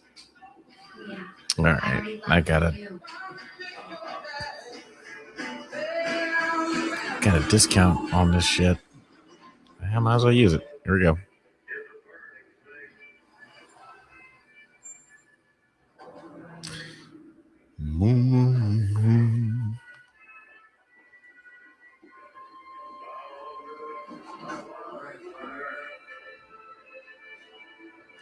I fell into a ring of fire. Sorry, that was unnecessary. Okay, yeah. If you're not watching along and you want a little bit more, you want a little bit of a description of what's going on. We are in the olden times. I want to say this is like the 50s or 60s, maybe 70s. Nah, I'd say like 60s, maybe 50s. This lovely couple are going to see the opening of this fancy new building. It's basically kind of like the Needle in Seattle, like that big fucking tower thing that they have there. Seems very similar to that. And they're just having a little trip there. What could go wrong, you know, in a Final Destination movie? What could possibly go wrong in a Final Destination movie?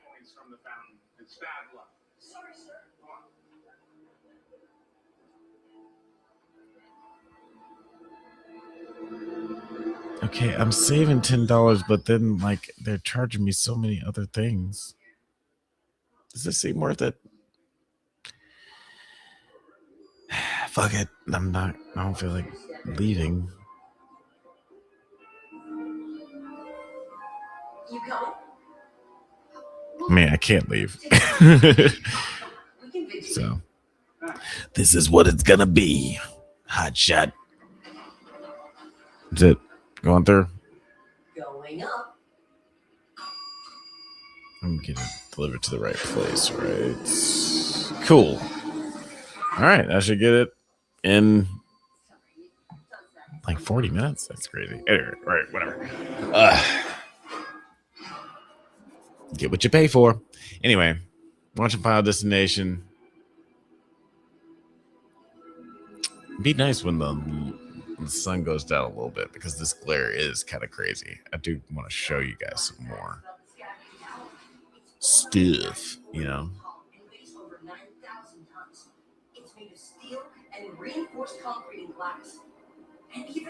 Oh, and I did close my cabinet door. Thank you for that. Books, Girls, and Purrs. Appreciate you pointing that out.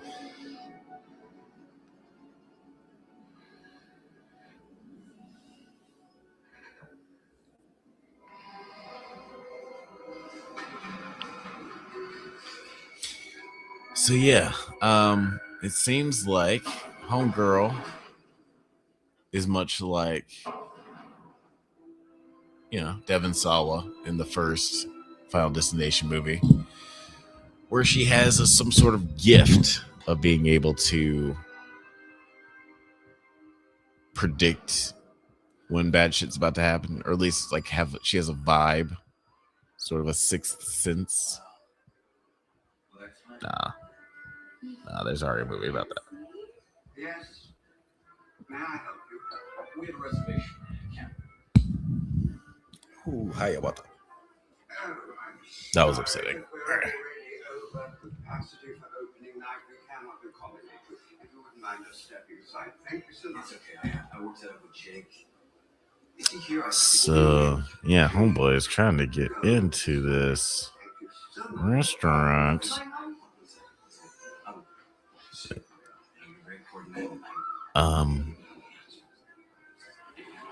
I guess he didn't have a reservation. Tearing me apart. But I'm sorry, I can't help you. If you wouldn't mind. Oh, Mr. Fuller, how nice to see you. We have a lovely day for you. Thank you. I'll be so damn pissed. Yeah, just go to the bar. Eat at the bar. Me and my girlfriend ran into a similar situation recently where we went to a restaurant and we were like, they were like, oh yeah, we're pretty busy. It's gonna be like an hour and a half wait. And they're like, you can go to the bar. I'm like, okay, cool. I'm like, I don't actually want to eat dinner at the bar though. So and I know my aunt's not gonna want to eat dinner at the bar, so we went somewhere else. This is a boring story that no one wants to hear. More about Final Destination. Let's see. I really like the first movie. Devin Sawa is a G. But I skipped out on a lot of the other movies. I did see Final Destination. I think it was 3. Is that the one with AJ Cook with the logs, the log truck? Everybody remembers the log truck. Everybody remembers the log truck.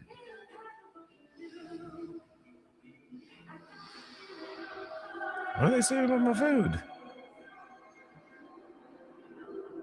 Okay. It is on the way.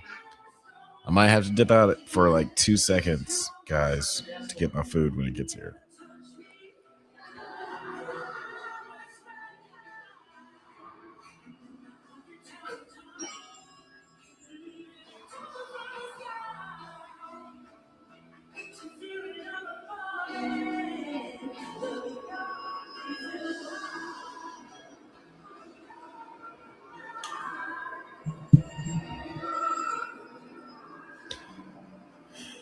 Yeah, this movie does do a really good job of building this, just the anticipation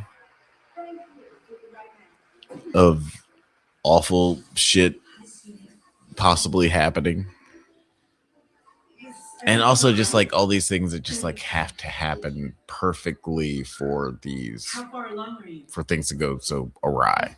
Like this little diamond from the chandelier has to fall perfectly down in this specific spot for it to make a crack in the glass, and which is something that the architect or the engineers or whoever should have thought about when they were building this place.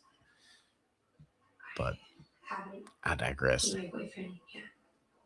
Yeah, when was bulletproof glass invented? Was bulletproof glass in the 60s? Did they have bulletproof glass in the 60s? Because if they did, they should have had it in this motherfucking building. There's no excuse.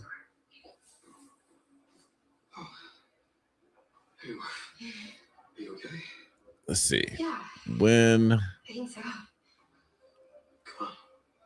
was bulletproof glass invented?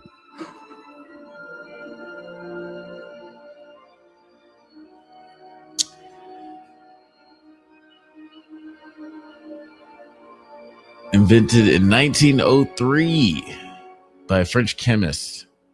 I cannot pronounce his name. While initially developed to prevent glass shards in car accidents, this triple X glass was adapted for military use in World War I and evolved into modern, thick, multi-layered ballistic glass by World War II. So yeah, they should have definitely had that kind of glass.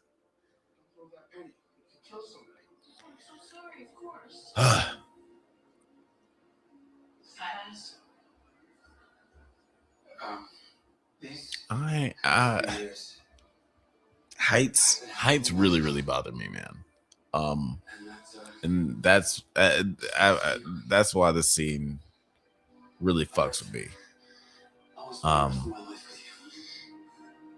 Every little thing bothers me. You mean? Like there's a like little moment where a woman is standing on the edge of this building and the wind blows her hat off. And she just like goes to grab it, but she misses it. And there's no real danger of her falling over the side. But that shit really made my heart sink. Like it made my stomach get all queasy. Like heights really bother me. Anything about heights. There was one time I was watching fireworks in Chicago on a balcony, and this little kid that was at the function that we were at, you know, a lot of my friends and family were watching the fireworks on the balcony. I was not about to do that because we were on the 30th floor.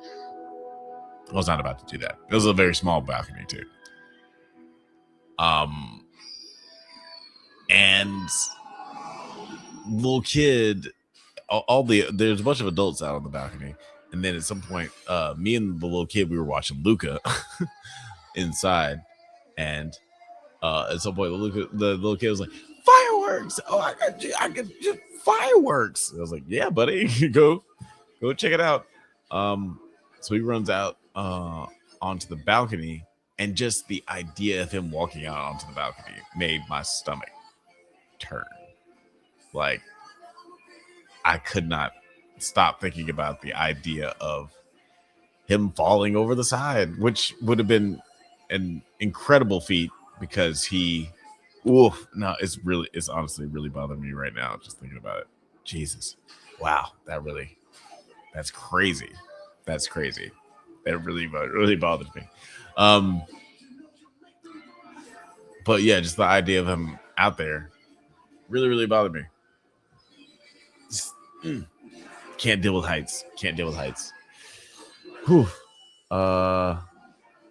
Let's see what Simulation Presents says in the chat. LOL, yeah, I feel that Bloodlines was the first horror film in the theater I took my sister to. Oh, really? That's cool. Is she not a horror fan?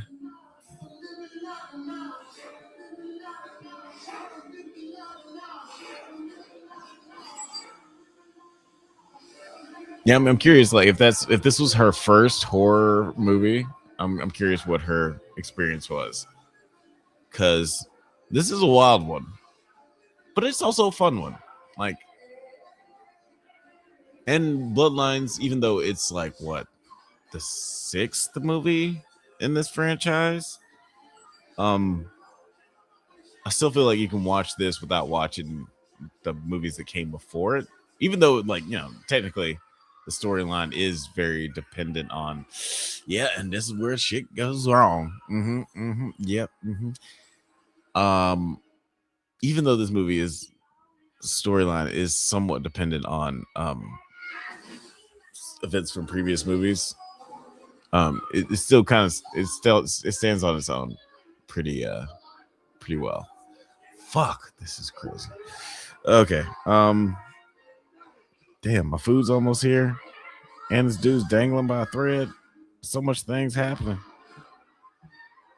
How close is he to me? Oh. Well, I'll look that up later. Y'all should take a look at what's going on. This craziness. Yeah, that woman's on fire. Yeah, see her? She on fire. God damn. Yeah, that's a little boy seeing his mother get burnt alive.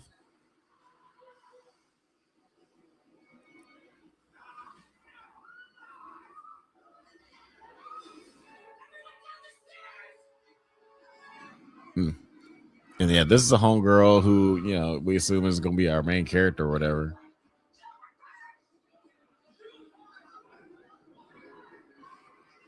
My God. Yeah. Oh my God. This little nigga right here, he's the one who honestly caused this whole thing.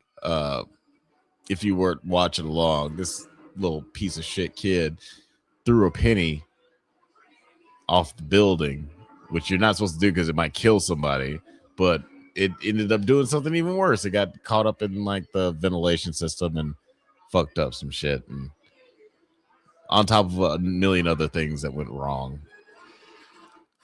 Oh shit. Oh my God. Fuck Me. That was crazy. Jesus Louises. Oh my. Okay, I'm gonna move this back. Jeez. Whew. Fuck. That was crazy. All right. We're okay. I got text messages about my food, guys. It's coming. I'm sure you guys are very, very concerned. But yeah, that sushi coupon came in handy. You guys are gonna have to see me eat later. I apologize about that.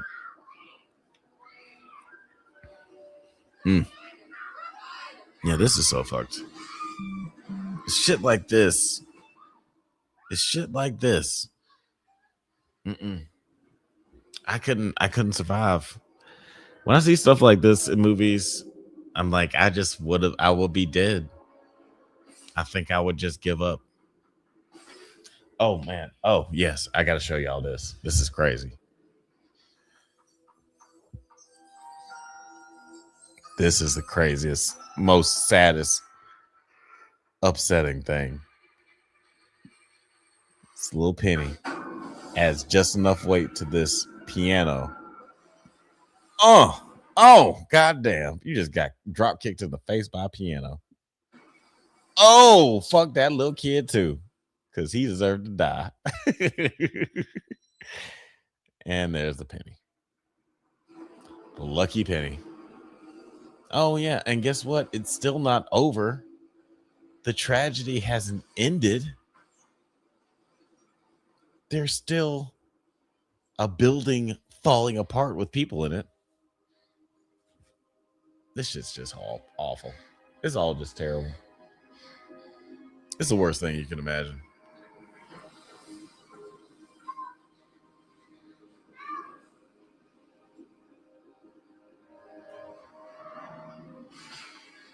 Okay, that's weird. It's the first time I've gotten a text message from a delivery driver that says, like, your address seems like it's hard to get to. Like, does it?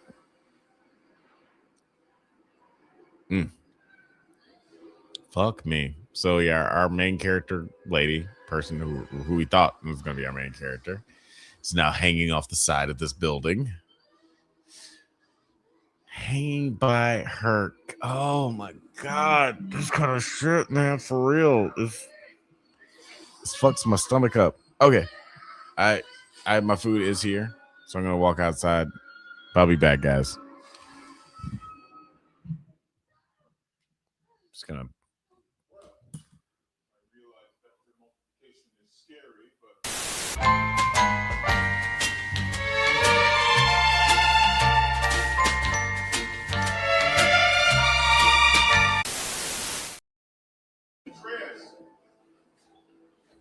Hi, sorry, I'll be out in just a minute. Thank you.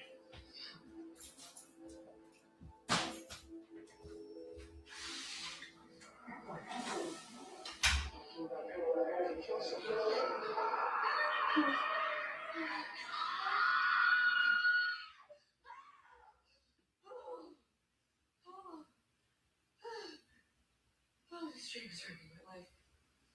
Mine too. Every night. God, I'm not getting any sleep. Sorry. Can I tell you something? Yeah, what's up? So the woman in my dream, her name is Iris, right? Okay. That was my grandmother's name. I think I'm dreaming about her. Are you serious? Yeah. The thing is, I never even met her. I don't even know if she's alive. Okay, well, either go home and find out about Grandma and hope that stops the dreams, or stay here and die in your sleep. For real. Ah. Sorry. Yeah.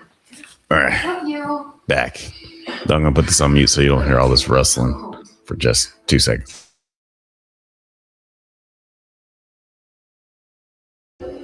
Okay. Whew. Oh my gosh, this shit's so good. Yeah, and if you're if you're watching along with the for your consideration watch pause, hey, we are watching Final Destination Bloodlines. We are 21 minutes and 27 seconds in. My delivery driver is still messaging me.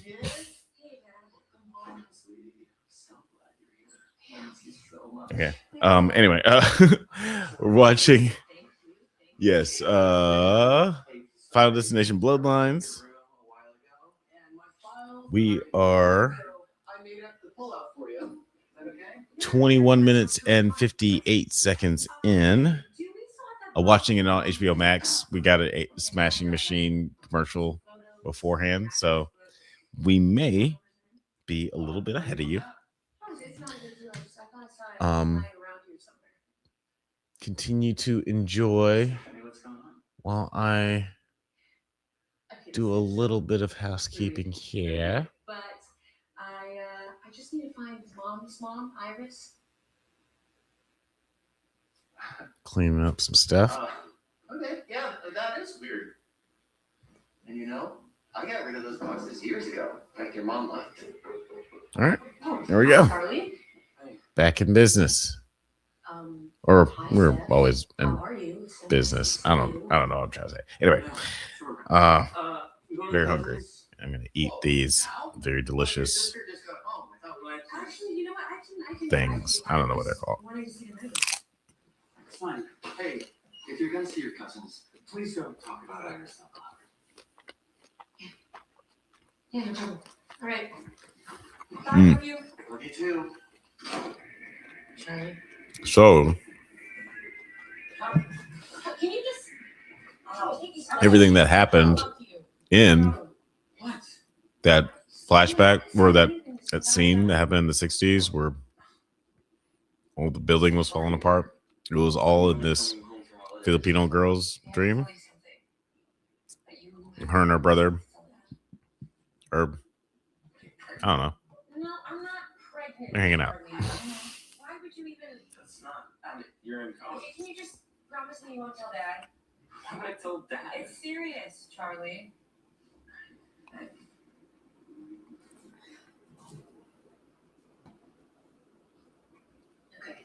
I want to get a probation.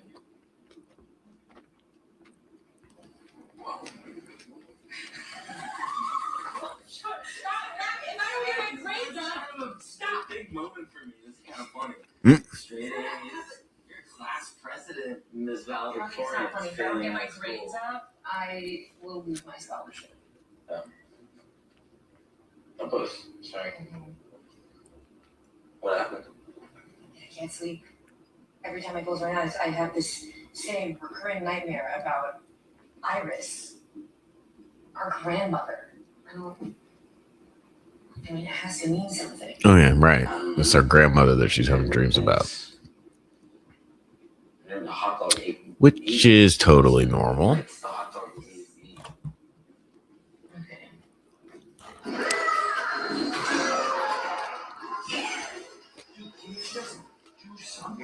Calm down. I'm fine. I can't pause already. One like that. Are you serious? Please do me a kindness. Fuck off. You remember what I said? Match. The match. Hold on. You want Paco? Dude, again? Who's Paco? Oh, hey, cuz. Oh my gosh. Hey, can you help us look and just watch your feet where you're stepping? Yeah, sure. I gotta talk to your dad first. What the fuck are you doing home? Oh, dude, she's flunking out of school. Hey! It's like, dude, man, I told you that in confidence. Why are you blowing up my spot? Like, I literally just told you not to tell anybody, and you, I guess, she just told him not to tell her dad. Junior lifeguards, Charlie. So I guess that's fair. I didn't know you were doing junior lifeguards. Okay. It's still fair game. That's still fair game.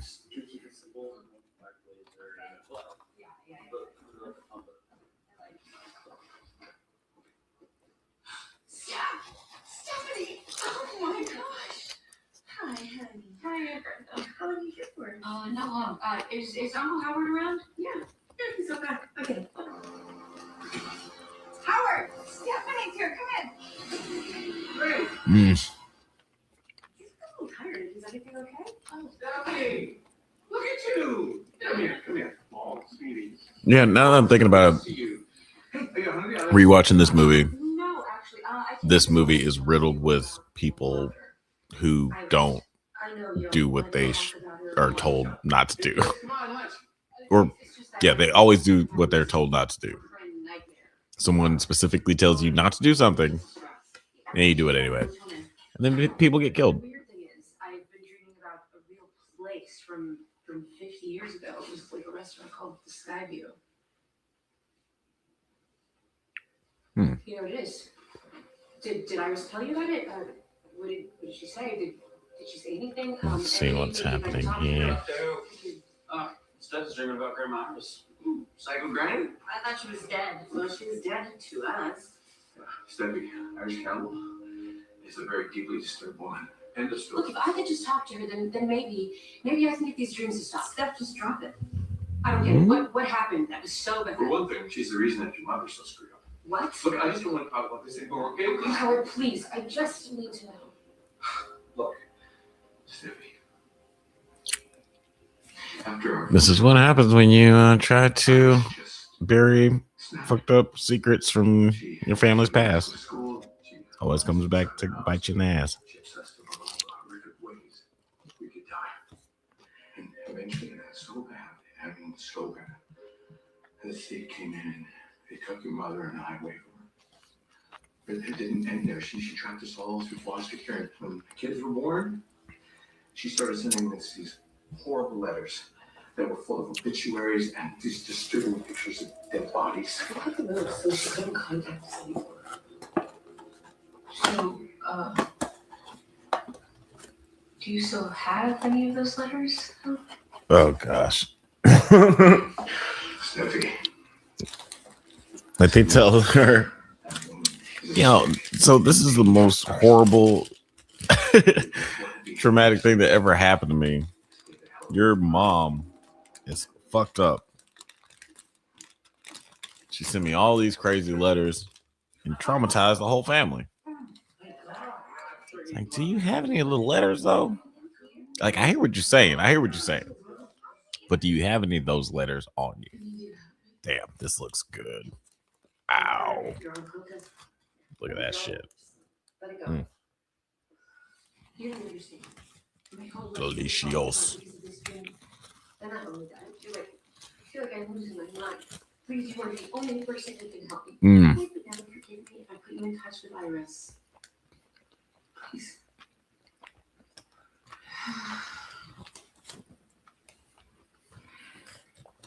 Whatever. It's like a sushi sandwich. It was so good. Bottom drawer of the dining room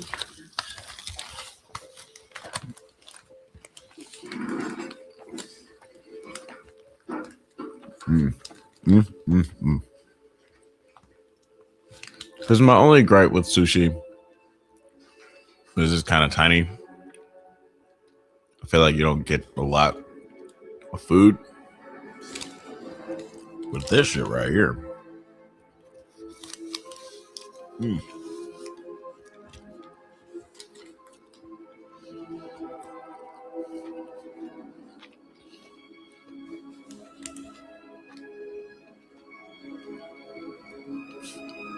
And that's the crazy thing about this food. Like, thing about this deal that I got with this food is that it was like,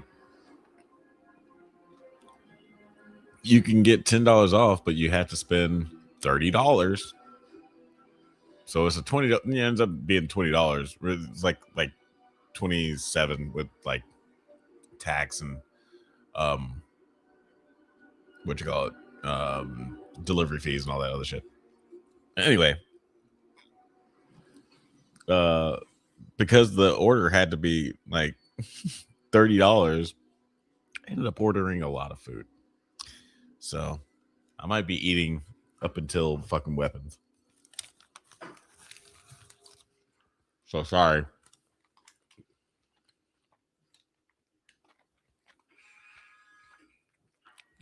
Then if I get like rice in my beard, could you just let me know? Yes, I did. But I'm your granddaughter. Stephanie. Empty your pocket. Phone, keys, everything. Well, I'm not dangerous. It's not you I'm afraid of. Okay, so homegirl is now visiting her grandma.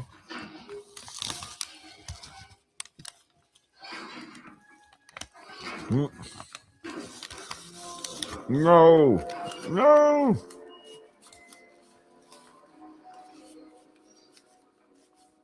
Mayday, mayday.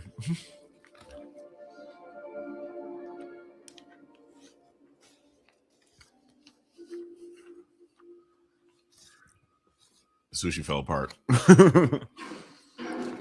No. Okay, yeah, it's gonna be hard. I'm glad there's a piece of paper, so you can't see the unforgivable things I'm doing behind this paper to get the remnants of the sushi in my mouth. Oh, lap sushi. I'll get that later.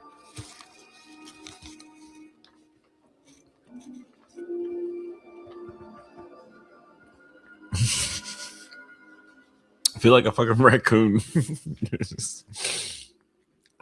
Eating fucking garbage.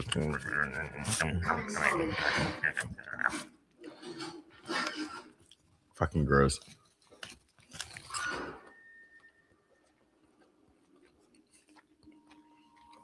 But anyway, if you're not just joining us on this wonderful journey, we were watching Final Destination Bloodlines, 33 minutes and 28 seconds in.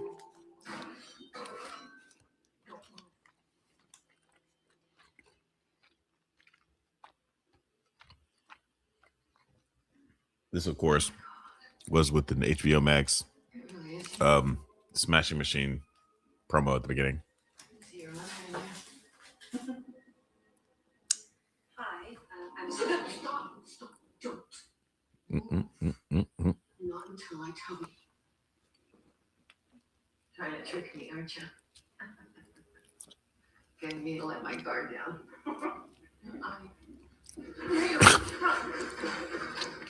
Yep, you're a crazy old lady.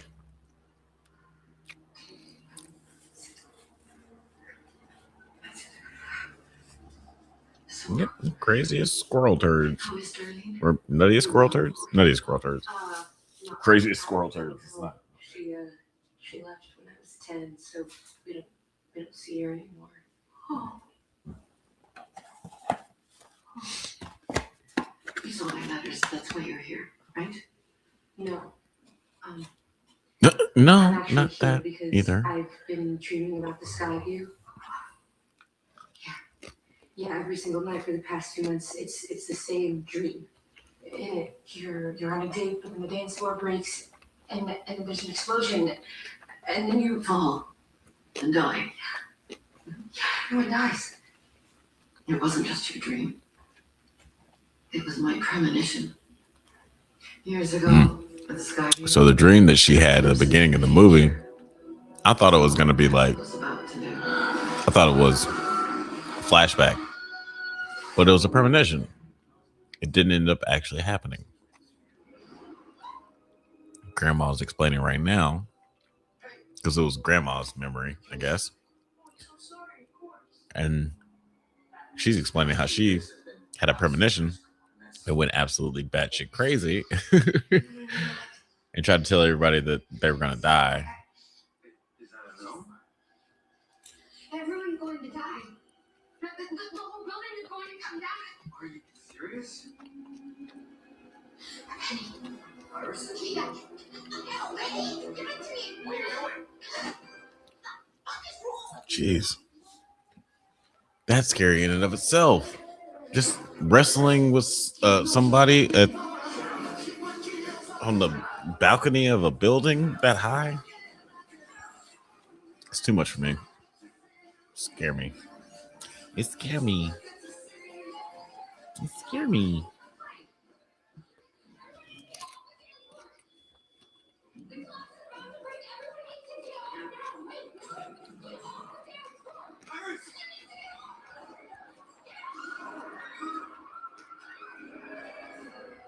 Yeah, why are you not listening to her? Yeah, move. The dance floor is about to crack. Everybody's gonna die. Said it needed additional renovations, but it never reopened. Eventually, they tore it down. So you That's crazy. stopped the disaster? Yes. But Death doesn't like it when you fuck with his plans. So over the years, he came back and he killed everyone who was there that night. Guys, let me know in the chat if me eating this fucking food is I'm sorry, did you? incredibly Death came back. annoying. He's a relentless son of a bitch. Won't stop till he finishes the job. But I taught myself how to see him coming, to anticipate his every move. Let me check out what's going on in the chat. Sorry, I've been neglecting the chat. Well, Simulation Presents says, nah, she's just 14 and hadn't seen it in the theater. Her first horror film was The Conjuring.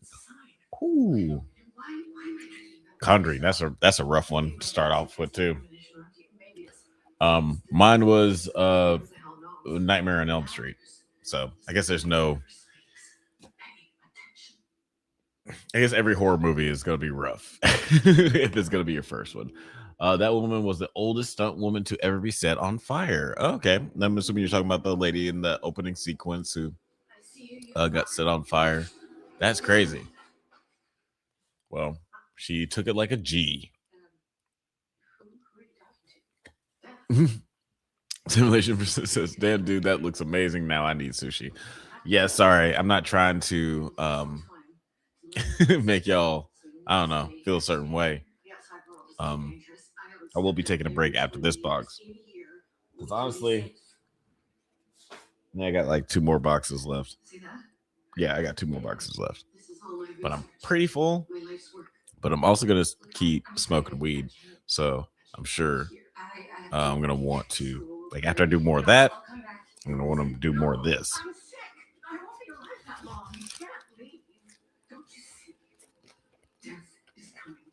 Family. You don't believe me? No, I think you made a mistake. I think it was probably just a dream. No, wait. At least take the book. Stephanie. Stephanie.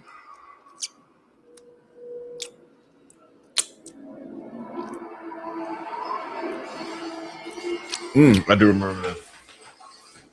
Because I remember this being stupid as fuck. Okay, so Stephanie, our new main character, has come to her grandmother, who knows all about the Final Destination shit. And her grandmother is trying to explain to her the rules, but she won't listen to her. It will show you everything you need to know to keep our family safe. You still don't believe me. Step back. Seeing is believing.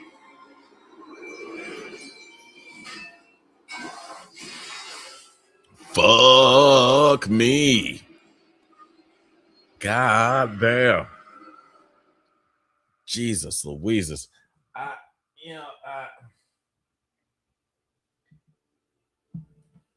mean, this is the only problem that I really have with that scene is that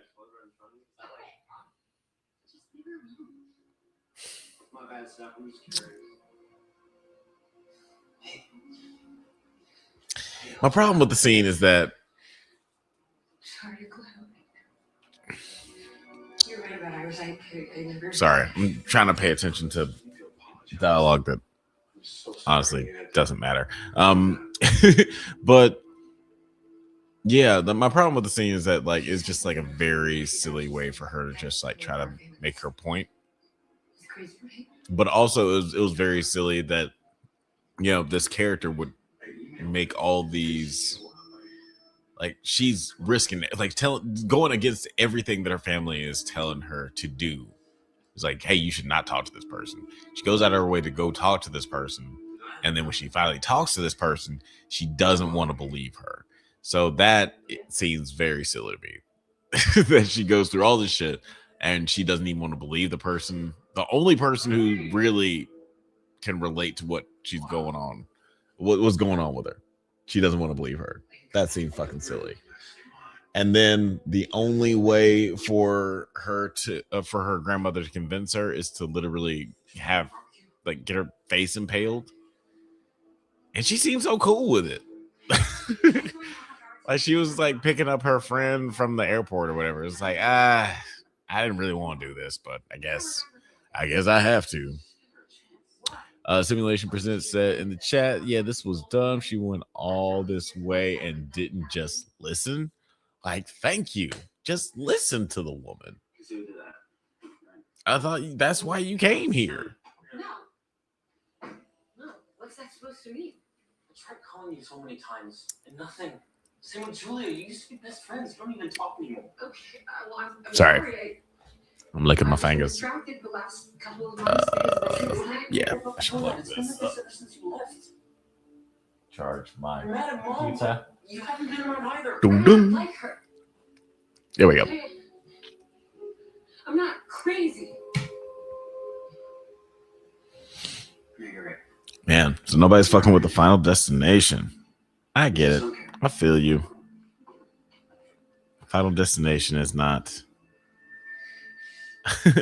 Well, it's definitely not winning in the Drunkies nominee. I mean, like in the polling right now. Actually, let me take a look at the polls. See what they look like. Because, yeah, let's see.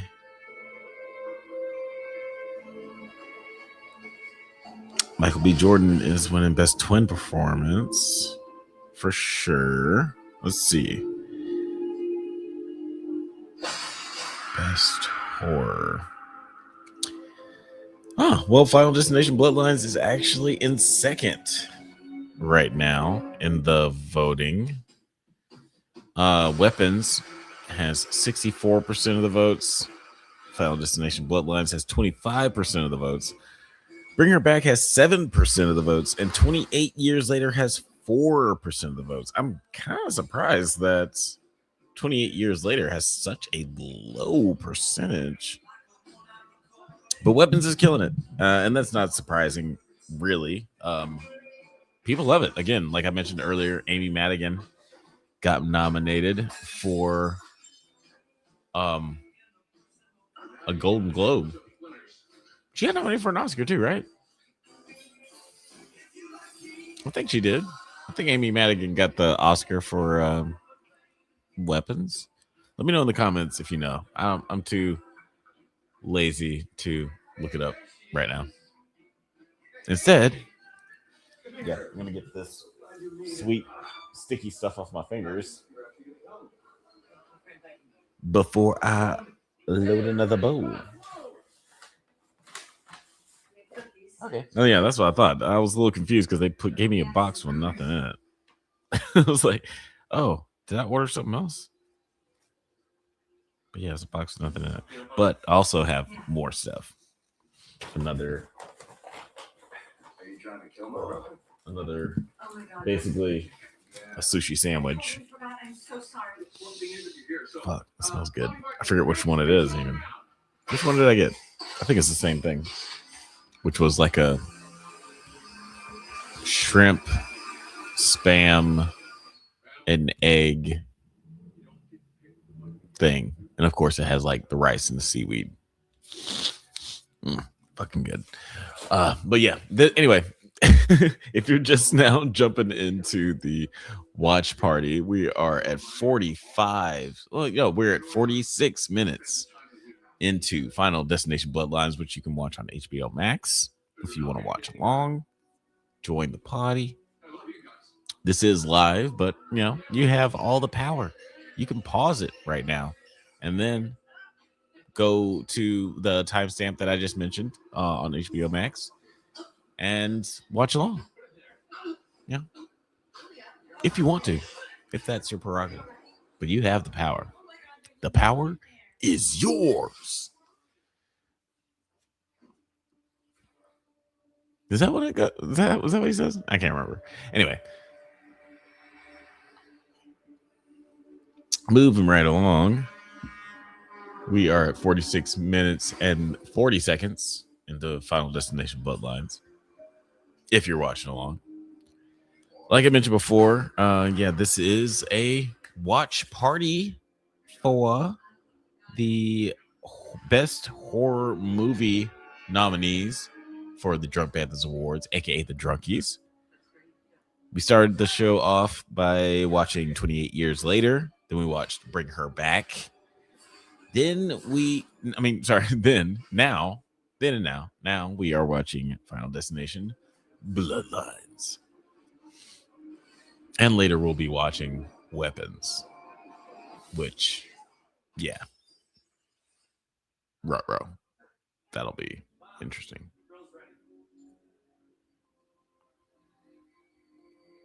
But this is the more fun block. The first two movies were pretty sad. Like anybody who's been here since the beginning got to see me cry this morning as I watched 28 Years Later. Well, I wanted the kids to have a happy childhood, unlike some people I know. That's how you. We had a great childhood. Look at me, I turned out fabulous. But yeah, this morning was emotionally taxing. 28 Years Later and Bring Her Back, just two gut-wrenching movies. But this is the fun block. This is the funky bunch. We're now watching Final Destination. We are 48 minutes and 30 seconds in.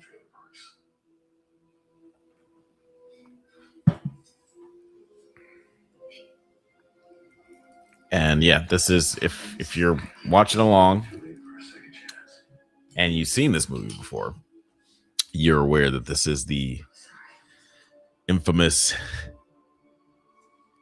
backyard barbecue scene.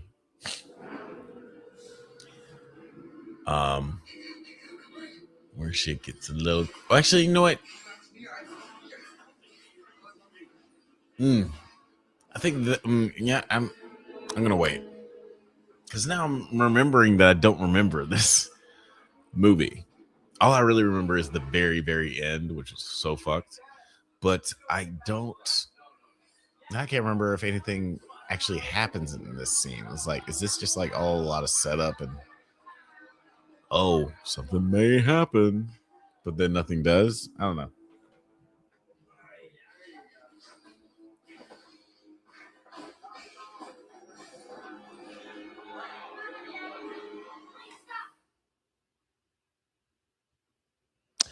Simulation Presents says, are you planning on watching the shows too or just the movies because the chair company is on another level? I do love the chair company.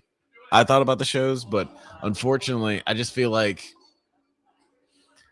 obviously we can't watch a whole series. And I felt like just watching one episode just wouldn't do it justice.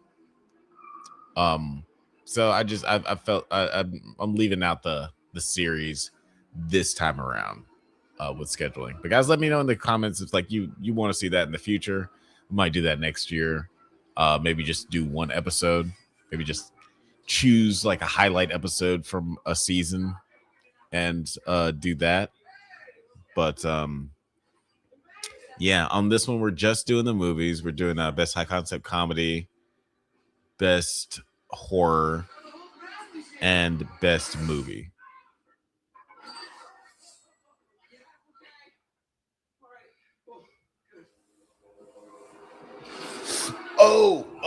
Oh, right. Oh, yeah. Oh, fuck. Oh, yeah, that's right. Oh, shit. Oh, fuck. Oh god damn. Okay, yeah, that's right. Man, that was pretty clever. That was kind of like a fake out. Like they made it seem like one guy was gonna get hurt and he fell through the trampoline, but he didn't. He's like, that kind of hurt, but not really. And then they were teasing this big piece of glass that was in somebody's glass of water. Then after the guy falls to the trampoline, the glass falls over, and then the shard of glass is no longer a threat. It's on the ground. It's not in the person's drink anymore. It's like, oh, okay, I guess all the threats have been averted. But then immediately after that, the dad steps on the piece of glass. And he's like, oh, shit. It's like, it's fine. It's just a piece of glass. It's just a piece of glass. And then he like slips up and falls on the ground. And then the lawnmower goes berserk and eats his face. So it was just like, oh, man. I don't know, Final Destination. A lot of things had to go wrong for that to happen. Jesus Louises. But yeah, Film Age. Yeah, we're not gonna do the shows this year. Yeah, we're gonna do the best high concept comedies: Death of a Unicorn, Hell of a Summer, Mickey 17, and Novocaine in a few weeks. We'll figure out time to do that rewatch. And we're also going to do a marathon for the best movie nominees: Fantastic Four: The First Steps, Predator: Badlands, Sinners, and Superman. And the polls are still open if you guys want to go vote on that. Yeah, just saying, if you want to make your voice heard.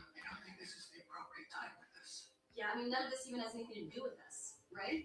Why are we? No, it has everything to do with us. I mean, because death took so long to make its way through the survivors. These people went on to have families that they never should have had. So death took them too.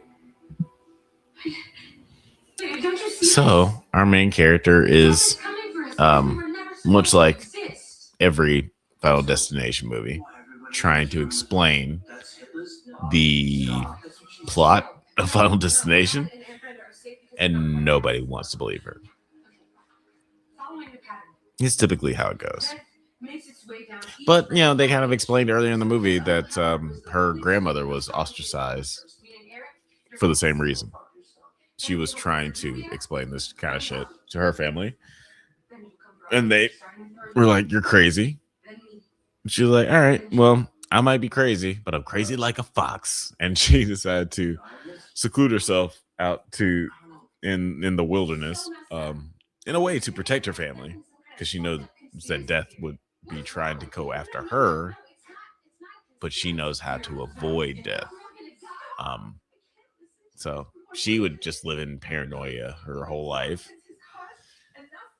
but her family would be safe. I guess that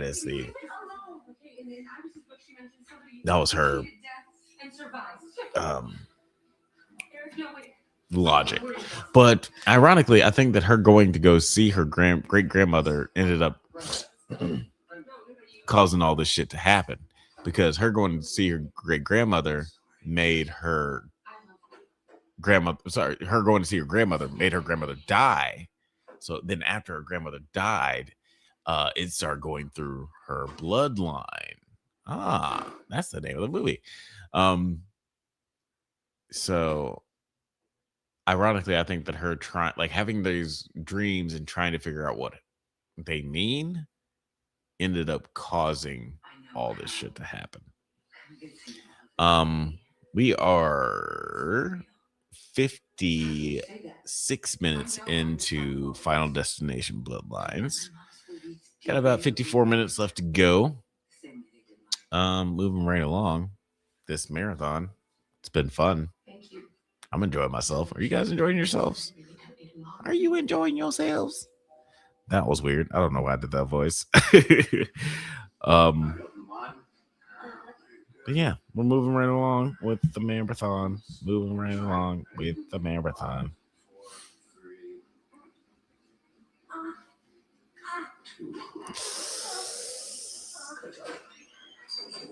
I wonder if they, yeah, they just showed somebody get their tongue pierced. I'm curious if they actually.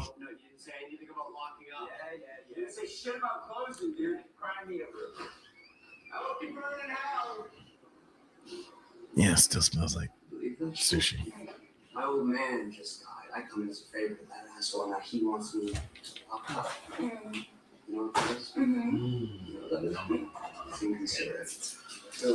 I do have some more sushi that looks fucking delicious. I want to dive into, but I don't think I'm high enough. So I'm gonna rectify that. Man, that fucking smells good. Again, for anybody who's watching along, we are 57 minutes and 10 seconds into Final Destination Bloodlines. We're doing the for your consideration watch party. We are watching all the movies that are nominees for the Drunkies in the category of Best Horror Movie. We started off the day with 28 Years Later. Then we followed it up with a little Bring Her Back. Two really lighthearted movies. Not an ounce of sadness in it. I didn't cry this morning at all. And now we're continuing the marathon with Final Destination Bloodlines. Pretty fun movie so far. It is funny rewatching these movies because, like I said, obviously I didn't. Obviously, I watched all these movies last year, so it's been several months since I've seen most of them. And yeah, this one is oddly sweet. It weirdly has twists and turns that you wouldn't expect.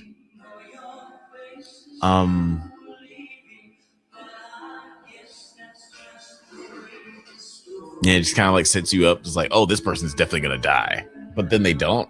It's like, oh, okay, but then somebody else dies or something else crazy happens. I don't know. The movie's really good about just Kansas City Shuffle. This is the second movie in a row that has the Kansas City Shuffle. And if you don't know what the Kansas City Shuffle is, Kansas City Shuffle is when they look right and you go left, or the other way around.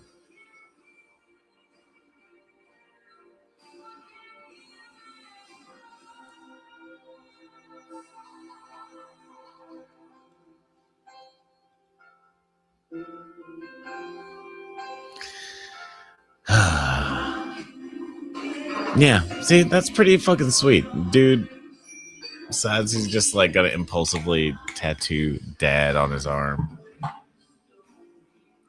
Because that's one thing that kind of gets lost in these just like gore porn movies where it's just like, how crazy can the kills get? This movie does actually take the time to talk about how these people are affected by the deaths. Like, we get to see how this family is reacting to this father dying. Especially this Eric, this character. Like, Eric is just like he's really torn up about it. And you see like the picture on his phone is like him and his dad. It's like, damn, man, you guys were really fucking close, huh?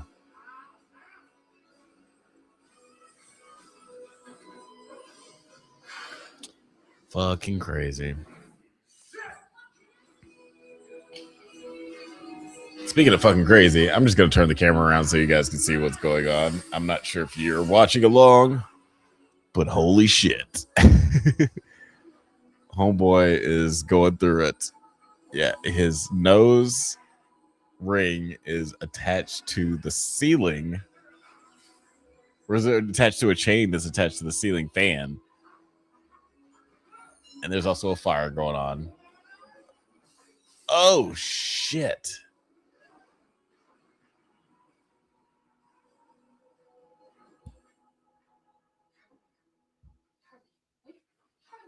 So, yeah. He's not answering me. I don't know where he is. Crazy. I'm worried. I'm sure he's fine. Crazy. Crazy. That nigga almost died. It's crazy. Oh, the things that nigga do.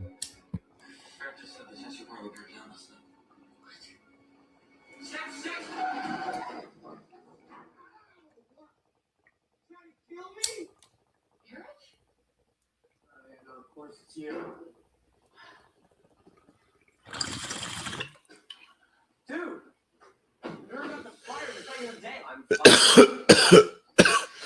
I'm so worried about I said I was lucky as fuck that I was wearing that leather jacket.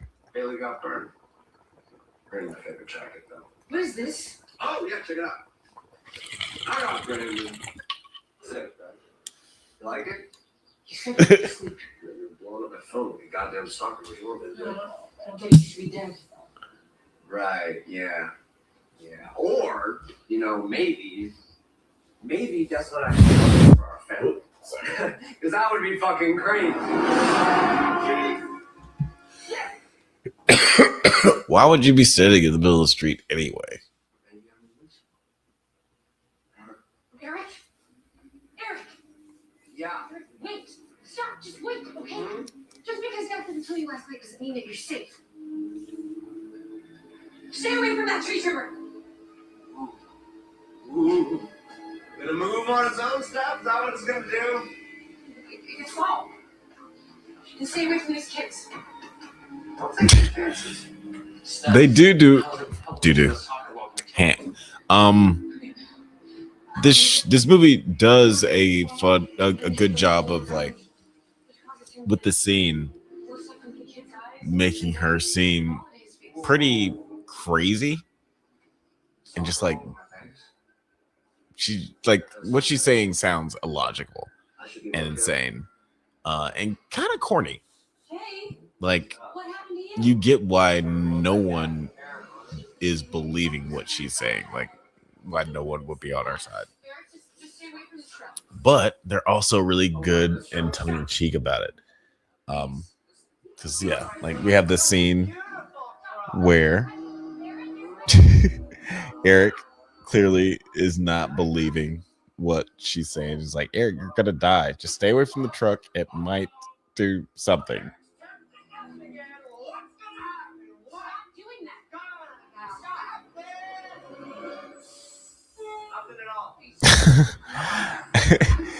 And she's like, hey, I think that some Final Destination shit's gonna happen. You don't understand how these movies work.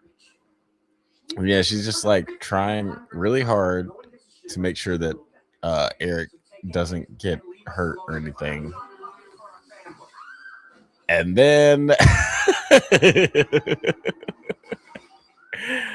turns out homegirl gets caught. She was saying all this shit about like, oh, well, maybe the soccer ball might hit you and you'll fall and maybe something bad will happen. But she was looking out for the wrong sibling.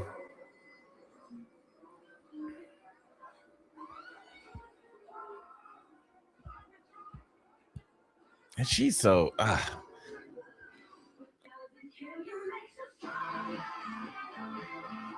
Oh, Jesus. Oh, man. Sad, sad man.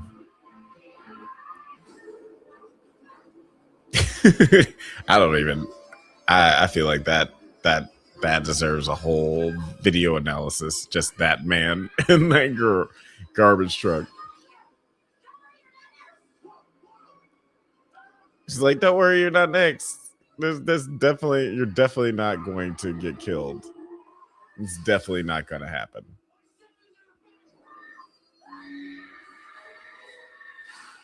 Oh, Jesus. Fuck me. Oh, it's rough, right? Jesus. Oh my God.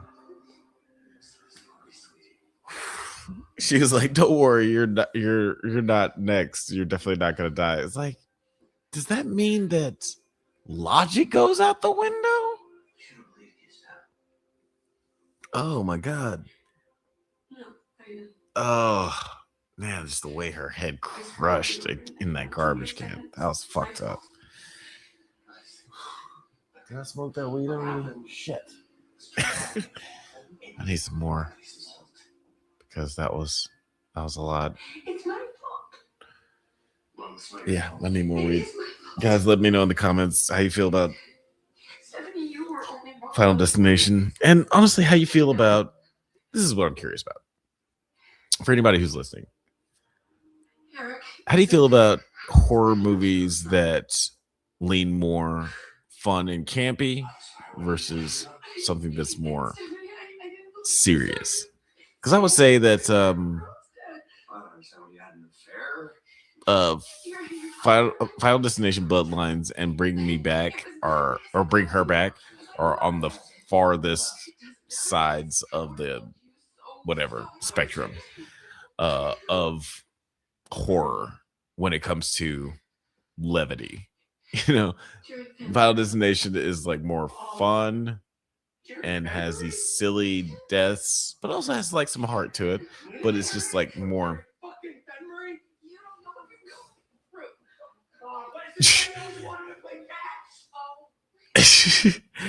It's also, yeah, obviously a lot more silly and comedic. And Bring Her Back is more serious. Sorry, I got caught up in that scene. But let me know in the comments which one, or in the live chat, which one you prefer. Do you prefer something a little bit more serious, something more comedic? Are you more Cabin in the Woods, or what's a good comp to Cabin in the Woods but more serious?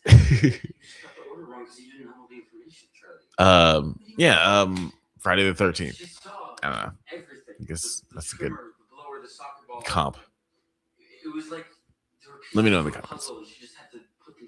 I go back and forth.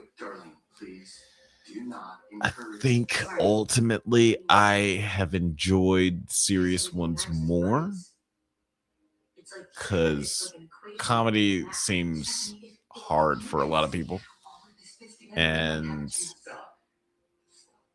I've seen people fail at the comedic horror films more often than I've seen people fail at the serious horror films. Just from the ones I've seen. But let me know in the comments what you think.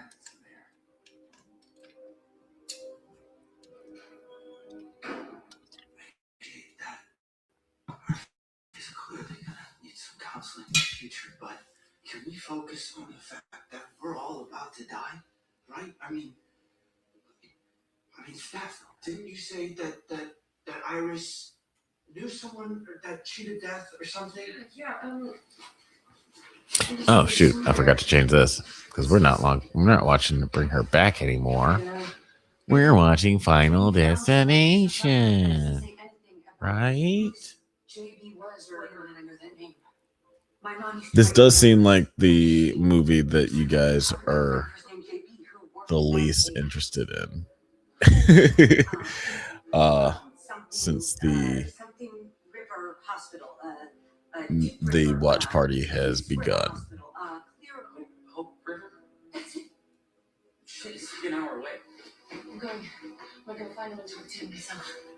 Maybe I'm tripping. Is it just me?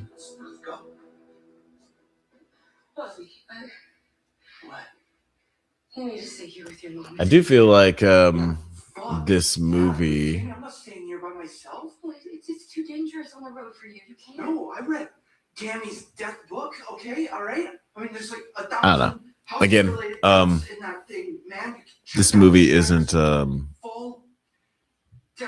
super serious or anything like that, but I think that it definitely accomplishes everything that it's trying to do. Like it's fun. It's heartfelt when it needs to be. It does have some cornball moments for sure, and some moments that are written not great, but the moments that are written well override some of the corny moments that are just kind of like eye roll moments. Cabinet above the sink. I'm so sorry about the just. Hey, okay. All clear. Yeah, the actor who plays Eric is a clear standout of this movie. Oh, it was good. I get it. Oh, yeah. You guys have an MVP of Final Destination Bloodlines.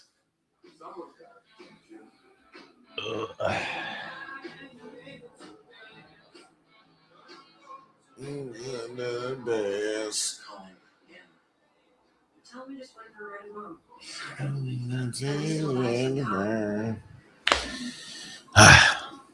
Sorry, I had to do a little stretch. Gosh, I've been sitting down for a really long time.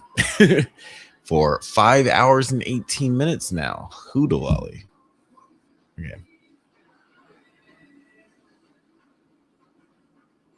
I always keep them where I can see them.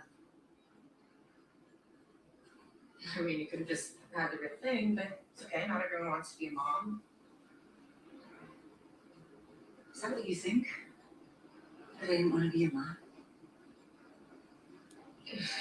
Look, I was raised by a woman who taught me to see death everywhere. I thought I could put it behind me, but then when I had you and your brother, all I could see were 100 different ways that you and Charlie could die. Yeah, this movie is one of the, I guess, main themes of it is generational trauma. One day I looked at your face and I saw the same scared. Even if like the only Final Destination movie you've ever seen is Final Destination 1, because I'm pretty sure all these characters are new. None of these people are legacy characters or anything. But knowing everything that Devon Sawa went through, imagining him having a kid is enough to where you can like put yourself in the shoes of these characters where you're just like, well, yeah, if you were raised by somebody who was taught to see death everywhere, because parents, I mean, it's already tough being a parent. I mean, I assume I'm not a parent. Mostly because I don't want that kind of stress in my life. I don't want to be like stressing over whether this little thing is alive or dead all the time, 24/7 for the rest of my life. I was like, I don't need that kind of stress in my life. But that is like one of the things that, you know, parents have to like go through and like also compartmentalize in certain ways, because you can't be worried about that specifically all the time, otherwise you drive yourself crazy as a parent. But I think that this is like a sort of an extension of that, or like some sort of like commentary on that, where it's just like, yeah, like if you're raised where you see death everywhere, how does that affect you, and how does that affect how you raise your kid?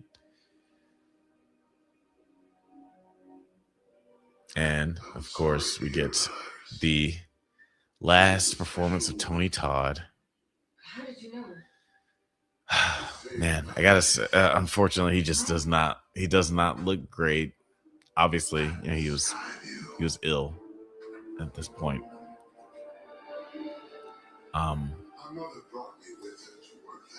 But I really loved how they tied his character that's just sort of been floating around these movies. I like how they tied him into the lore, where there is like some sort of significance to his character. He's a little black boy that was in the building that collapsed in the beginning.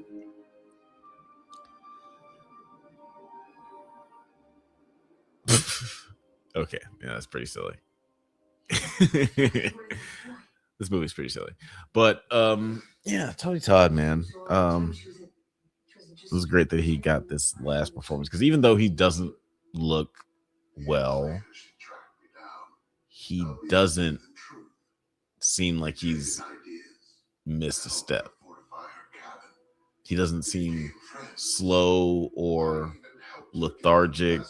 Like, he seems spry as fuck. Like, he's acting his ass off. He just physically, you can tell from his, you can just tell.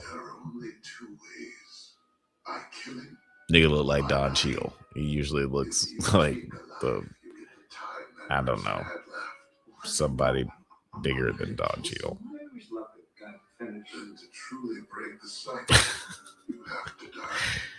I'm going to hell. Oh well. Let's see what we have in the comments. I'm sure it's not anything good about me.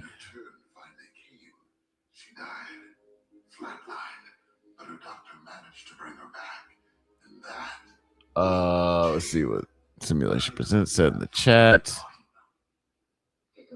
Oh, what's going on? Why are you acting like this? Why are you acting like this? I think fun and campy and serious aren't mutually exclusive. Weapons is the perfect example of being both, and I dig those.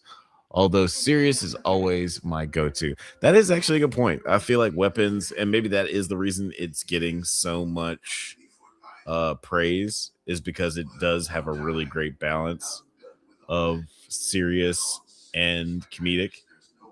Like, it's a the stereotypical phrase, it'll make you laugh, it'll make you cry, but that's the thing. If your movie can make someone do both things, like make you have a physical reaction to emotional response, you're kind of winning. You're kind of fucking winning. So kudos to Weapons. I'll talk about my pros and cons of Weapons later. Death is the MVP. That is fair. Death is the MVP. Death always, Death has the best kills every time. Death is in every movie. I might have to go with you on that. I never thought about it that way, but Film Age or Simulation Presents, you're onto something.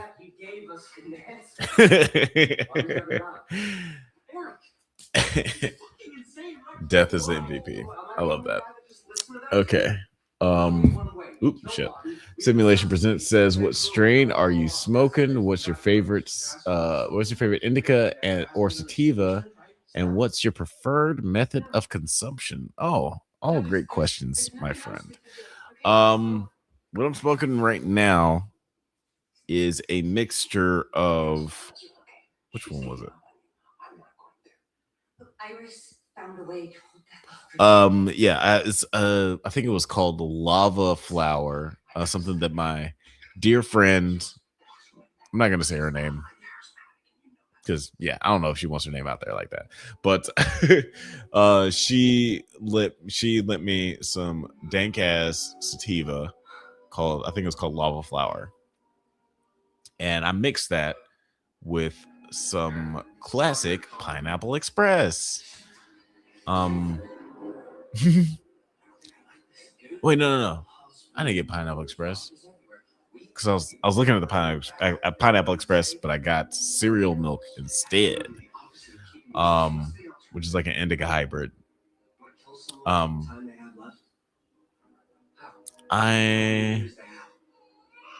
Was your preferred method of consumption? As far as indica or sativa, I go either way. Just got different strains for different moods. I just try not to smoke heavy indica in the middle of the day because I'll just pass out.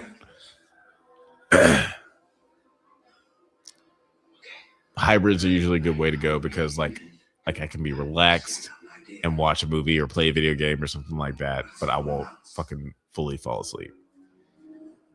Your allergy is deadly, right?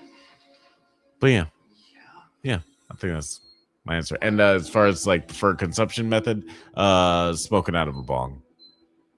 I like joints too. Blunts, I like, but I do prefer joints because I feel like blunts take the taste out. If you're smoking a blunt, you're just gonna be tasting what the blunt tastes like. You're not really gonna be tasting what the weed tastes like. So don't like that. But with joints, yeah. Well, most joints, you're just gonna be tasting what the weed tastes like.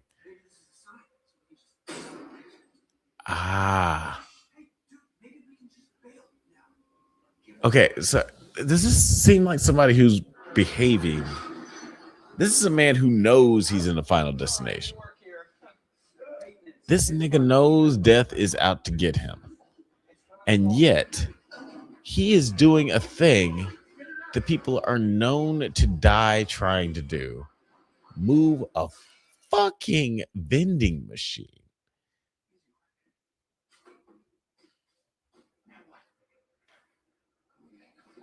Which, I mean, he does not die from that specifically. But still. Is that how you would behave? If you heard somebody was out to get you, would you put your name and would you put your like location on Instagram?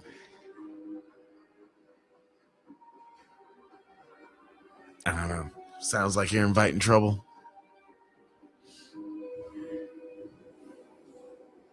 Now I'll keep going back and forth. Which strain did I get? I'm curious. Bag's right there. I don't care. I'm not gonna get it. I'm pretty sure it was cereal milk. Yep. I'm pretty sure it was cereal milk.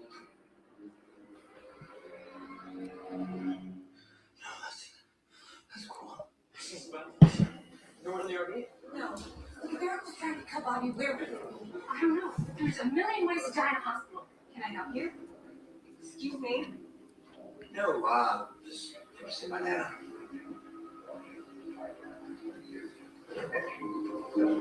Lovely day today. Got much time left? Jesus. I hope so. Okay. So mean. Hey, dude, Charlie's trying to call me. Sit down. Sit down. No, sit in that. That's a great idea. Yeah, there's an ER down the hall. So as soon as you back on, we'll do your ass down. I'm going to bring you right back. Okay, where's your Why? What is that? Here, just listen. The whole idea is you have to die. Remember, this keeps you alive. Just sit. Go. Alright, eat up. Woof.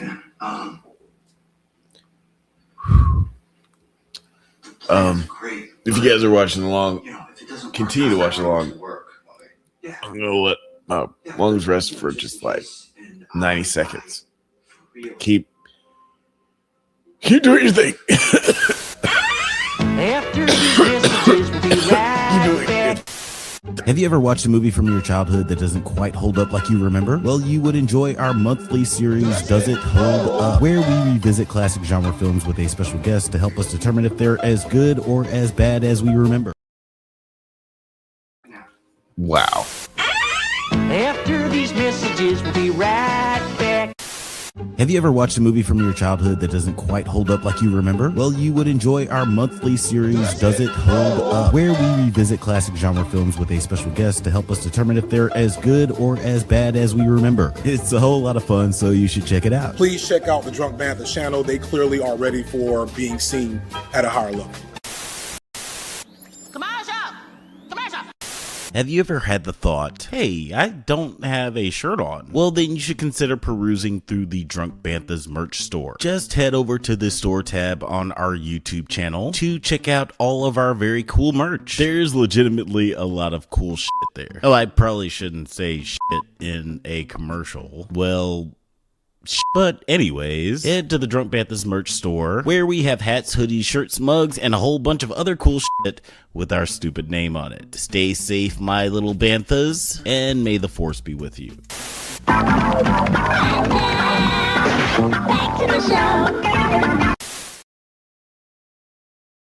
Yeah, does hold up.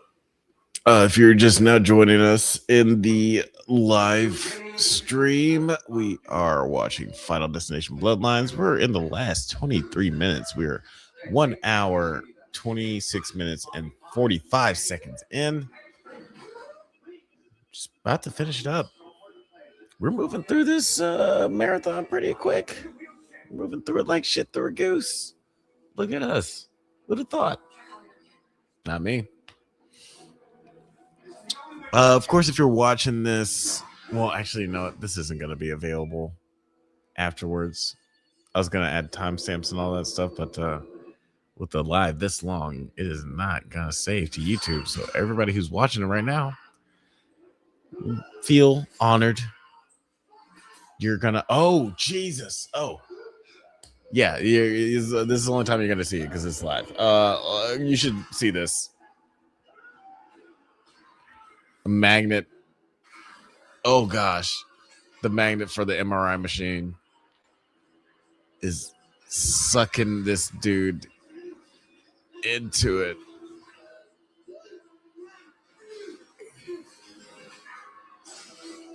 Oh my Lanta.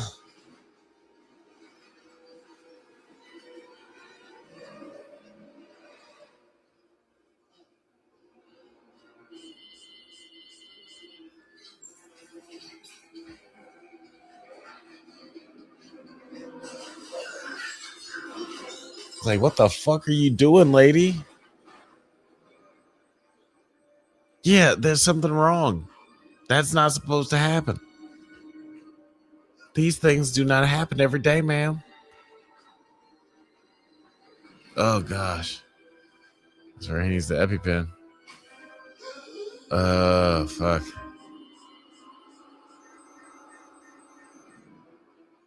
Woof.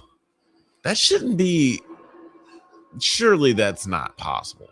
Surely you're not actually able to turn shit up that high.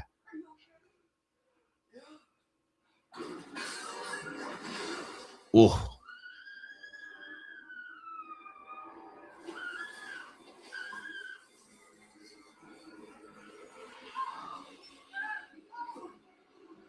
Do something, nurse. Ugh. That's brutal. Oh, just lost 2 viewers. That must have been a little bit too much. Oh, actually, it's because it kicked us off of Instagram again. Keeps doing that. It's just a time thing. Unfortunately, it doesn't like to go longer than an hour. So that's cool. It's not safe. And go where? But whatever. Nowhere is safe. Except Iris' cabin. Yeah, that's all. Man, there's really only 20 minutes left in this movie. This movie's pretty short. Yeah, we're at 1 hour and 30 minutes exactly in Final Destination Bloodlines. If you're watching along, it's available on HBO Max. Even if you're watching live, you can pause if you want to and get caught up and watch along. Though it's not necessary. Like, we're not going to be able to watch it perfectly in sync anyway, especially with the delay and shit with internet. But yeah, if you want to watch along, sort of, kind of, it's always fun. And as long as I'm alive, death can't touch you. Mom, let me do this. He'll never let you get there. Plus, you can hear it. You can probably match it up. You If you're like pausing it, you want to be, if you want to work that hard. I'm gonna smoke some more weed.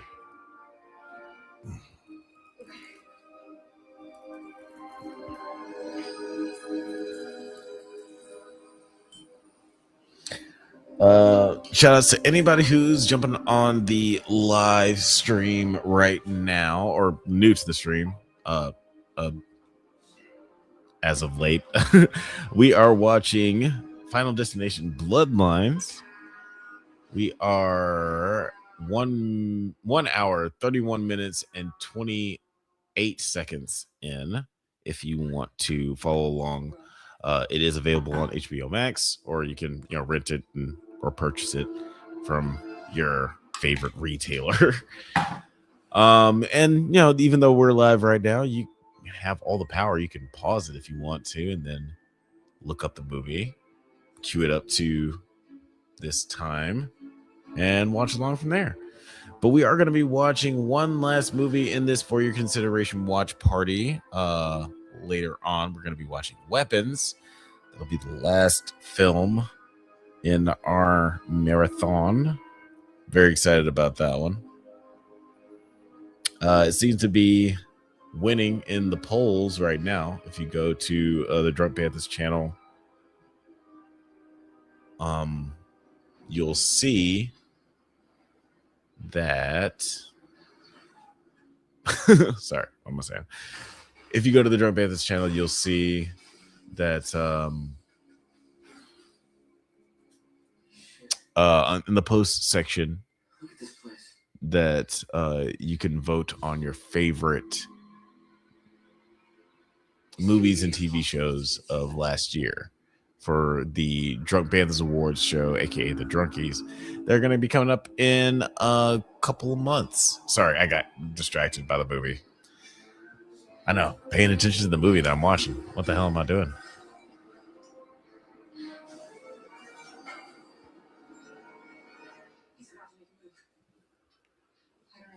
He's about to make a move. Talking about death. Hey, like you said, Simulation Presents. Death is the MVP. They calling him out and everything. He's about to make a move. Girl, are you fucking crazy? He's about to make a move. This nigga really said that. Okay, whatever.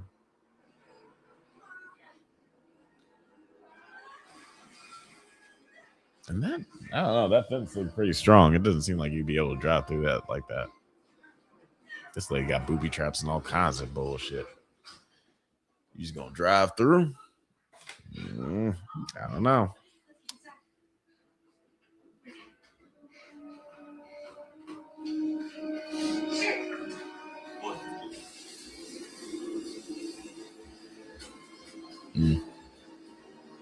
Oh, sparks are flying.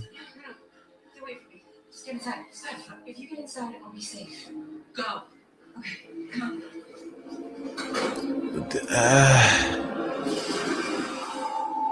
But if the house is on fire, they're not going to be safe.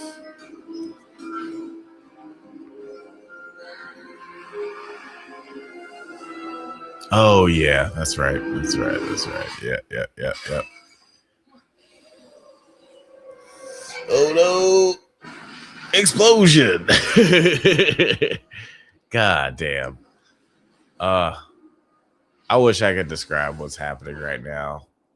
But hopefully you're watching along. If you're not, it's just your basic Final Destination bullshittery. Actually, I'll turn the camera around in just a moment. I'm just gonna smoke some more weed first. But if you're watching along, you know what's going on.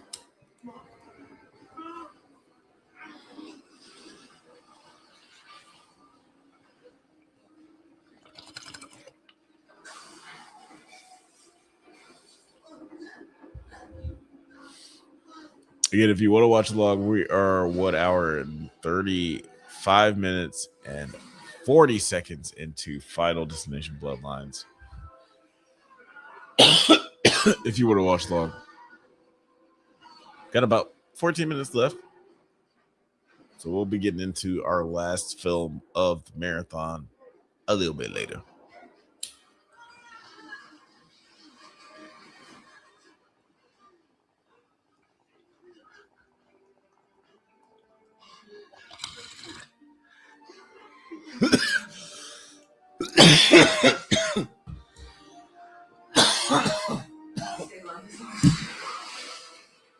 Oh, Jesus fucking Christ. I forgot about that. Oh, my God. Yeah, they just had this nice heartwarming moment. It was the mom. The mom and the son. And mom was like, I'll never leave you again, because she was kind of estranged. She just came back in toward the end of the movie, or middle of the movie. And then she just got fucking killed by a telephone pole. Just crushed. So now it's just pretty much two characters left in the movie.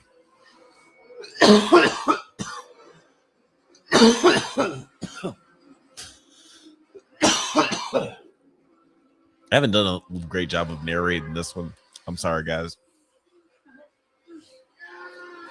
But it's just a bunch of Final Destination bullshit happening. You know how it is. Y'all see the Final Destination. It just be Final Destination bullshit. And I showed you some stuff. I was gonna turn the camera around too, but like this isn't interesting enough to show.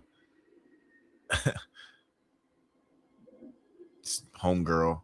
It's homegirl and her brother. Homegirl, you think, is drowning. Her brother's trying to save her. And he does. CPR. Saves the day. What do you know? Give you guys a clip.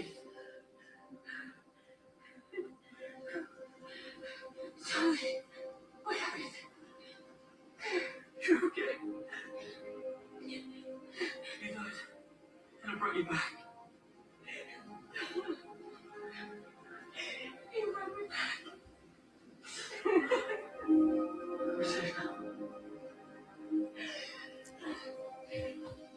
Yeah, so that's their theory that if you die and then you're brought back to life, She saved us. then that'll break the spell or whatever. That'll break death's fixation on you, so it won't be trying to kill you all the time or anything anymore. Oh, trying to move that shit. So she drowned, but then he brought her back to life. So they're thinking, oh, now the spell is broken or whatever the fuck. Yeah.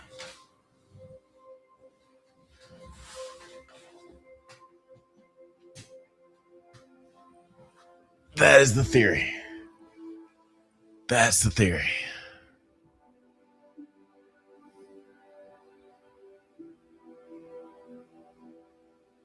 All right, ready. Oh, there he is. Wow, okay, Charlie. All right, give us a spin. He was really good. I'm a great stylist. Come on. And everybody lived happily ever after. Wouldn't you know it?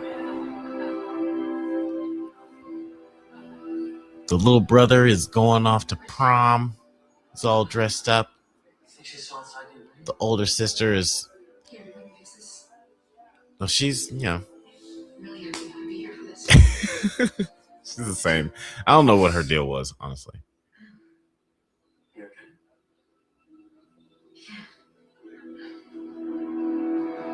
But now she's starting to get the feels. She's starting to get the Final Destination feels. Oh, shit. I don't know. Let's see. Is it about to get crazy? You tell me. Does it look crazy? Does it look crazy to you? Oh shit, there's that fucking penny. That wayward penny. Oh god damn. Wait, is that even a thing? If it's off by that little bit, will that really just fuck up everything?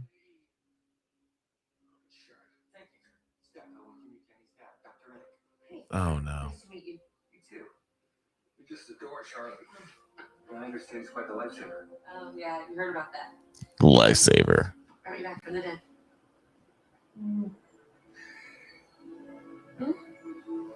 Yeah. Well, technically you weren't dead. What? I mean, if you were unconscious and Charlie got you breathing again, then your heart didn't stop. Oh shit. Regardless, way to go, Charlie. So she wasn't dead. Exactly. She was lucky Charlie was there. Yep. Everything happens for a reason.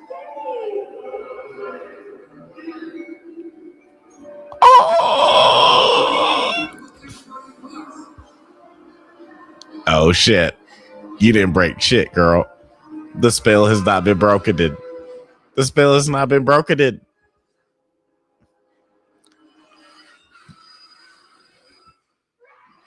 Oh my god.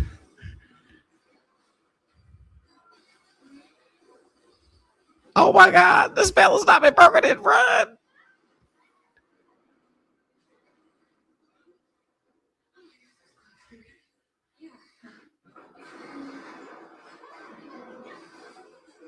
Oh god damn. Oh gosh.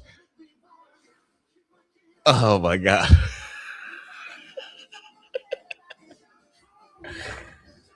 Oh my god. Yo. I'm sorry. All right. Let's get this all settled and situated. Wow. Yeah, again, like, only thing I really remembered about that movie was the ending. And yeah, it's just as satisfying this time around. And I love that it was the logs too. I feel like that was a callback to the log trucks from the AJ Cook Final Destination movie that I mentioned before. Because I feel like after that movie came out, everybody was afraid to drive behind a log truck on the freeway. Like, everybody had a phobia. Everybody thought they was gonna get it after that shit.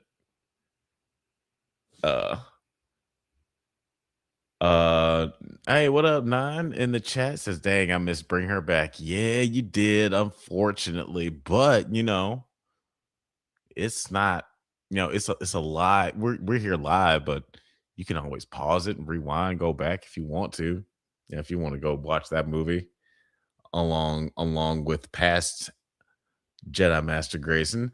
Simulation President says, I loved that ending. Yeah, that that ending is crazy.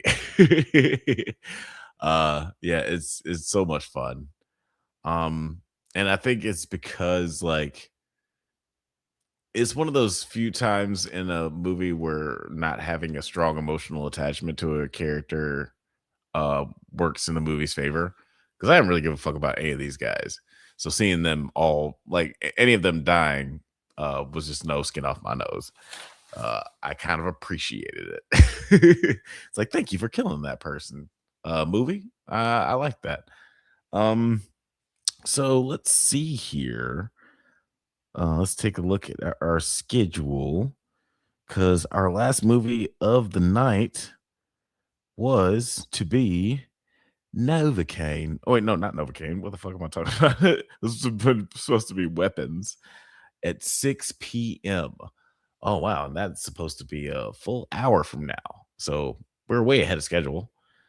So we're not gonna be starting at 6. We're not gonna wait that long. That seems ridiculous. But we are gonna take a quick little break for nourishment and bathroom sakes. But we'll be right back for sure, for shizzle. But I'm not gonna leave y'all. We just by your lonesome. I'm gonna leave y'all with the beaches. Let you hang out with her or hang out with them. Because it's a group of people. I'm gonna turn around here so you can see that. Yeah, and I'll be back, yeah, in just a couple minutes. Definitely gonna be back before the scheduled 6 p.m. watch time for Weapons. But rest assured, I'll be back.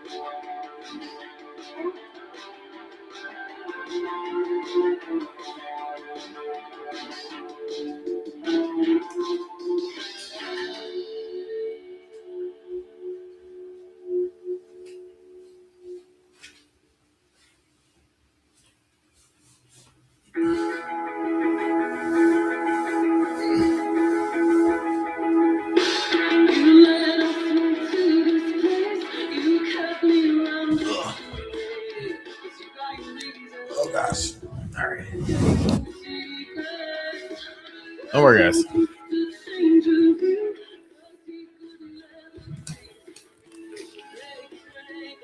All right, guys. I'm back. Sorry for the musical interlude. Everybody, give a hand to the Beaches for providing the musical interlude for this evening. I had to do a little costume change. It's a little chilly. Sun's not quite down yet, but the temperature is going down. And now, Jesus, why do I keep doing that? Sorry. The way that it doesn't matter. I just keep fucking up with technology. Not great with it. Anyway, thank you so much for joining us on the For Your Consideration watch party, the first one in Drunkies history. That's right, we're doing this for the major categories and nominees for the Drunk Banthas Awards show that's going to be coming out in a couple of months. So keep your ear to the ground for that when we announce the date for that. But right now, you can go ahead and vote on your favorite movie or TV show from last year. You just got to go to the Drunk Banthas channel, YouTube channel, and go to the post section, and you can, yeah, vote on your favorite category. There are a lot of fun categories: best movie, best high concept comedy, best twin performances. There were surprisingly a lot last year. Best upsetting birth scene. There were also surprisingly a lot of those last year. And yeah. So anyway, also best horror movie, which is what we're here to celebrate today. And we just went through all the nominees 28 years later. What was it? Bring Her Back, Final Destination Bloodlines, and now we are rounding it all out with Weapons, an Oscar nominee. Like we mentioned before, Amy Madigan, she got the Oscar nom. And, kudos to her. Just a quick description, because we are watching this on HBO Max. Excuse me, burps. If you want to watch along with us, that'd be great. I'll give you an update on the time stamps as we go throughout the movie, and I'll give you guys a little countdown before I start. But just to give you guys a quick description of the movie: when all but one child from the same class vanish on the same night at 2:17 a.m., the community is left questioning who is behind their disappearance. Spooky. So I'm hitting play right now because I'm sure that we have a Smashing Machine commercial to get through. Oh, no, not this time. It's the industry. Okay, let's get through that. Because, yeah, I'm tired of commercials. All right. Oh, shit. I'm getting all this commercial anyway. I should have just let it play. All right. Now I'm 15 seconds into Weapons. I paused it at 15 seconds. I think this is right before we get our New Line Cinema Square floating through the dark void. So I'm about to press play. If you got the same industry commercial that I did, that's cool. If not, I mean, who cares if we're just a couple seconds off? We're still watching the movie together. But I'm going to press play on go. That'll be 3, 2, 1, go. Or 1, 2, 3, go. I'm not sure which one I usually say. Anyway, here we go. 3, 2, 1, go. We're watching Weapons, y'all. We are 25 seconds in. New Line Cinema telling us who they are. It's mighty kind of them.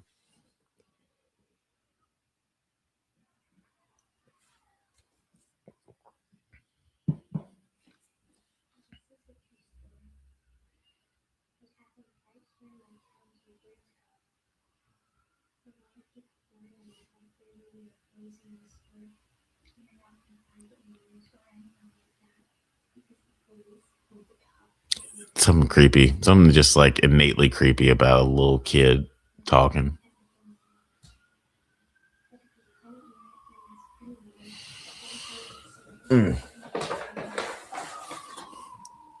This is one of the fewer movies that got not.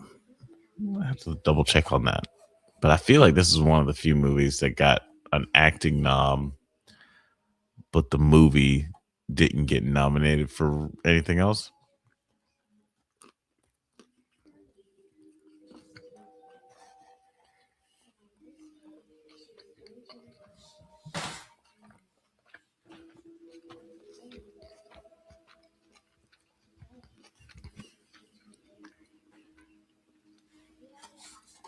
Yeah, I don't think this movie got nominated for anything except for acting.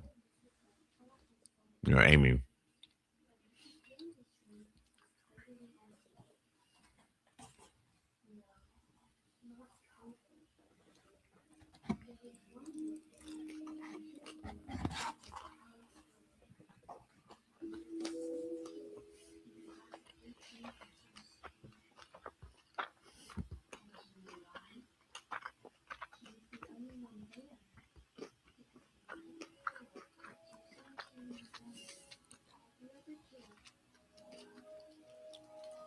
I hate that this kid's name was. Well, all right.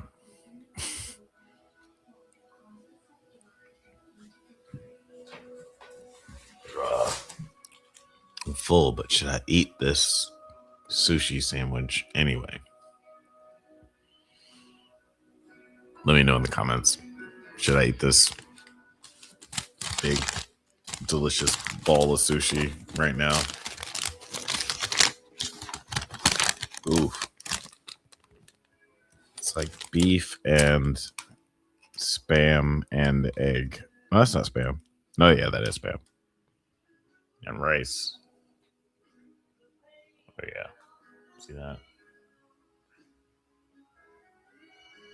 I've already eaten one of these. And also a lot of dumplings.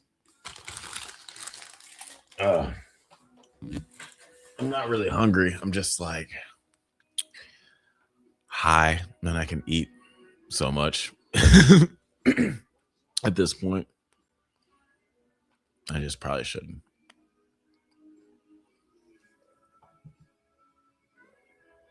Help me make a decision.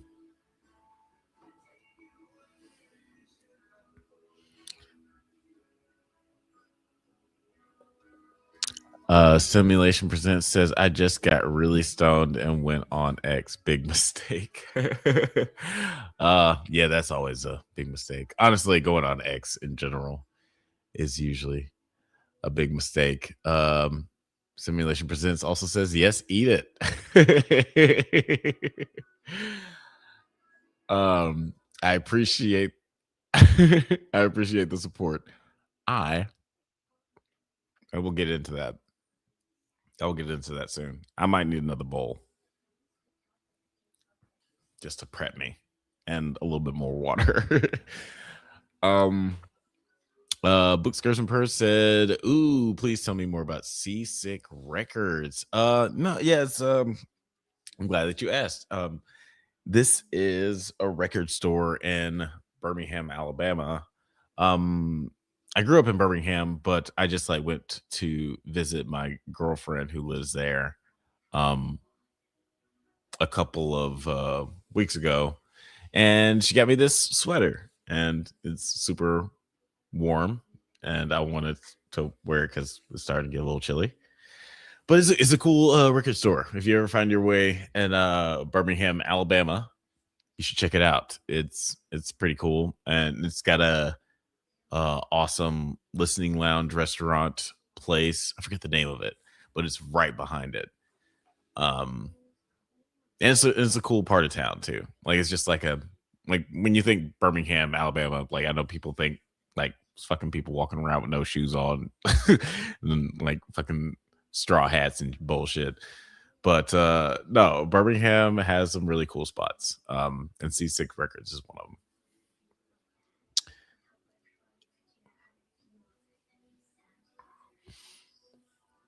Yeah, this is a pretty cool intro. Having this kid just like sort of narrate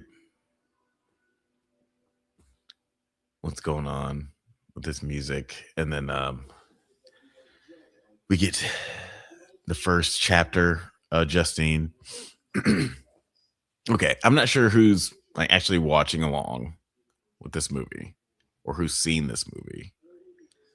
I want to preface by saying I love this movie, but I want to go ahead and just like play devil's advocate because everybody loves this movie. Honestly, everybody loves this movie. Nobody don't like, everybody loves this movie, but there are problems I have with it. And the biggest problem that I have is honestly just, and it's more of like I know it's a personal preference thing. I don't really care for the vantage point. Excuse me. I don't really care for the fucking sushi. I don't really care for the vantage point of form of storytelling. Like I don't care for like 30 minutes of a story being from this person's point of view, and then next 30 minutes it'll be this person's point of view. Because after a while, like one, I see like story beats that I've already seen before. Again, yeah, of course, it's from a different person's point of view, so it does have some narrative value or whatever. But also, just like as an audience member, I'm just like, but I've already seen this, and also it's not. I'll be like, I've already seen this, but it's also not exactly the same because it is shot from a different point of view and everything. It's not. It's basically it's not the exact same take. So you're watching this. You're watching this scene that's like from a different point of view, but it's like I've already seen this scene before, but they performed that line a little differently, or they had a different inflection on and like like the performance is different from take to take, obviously.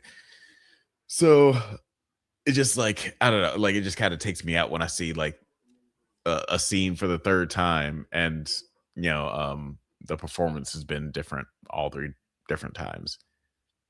I don't know if that makes any sense. I feel like I'm rambling about something that nobody cares about or really notices in movies that have that kind of narrative, but whatever.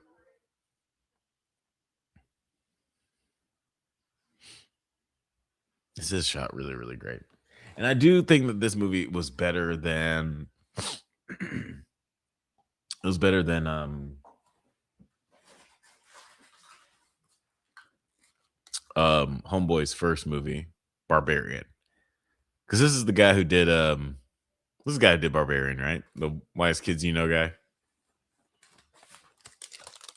Somebody let me know in the comments. I'm too lazy to look it up. I got sushi in my hand, so I'm not looking it up. Nothing. Nothing. Look at that. See that fucking deliciousness? It's going in my face.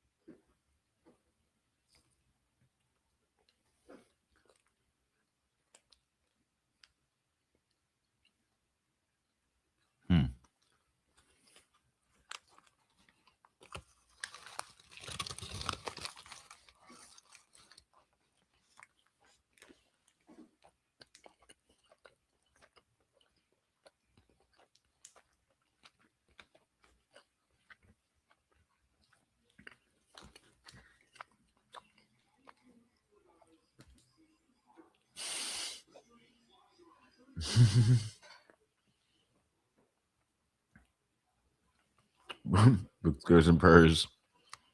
Yummy. Nom nom nom. Thanks for sharing. Yeah, sorry. I got really into this shit really quickly. I'm sorry. I just started devouring this.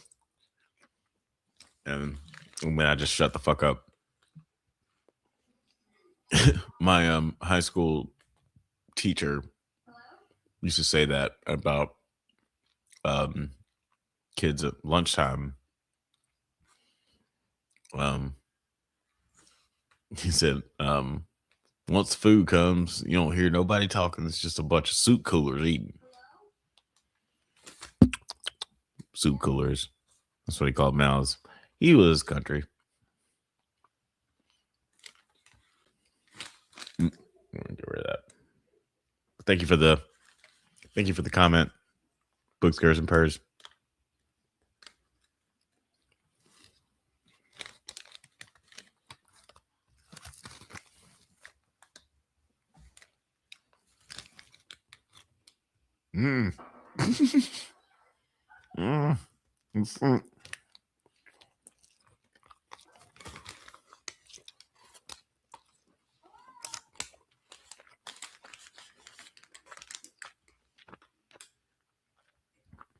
So, sorry if you're just not joining us. We're watching Weapons. Oh shit. Yeah. Goddamn. Let me change this banner. So we're not watching Final Destination Bloodlines anymore. We are watching Weapons. I'll give you guys a time update in just a momento. If you guys want to watch along. If not, that's cool too. But we are 12 minutes. No, we are 13 minutes in. 13 minutes on the dot into Weapons right now.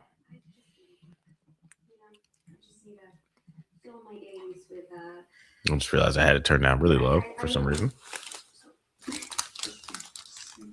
You guys can hear it if you guys want to time it up for what you guys are watching. Oh, yeah, shit. Still have it. Change the... There we go. That's what we're watching. We watching Weapons.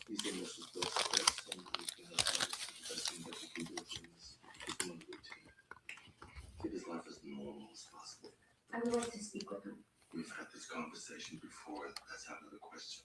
Well, I would feel so much better if I could just speak with him. Right there. What? That's the problem. You'd feel so much better. He's been scrutinized by the press. He's had investigators ransack his house. He's been traumatized. But try and put Alex first. If you're implying that I don't care about Alex or the students, the issue isn't you caring or not caring. The issue here is you have a pattern in which you overstep professional lines. Oh my God, here we go. Yeah, I do not. You know it's not appropriate though. It's Oh, I want the crying little boy. Walk me out. you know, driving students home. It's not professional. She missed the bus. She was It's crazy. not appropriate. I know all of this comes from the fact that you care. That's right. I know that you want that. Sorry. I said I was going to give you guys some time update. I did not. Oh, wait. No, I did. I gave you guys a time update. It was 13 minutes then. But now we're at 14 minutes and 45 seconds if you're watching along. Yeah. Sorry. Again, I got way too into the sushi.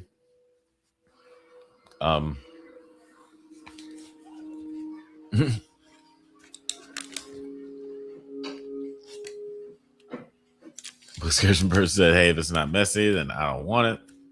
Amen, sister.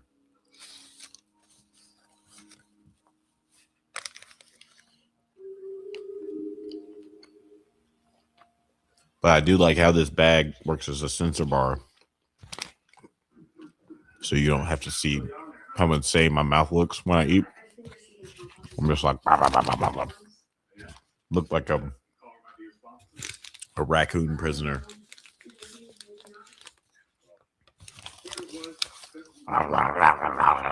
Yeah. You don't want to see what unforgivable things are happening behind here. It's bad. It's bad news. It's great design. Love this company. Who is this? Because I guess I should shout them out. Since I've been eating their food. So all four of you guys who are watching right now can see who it is. Good shit.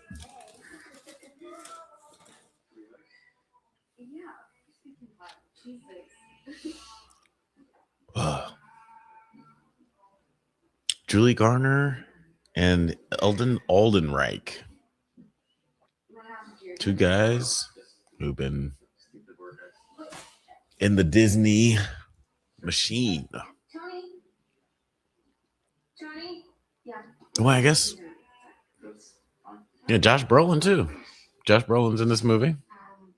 Wow, so I didn't expect. So, yeah, famously Thanos. So,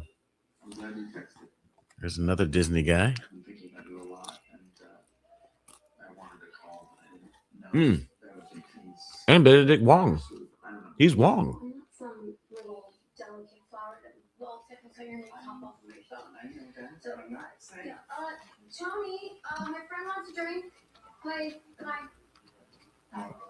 I guess everybody's been in a Marvel. I'll get a Coke.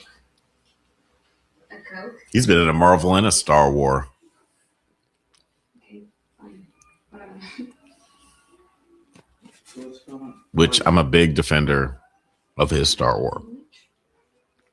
Solo is not that bad, y'all. You guys are just mean. Solo is good. It's fun. Why don't do you not like fun? I'm not gonna do a whole Solo thing. I'm not being an asshole. I'm concerned about you. No, I don't need your fucking concern. Okay? I'm not drunk. Okay, got it. Sorry.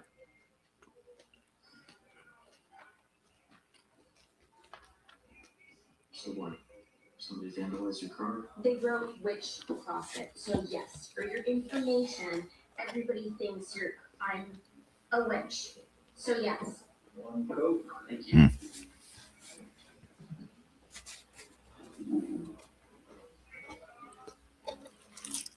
Can I give you a little Tough love.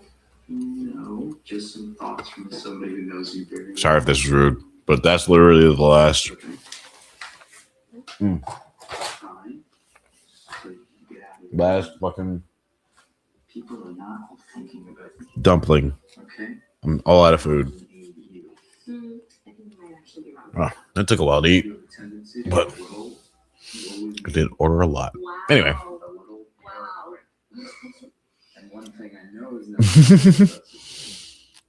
Bookscares and Purse said raccoons will outlive us all.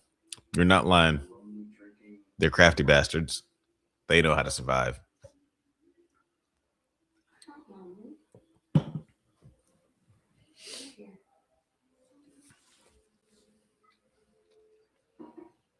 you know what I mean, okay? And I can't stay. Just don't know you're here? No. Really? Yeah. We're not happening right now.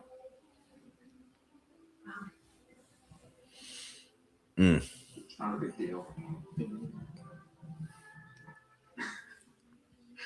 You're ridiculous. Look at you. You're beaming. One real drink. Just name. No. Come on. Just name. Please. No. Wow. This is, yeah, it's interesting. I don't know. Yeah, the way that this director formats his movies is very interesting. Because Barbarian was similar in the sense that it started, I don't know, just like it took like two different turns. Excuse me. There was like a turn that you thought that was like the hook of the movie, and they're like, oh. And then immediately after that hook happened, the movie turned into a completely different movie for about 40 minutes. And then it went back to the movie that you thought it was, but you're still left with the hook and the twist from the last act. I don't know. Like, it was just like, I like how this director, this is only his second film, but I like how he toys with formatting, just like how the story gets doled out. Right now, you really need to take it easy. No one's. By the way, anybody who's jumping into the stream right now for the first time, we are at 21 minutes and 30 seconds into Weapons on HBO Max. If you want to watch along, you're more than welcome to. That's allowed. Yeah, that's right. I ate all the food. And I don't really need to eat anymore because I'm full. I'm just high.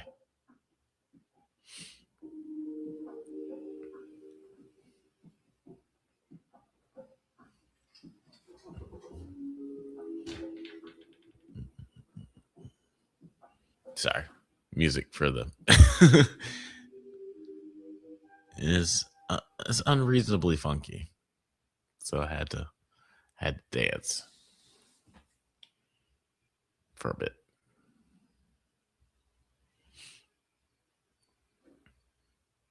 So out of these 4 movies, I'm curious if you guys have voted, or if you haven't, which one would you vote? Which one would you vote for? If you were going to vote for, if you were going to vote for your best horror movie of 2025, would it be 28 Years Later, Bring Her Back, Final Destination Bloodlines, or Weapons? What's your choice? I've gone back and forth.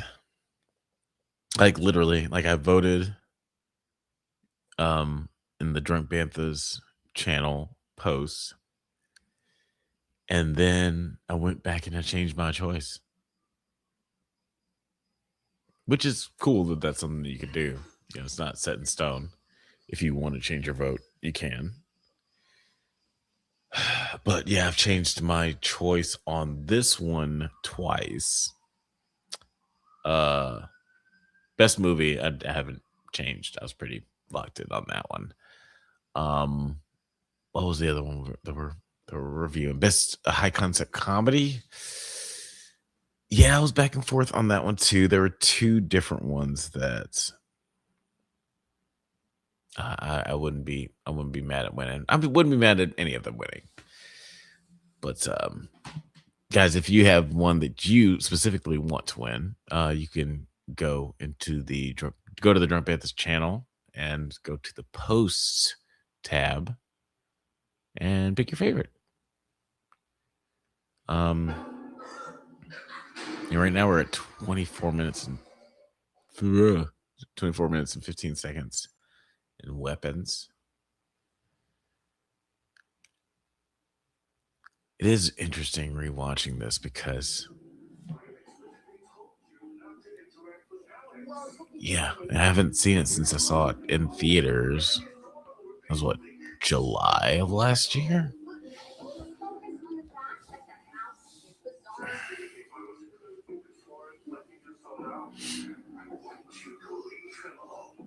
Okay, why were his windows taped up? Doesn't that seem strange to you? Because nosy people tend to pop themselves and walk up and peek through the I'm gonna do you the courtesy for getting this phone call out of the place.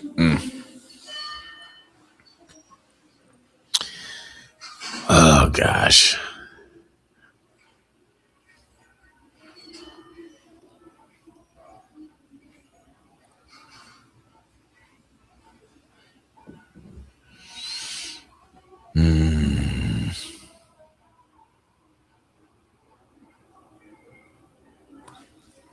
June.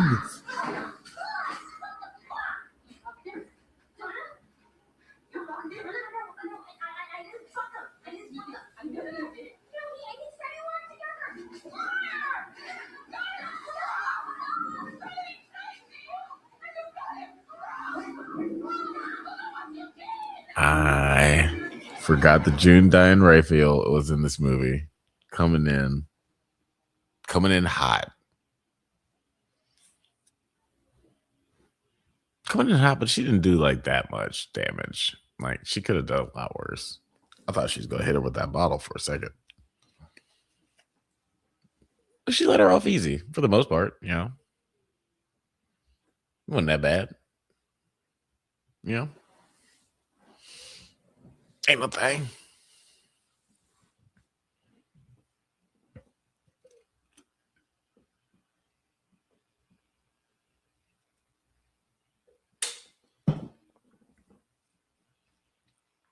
Yeah, not at all creepy. Just walking down an empty hallway at night. Why are you staying at the school so late? Maybe she's just afraid of going home because all this threats. Oh no, she's coming into the school late. Oh, this is a dream. Okay, sorry. Talking too much.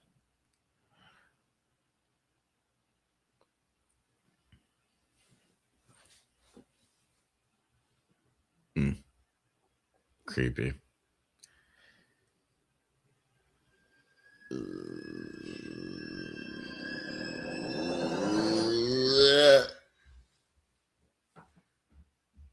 I don't like it. That was weird.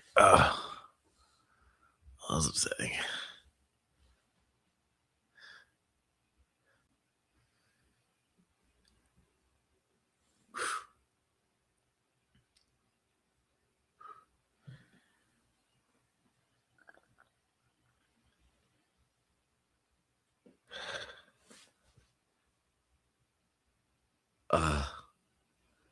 Why did I do this? What? Oh, fuck. Oh, fuck.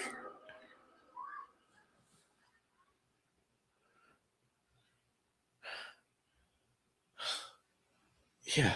I ask again. Why did I do this? Why did I subject myself to just the most upsetting Saturday I could have possibly asked for? Jesus. A marathon of horror movies? And modern horror movies that upset you, shock you to your core. Oh, I'm glad I'm doing comedies next. Jesus Louises.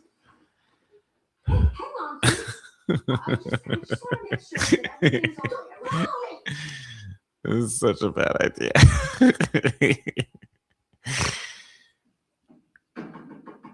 I hope you guys are getting something out of it. I hope you guys are having fun. I'm having a blast, honestly.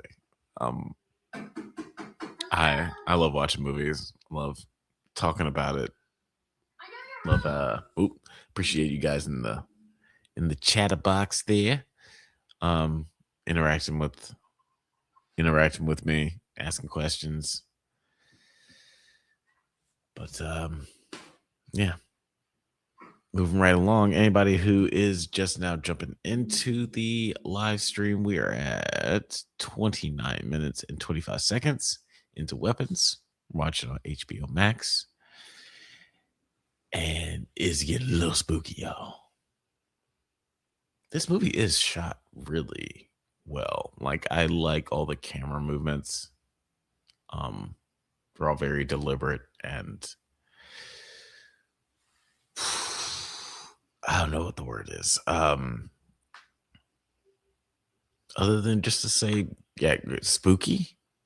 Yes, spooky is the best word, the best and only word for it. She just creeps me out, man. And like the timing is also really. Because they say the thing about comedy and horror, one of the things that overlap with them is the timing. And figuring out like how much space needs to be in between beats for the joke or the scare are very important. Oh gosh. This scene is so fucking it's so creepy. You can't see anything on this, actually. I don't even know why I did this. Oh, yeah, you can sort of see. Not really. You can see she just got into the car. This creepy bitch. I'm sorry I called her bitch.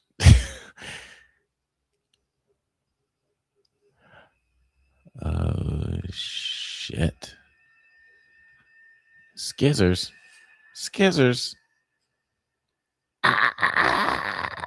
Fucking weird, man. I don't like that. Yeah, I do not like that. Now it's time for Archer. Which one is Archer? Oh yeah, that's right. It's Josh Brolin. It's Thanos. Yeah, he big sad. He big sad. So, as mentioned before, all the kids from Julie Garner's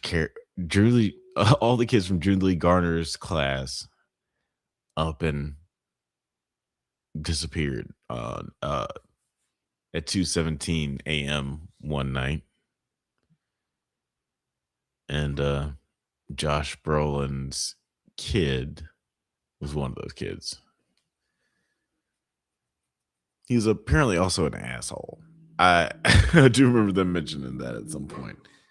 He's kind of a dick, like he was bullying one of the other kids. Oh yeah, I think that he was bullying Alex, the kid that Julie Garner was trying to connect with earlier. Yeah, almost positive. Right. Yep. Gotta be. Gotcha. I'm right there. I'm like,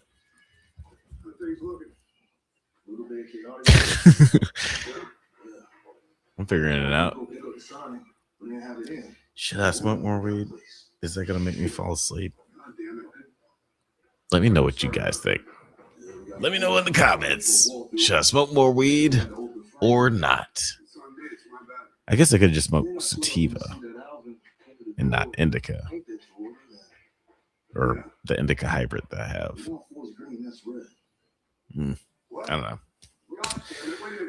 I think that I've just been watching a lot of movies.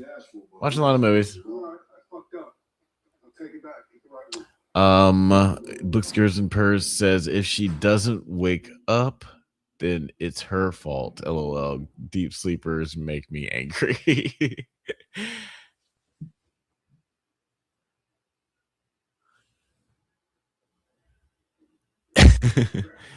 And Simulation Present says, "Smoke it up, Johnny."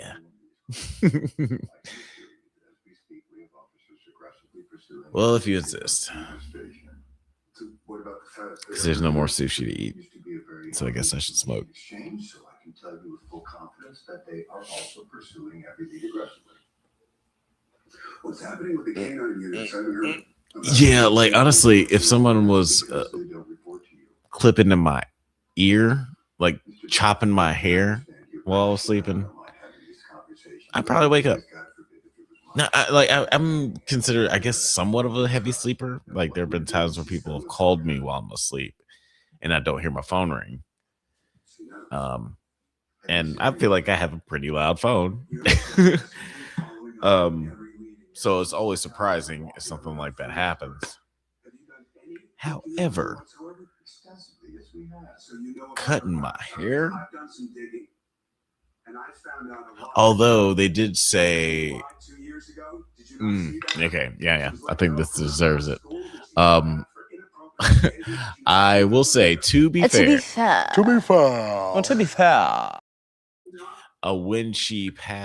when she was asleep, or right before she fell asleep, they implied that she was drinking.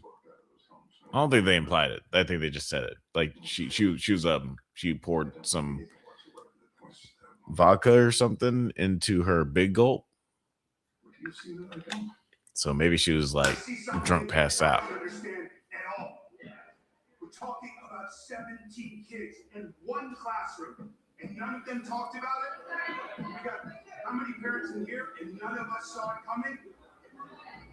I want to know what happened in that classroom. Why just her classroom? Why only her?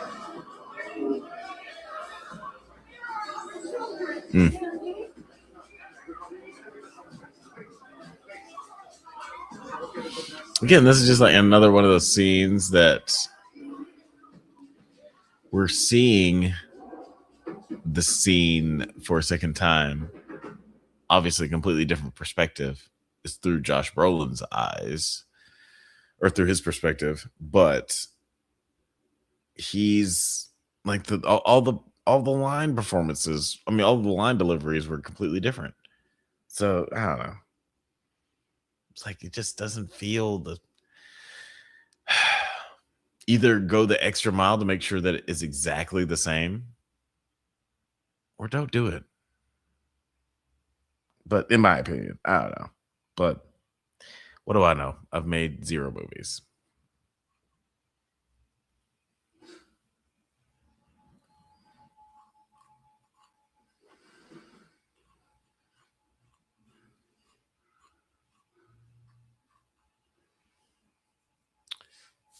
I've made 0 movies.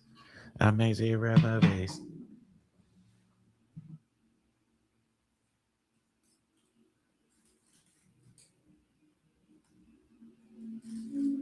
made zero movies. I made zero movies. I don't know what the fuck I'm doing right now. I think that I'm just delirious.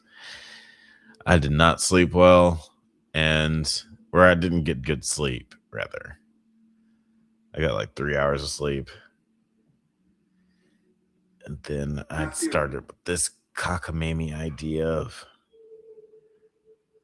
doing a movie marathon. But you know what? I'm really enjoying it because I'll tell you why. It's a few different reasons. One, I get to hang out with you guys. This is always fun. Being able to get in the chat and talk nerd stuff. But another reason is it gives me an opportunity to rewatch these movies. It always seems like kind of a chore to rewatch movies that are like nominees, just to like refresh myself on how I feel about them when voting time arises. But it's always more fun with friends. Watching movies is always more fun with friends.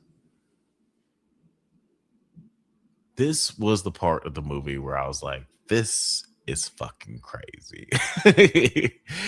We're at 39 minutes into the movie, and just a couple of seconds ago, in this dream sequence, Josh Brolin is having this crazy dream, and he sees an image of a M16 in the sky with the numbers 217 on it. Now, 217 is the time of night or whatever that all the kids went missing or just decided to like run out into the night. But I don't understand. I don't understand what the machine gun is for. Like, why is the machine gun there? I was like, I remember seeing that for the first time, being like, oh, I don't know how how is this going to come into play? It doesn't mean anything. Doesn't mean a goddamn thing.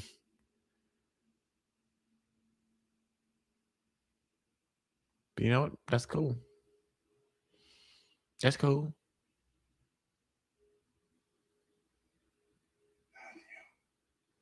But spoilers, yeah, it don't mean nothing. If this is your first time watching, it don't mean nothing. Where did you go?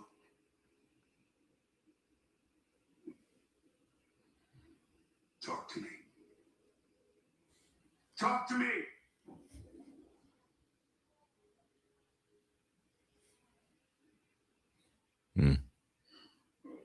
For anybody who's just jumping on to the my phone's about to die. Anybody who's just now jumping onto the live stream, welcome. We're watching Weapons for your consideration watch party. We are we are 41 minutes and 15 seconds into the movie. We're watching it on HBO Max. So if you're like me, probably got a spatching machine commercial in the beginning, which added a little bit of time at the beginning.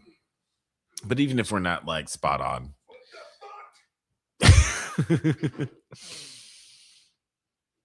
yeah, that was, I think, our second glimpse of Amy Madigan in this movie, doing creepy stuff.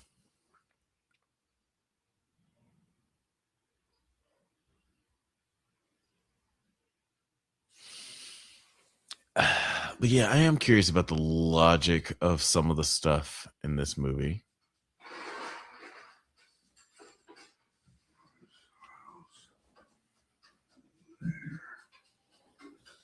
Oh man, nachos sound good right now.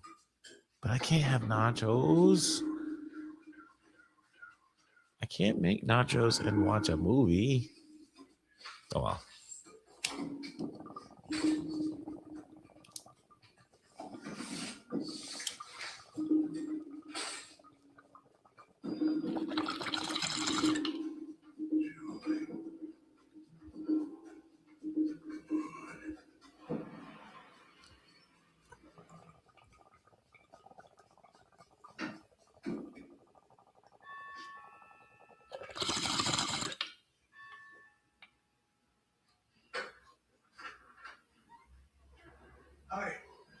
Hello?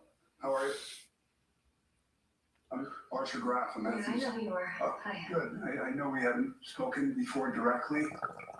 We've seen each other in a lot of the same. How are you, Archer? I'm good. I'm real good. I'm, all things considered, just soldiering on. We have to, don't we? We do. Listen, I'm sorry to surprise you at home like this in the middle of the day, but I don't know if you know, but we got some footage of Matthew leaving the house on our ring camp thing here. I think Josh Brolin's an interesting actor. Just situation with Bailey. That's right. dude just looks like he's been carved out of brick, you know. I wondered if you would mind letting me take a look at it.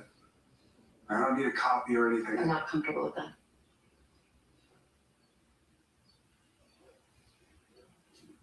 Okay. I know.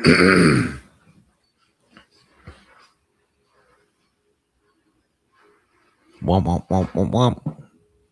Womp womp womp womp womp.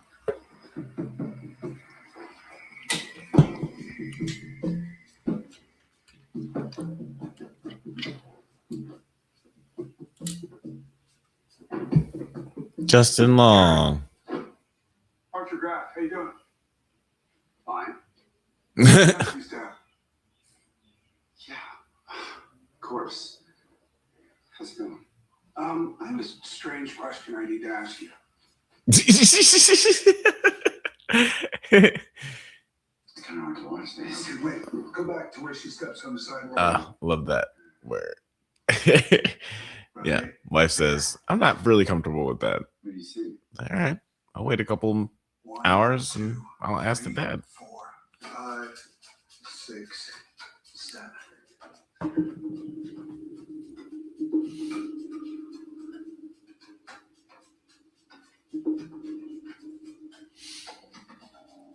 It is crazy that this man, this construction worker, is making better headway with this investigation than the police. Like, he is literally triangulating where these children could be, and the cops have no fucking clue. Like, this is a horrible indictment of the police force. Because I don't fully remember what happened in the storyline with Eldon Aldenreich, the cop character. But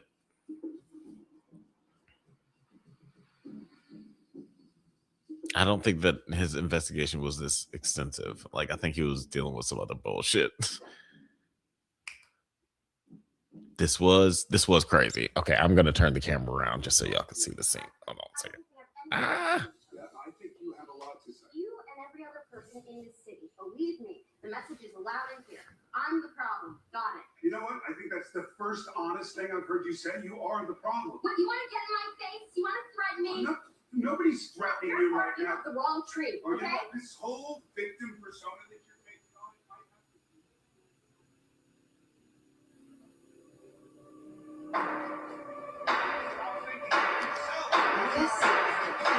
Oh shit. Fucking terrifying.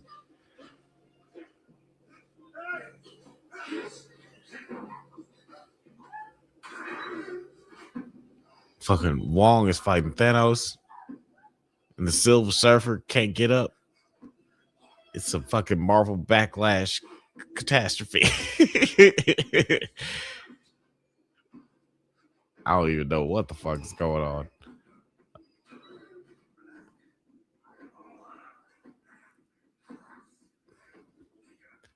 So he's trying to go after her. Wong is trying to kill the Silver Surfer. He's not even really worried about Thanos. Thanos is just a second thought. Now it's time for Paul's story. That's right. That's Eldon Aldenreich, who hates his wife, June Diane Raphael.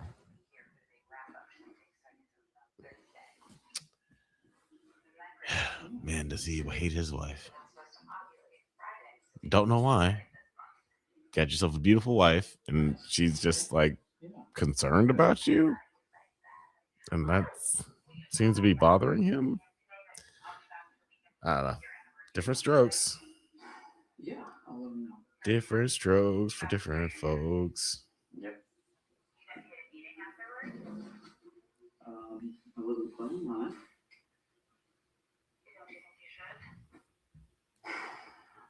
If I have time, I'll have one.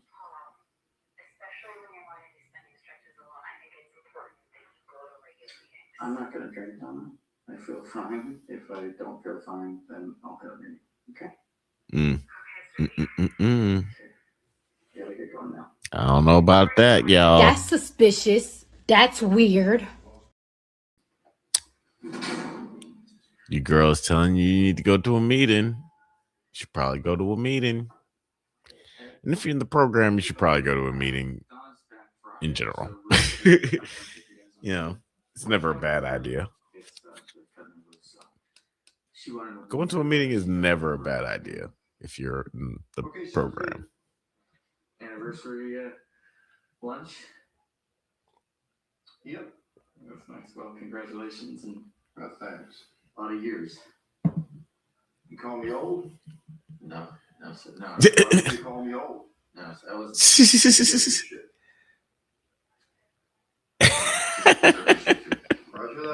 It's so awkward. The comedy in this movie is so awkward. You call me old?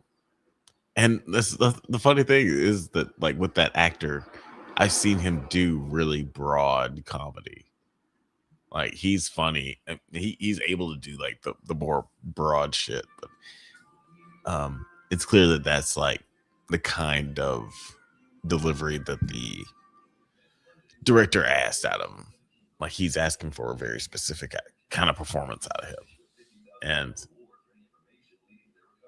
yeah, it's appreciated. It's cool. It's cool to see.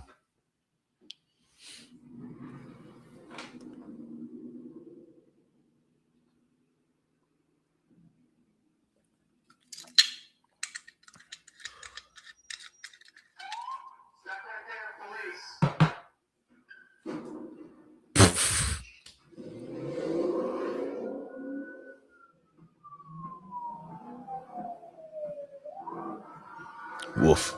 I do want to just show you guys this chase scene. This is pretty cool. We're pretty well shot. Boop, boop, boop. Oh, gosh. It's so crazy. It's high speed chase. Driving around. I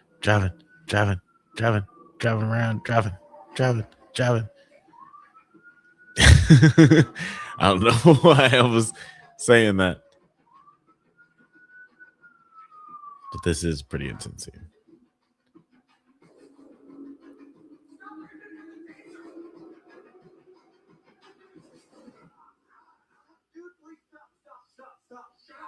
Please, I work there, man. You lost my keys.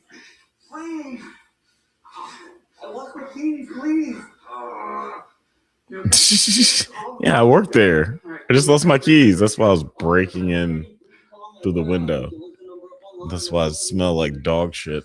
Look like I've been eating meth for the past 14 years.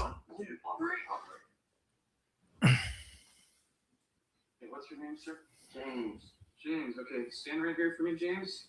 You got any weapons on you? No. No? How about drugs? You holding? No, sir. Anything in your pocket's gonna stick me when I put my hands in there, James? No, sir, I do not. You sure? I don't want to get poked by anything. I have nothing, sir. Okay, James. Hold still for there. You fucking dick. Shouldn't run from the police, sir.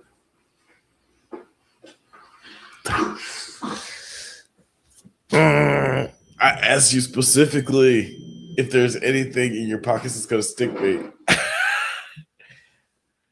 And then he punched him straight in the fucking head. I don't blame you, bro. I couldn't be a cop because I'd be punching niggas in the head all the time, just like that. If I'm in that situation, I'm punching that nigga in the head more than once.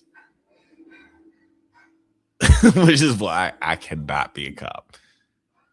I do not have the temperament to be a police officer. Simulation Present says taking a swig of grandpa's old cough medicine. Yeah, it's the only thing that gets me right. What's gonna happen now? I'm gonna take these cuffs off you, okay? So you caught that. I'm gonna get in my car in a second. I'm gonna drive away. But are you listening to me? I don't want to see you here again, okay? The way I see it, I did you wrong. You did me wrong. Let's just call it a day. But if I see you out here again, it's gonna be a different story. Yes? Yes? I mean it. Okay, consider yourself warned. Now, oh, jeez. get up. I'm gonna take these cuffs off you. Woof. 2. Yeah, that is all right.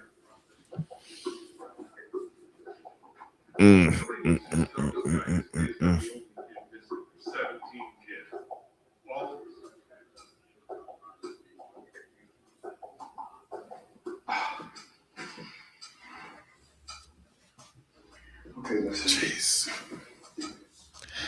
So the whole situation now is that it was on the cam. So the camcorder that was attached to his police car. But I mean, it's not that big a deal because this junkie is definitely not about to file a complaint against the police station.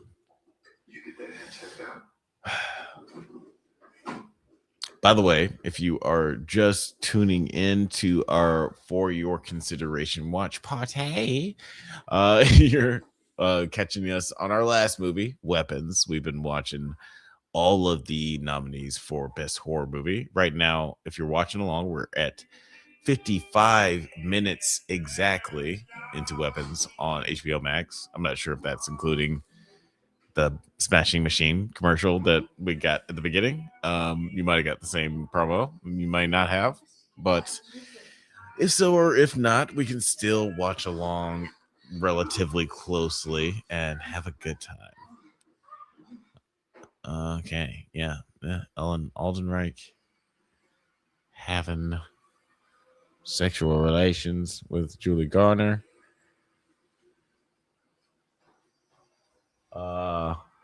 I am a loser. 9916 says, "Hey, good looking. Hey, what's going on? I'm a loser. I don't appreciate. I will call you. I am a loser since that is your name, but I don't appreciate that because you're not a loser to me because you're here hanging out with us, talking about nerd shit." Maybe that makes us all losers. I don't know. Might be looking at it the wrong way.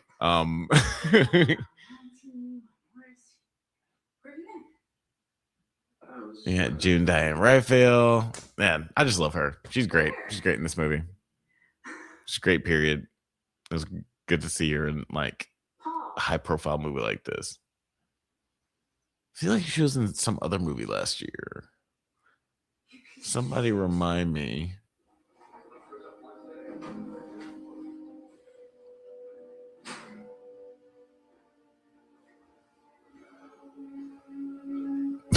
I'm a loser says, "Oh, how sweet." Yeah, they have nothing but positive vibes over here at the Drunk Banthas channel. This is a safe space for nerds to be nerds. And a kid can be a kid. I don't know why I said that. Anyway, I'm gonna smoke more weed because that's definitely gonna make me say smarter things.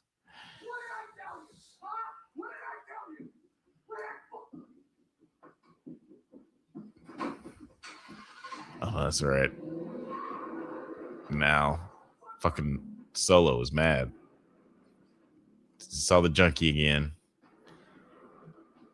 Now he's basically, I don't know, he's going to go kill him. I don't know what his plan is. But now we get everything from James's point of view. And James is a junkie. James is a junkie. He a big old junkie.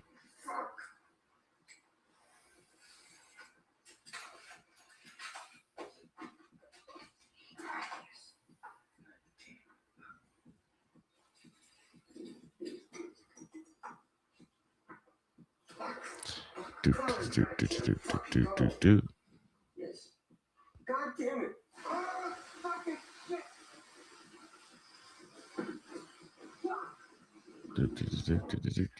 Oh, he's home. You continued. I'm doing your job yesterday. Yeah, thank you, man. Thank you. Yeah, Man, this dude's like a straight up scumbag.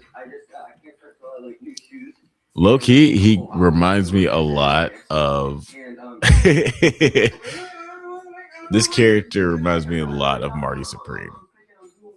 I'm not sure if anybody who's watching this has seen Marty Supreme, but this James character from Weapons kind of reminds me of him.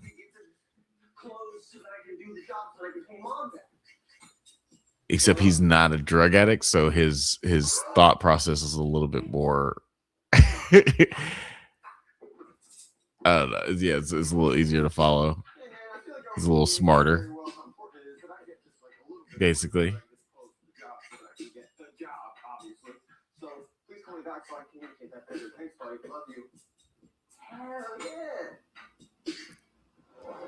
Sorry, changing some stuff on the interwebs.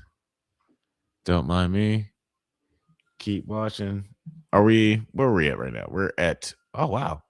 I'm gonna just wait for a second because we're almost at exactly an hour into the movie. And I just want to wait. We're 30 seconds away, towards 20 seconds away. Here we go. Getting close. All right. Almost at an hour in. And we are at 1 hour into Weapons, watching on HBO Max.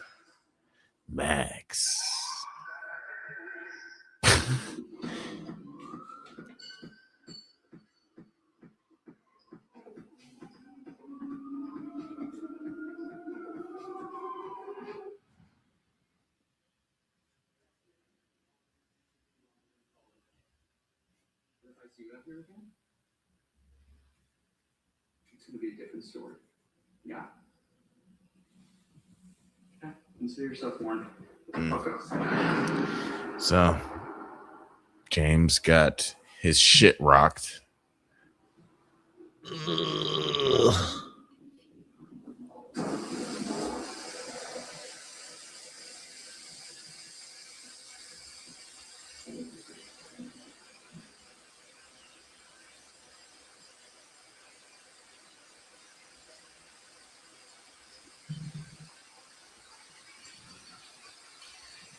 That's right.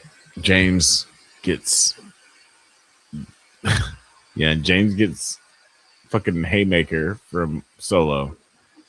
They have an agreement to stay out of each other's way. Then James the junkie stumbles upon Alex's house. You know, Alex, who has his parents. Actually, I don't think we know anything about that yet. There's just a creepy house that's all windowed up, or all the windows are have newspaper on them, so you can't see in. This, of course, intrigues a junkie like James the junkie James. So now he's breaking in to see if there are any valuables. Which, he might find something.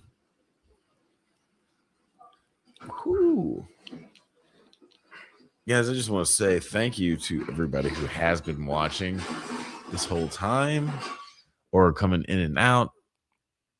I really appreciate it. Like, again, I love movies. I was just looking for an excuse to marathon all these movies, get refreshed on some of my favorite horror movies of last year. And I appreciate you guys taking this journey with me. But I am curious, what are your favorite movies? Sorry, favorite horror movies from last year. Do you have a favorite horror movie from last year do these 4 make your top 5 or whatever from last year? Like, are any of these movies your favorite horror movies from last year? Let me know in the chat.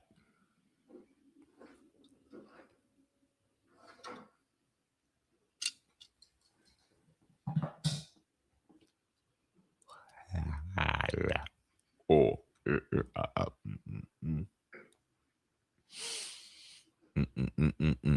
No.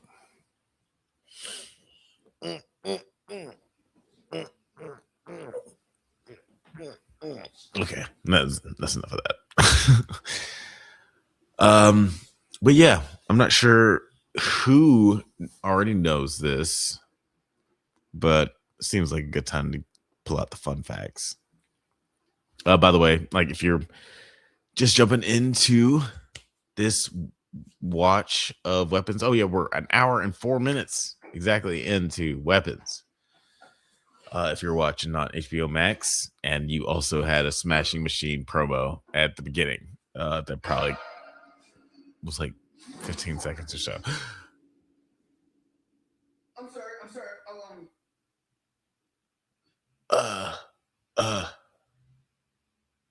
Oh, sorry. Oh, I don't know what.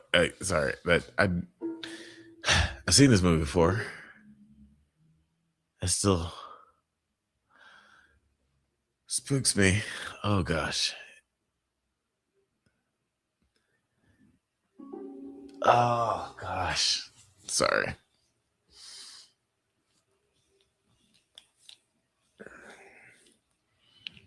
In a way, this rewatch is kind of tough because like I'm remembering stuff from my last watch and not remembering. I was like, have I seen this part of the movie already? But because of like the non-linear format of the movie where they repeat certain beats of the movie. Anyway, I don't know. I'm sure that doesn't make any sense. Leave in the comments if that made any fucking sense to you.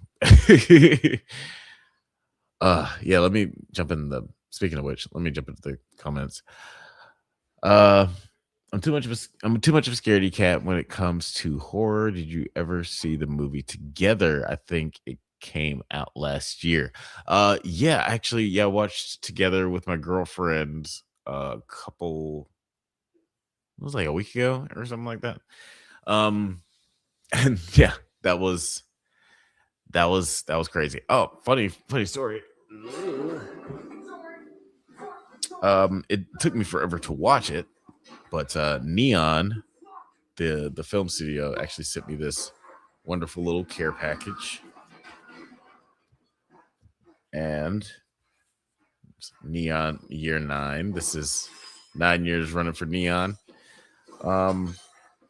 Has a bunch of movies. Like, Neon was cracking last year. Like, they put out so many movies that were nominated for Oscars and shit.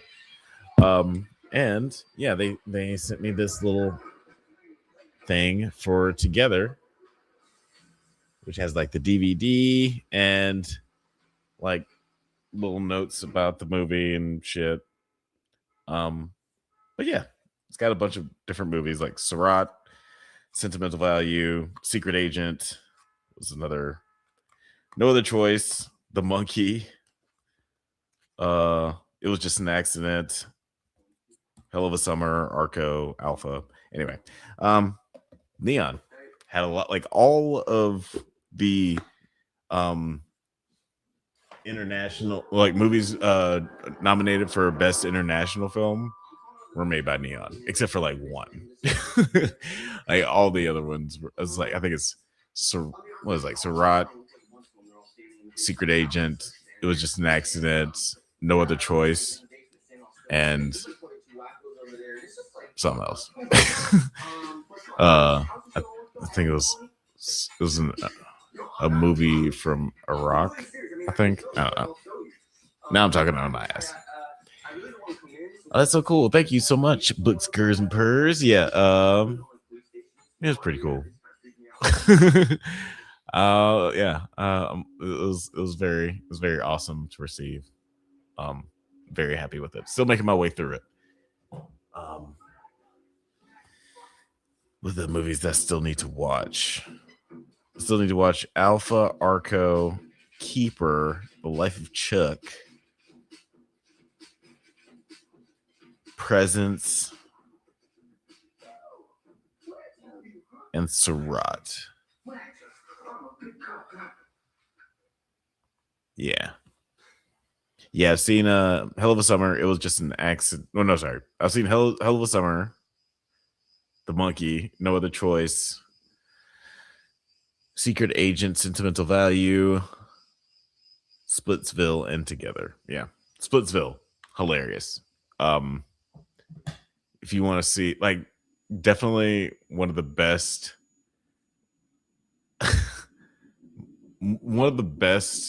most realistic fight scenes I've ever seen in a movie before.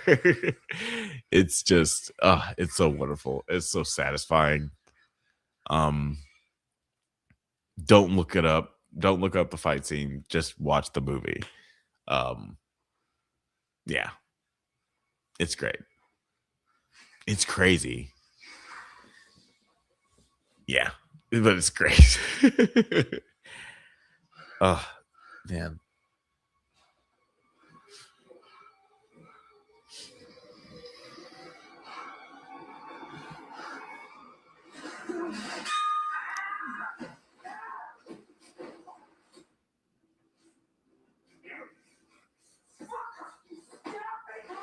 Oh my gosh. Okay, we are exactly 1 hour and 10 minutes into Weapons if you are watching along. Or if you want to. Gosh, James the Junkie just stabbed Solo in the face with some fucking heroin needles. And now Solo is ready to just fucking shoot him in the face with a shotgun. But James knows where these missing kids are because he was snooping around. Do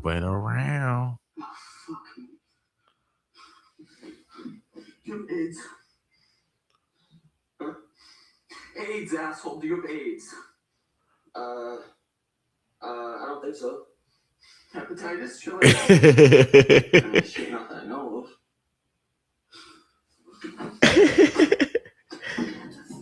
Somebody asks you if you have AIDS, and your legitimate answer is, shit, I don't think so. You need to make some changes in your life, homie. That's not an acceptable answer. That's not an acceptable answer. Yes is a better answer than I don't think so. At least you know something about yourself. But shit, that's crazy. That's crazy. Crazy things to say. Crazy things to say. Wow. Yeah.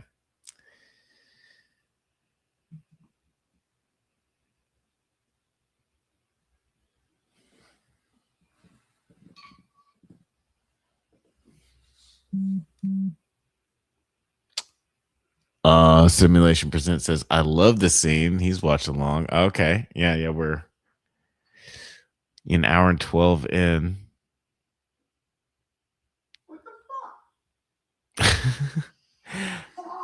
So crazy. Yeah, he goes in the house and yeah, James the Junkie has to be in this police car for hours. Oh gosh, and it's just so creepy when you see the door open and it's completely dark. Oh Jesus, no.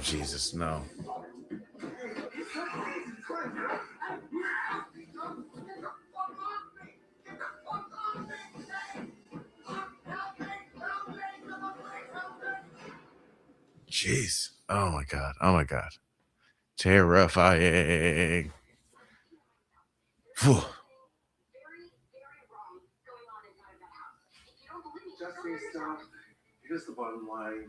Alex has been traumatized enough by the events of the last few months, as I'm sure you have. Okay, now we're in Marcus mode. I'm going to do you the courtesy of forgetting the We're an hour and 13 minutes in.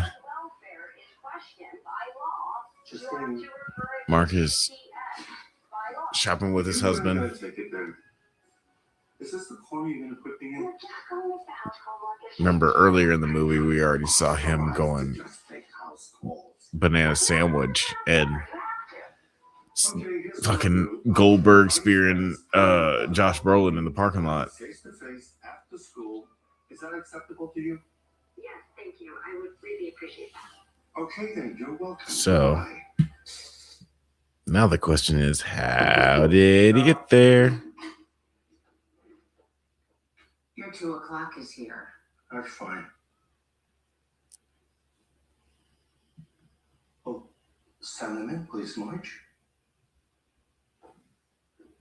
This way, ma'am.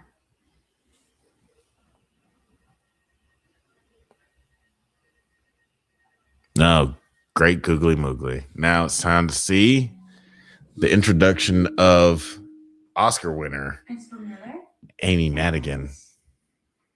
Yes. Hi. Come on in. Have a seat, please. Oh, thank you. Okay, so how much is the makeup doing for the nomination? Honestly, Thank you for coming. leave it in the comments. I know you guys have had a lot of attention lately. Not all of it could possibly be one thing. I'm happy to come by. It's fine. Okay, forgive me. We have not met. Is that right? No, I don't think so. Okay, phew. Because I was relatively certain I remember. I was relatively certain I remember that face because you look like a goddamn goblin. Never seen a face like that before. Well,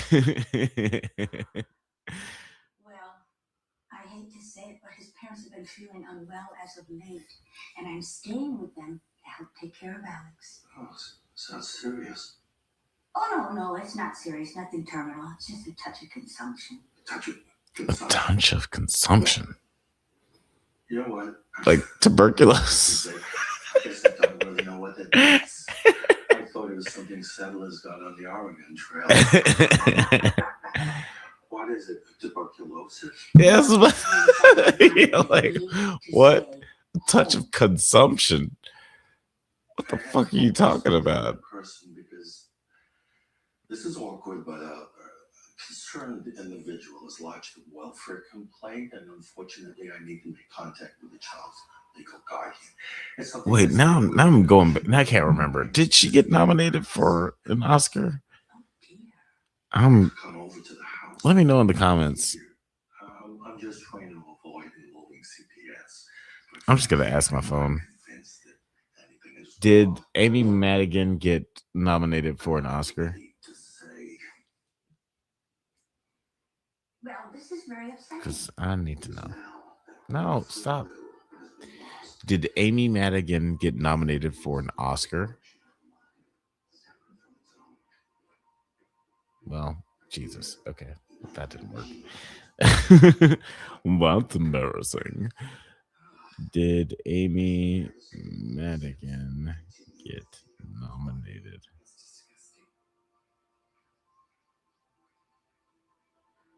Oh, Jesus. That's weird.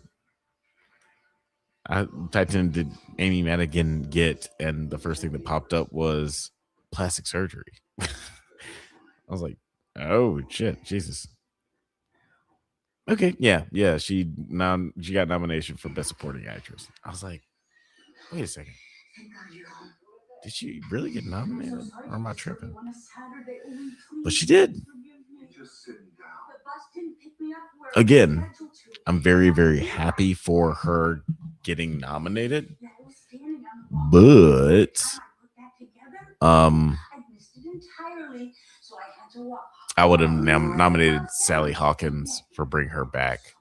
If we're talking about just nominating someone off of their off of like a horror movie performance from last year. If we're nominating a female supporting actress, like best supporting actress in a horror movie from last year, I would have nominated Sally Hawkins.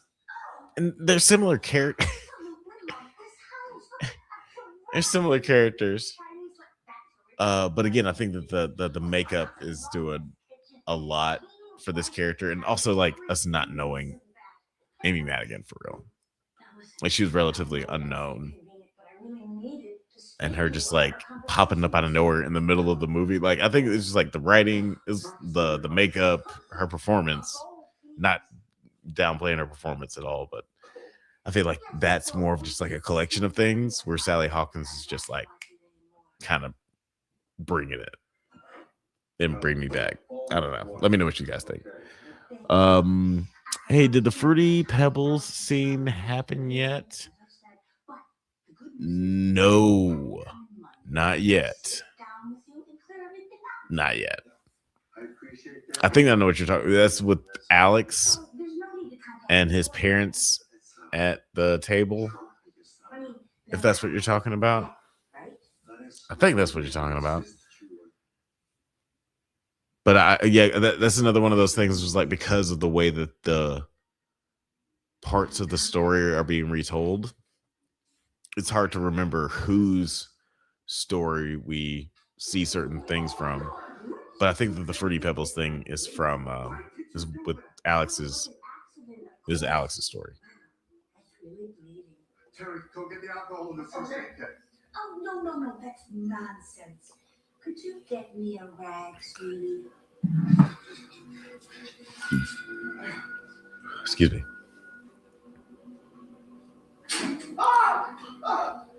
Okay, here we go. This is when it gets crazy, y'all. It's a crazy ass old lady.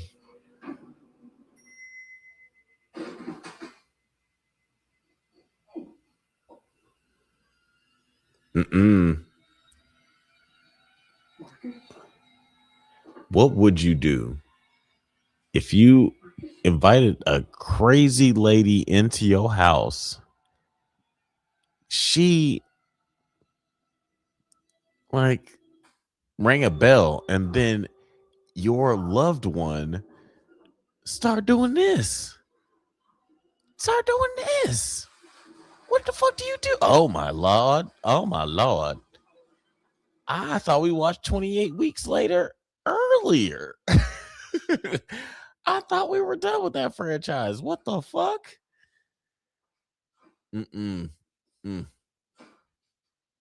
No.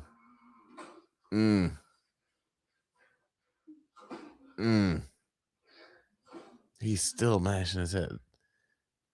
And she is just letting it happen. You evil bitch. Oh, God. All right, I think that's enough for I don't think YouTube really wants to see any more than that.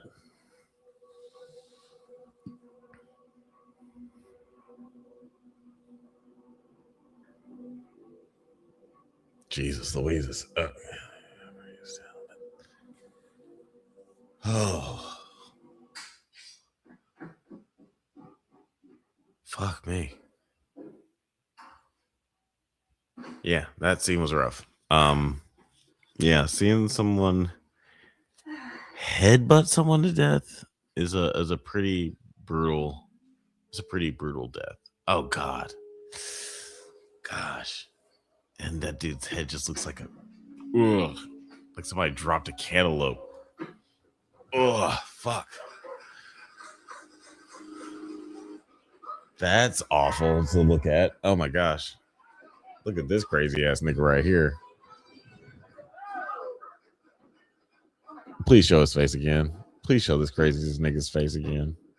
Yeah, they show him from the back, and that's dramatically. There we go. Show that crazy nigga's eyes.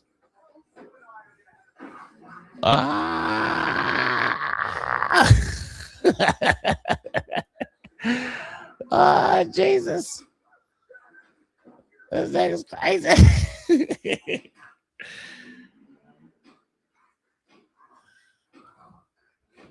Oh my god. Oh, jeez.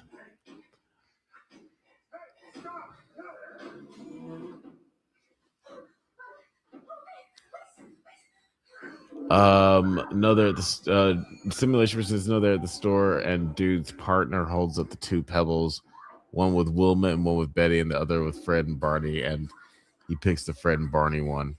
I thought that was a clever joke. I did not ever notice that.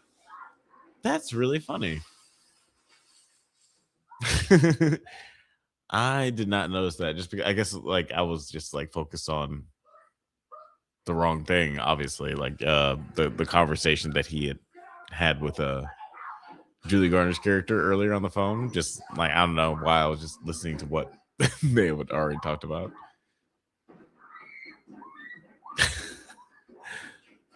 I did love that in this scene where Julie Garner is like running through the convenience store, and the guy who's working there, the cashier, is like, "Hey, get the fuck up out of here! Get out of my store! You're causing trouble!"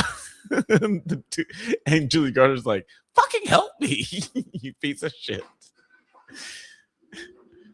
Like, you think I'm causing a ruckus? I'm running for my life, you piece of shit.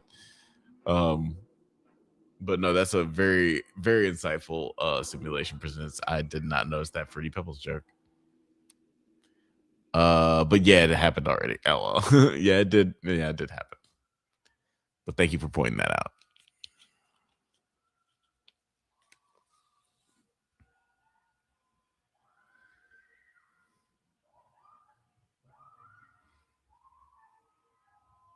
What's with all the screaming? What's with all the screaming? Oh God! Oh my God! Yeah. This was a questionable way to spend my Saturday. I could have spent my Saturday doing anything, but I decided to fill up my Saturday with blood and guts and brains and such.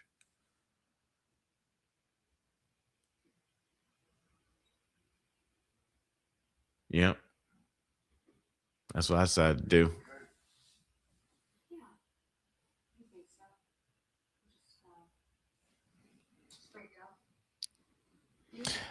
Simulation Presents says she is phenomenal. Her performances throughout the whole movie is amazing. Are we talking about Amy Madigan? Julie Garner? Which one? Which one are we talking about? The last time I talked to him, he was fine. He really was. I've never seen. I love Julie Garner. Like, she's always great. And I think that this is like my favorite performance of hers. Because she kind of got what you call it? Ozark is the thing that she's known the most for. That's what got her really popular. And she's played some other really interesting roles since then, but yeah, I don't know. I feel like she's just really locked in this movie. Those lines intersect somewhere around here. Oh my God. There must be something about this. Yeah, and it's the perfect role for her. Alex Lilly lives in this house.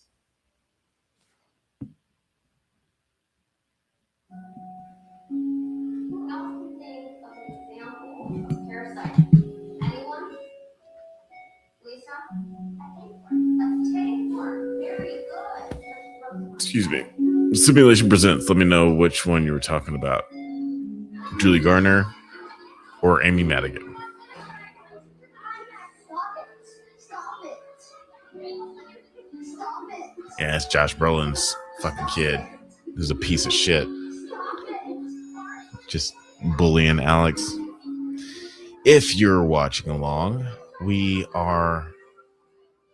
rounding up to our last 40 minutes of the movie. We are an hour and 28 minutes into Weapons watching on HBO Max, we did have a little bit of a, I think it was a Smashing Machine commercial at the beginning of the movie. So might have caught that. If you're watching along, feel free to line it up with us. But it's not going to be perfect, especially with the internet delays. Definitely not going to be right on. But you have the power. You can pause it. You can rewind it to get it, as close as you want, so we can watch it all together. But again, just an update. We are at. I'm going to wait just a couple more seconds so we can get right on point. But we are at 1 hour and 29 minutes into this movie.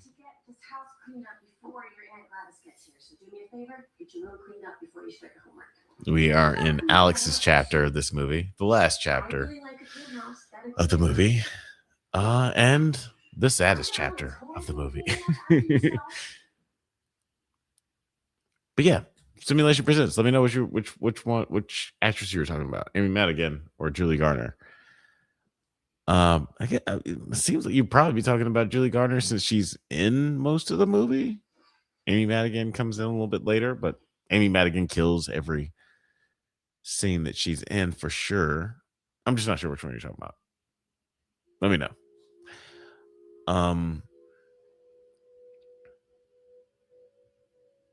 Yeah, I don't know if I would nominate either one of them if it were me, though. I don't know if I'd nominate either one of them for Best Supporting Actress. I'd still have to give it to Sally Hawkins. Sally Hawkins.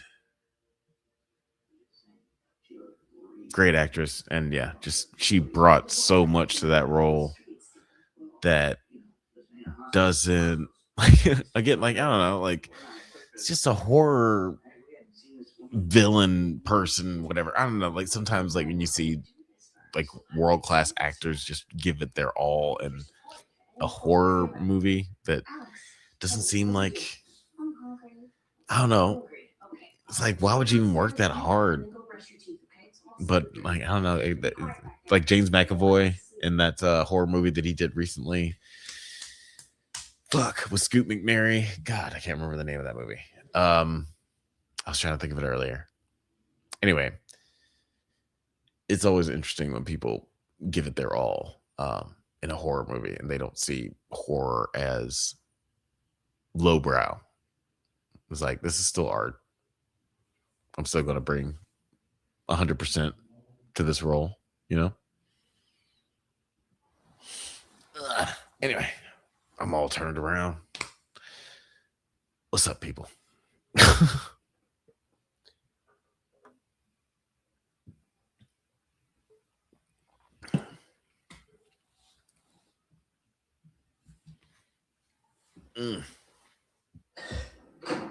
Wowza. How long is she gonna stay with us? Hard to say, pal. Doesn't look like she's getting much better.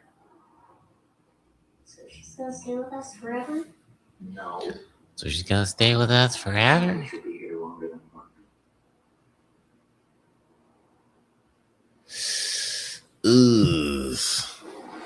That's gotta be just a weird feeling. It's oh yeah, this family member that you barely. I say this because I've gone through a similar situation. It wasn't someone I barely knew, but having a family member come in, be moved into your house, and then witnessing them die, or I don't know, I guess sort of, I don't know, having the implication that you're waiting for them to die, or their death is imminent. It's a lot for a kid to go through. I guess all kids go through that at some point, just being faced with mortality. So yeah, just that whole thing of just She's staying with us, but she's probably not going to be there very long. It's like, what does that mean? Because she doesn't have somewhere else to go. You're implying that she's going to die soon. So, and kids pick up on that kind of stuff. And sometimes they ask, what does that mean? And sometimes they don't. And they just infer. But more often than not, anyway, parents don't want to have that conversation, so they don't really get that detailed. Well, not more often than not. I don't know. Sometimes with parents. Mom? Dad? Oh. Where were you? Hey, X-Man. How was school? What's wrong? Alex? Oh. Welcome home. How are you, sweetie?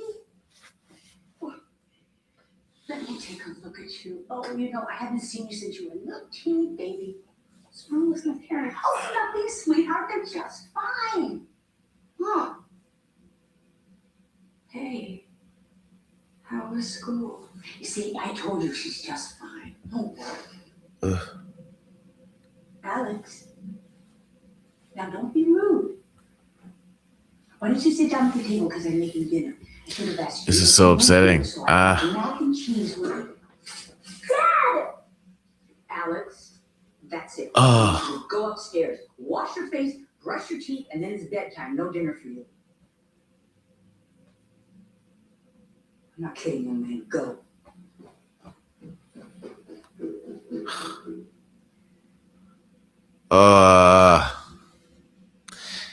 And it's funny, or not funny. I really need to stop saying that, just as like a primer. One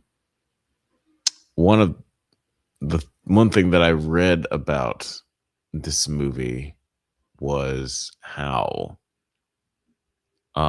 Alex's relationship, or Alex's chapter, and his relationship with his parents after they've been possessed by this estranged family member, Amy Madigan's character, how it mirrors a kid dealing with drug addicted parents, and how that's rough, and like how there are parents who are struggling with addiction in general, whether it be like drugs, alcohol,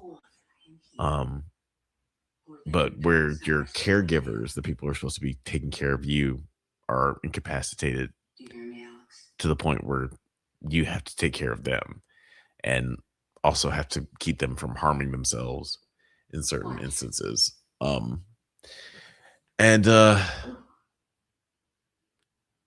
Yeah, it's fucking depressing, right? It was pretty fucked up. I thought it was an interesting parallel and metaphorical allegory, or whatever you want to call it. Yeah, this is the scene where they're stabbing themselves in the face with forks. They're stabbing themselves in the face with forks. They're stabbing themselves with forks. Don't like this.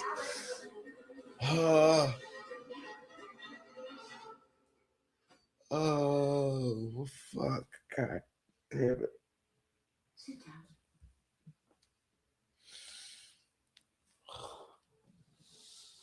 Oh, boy.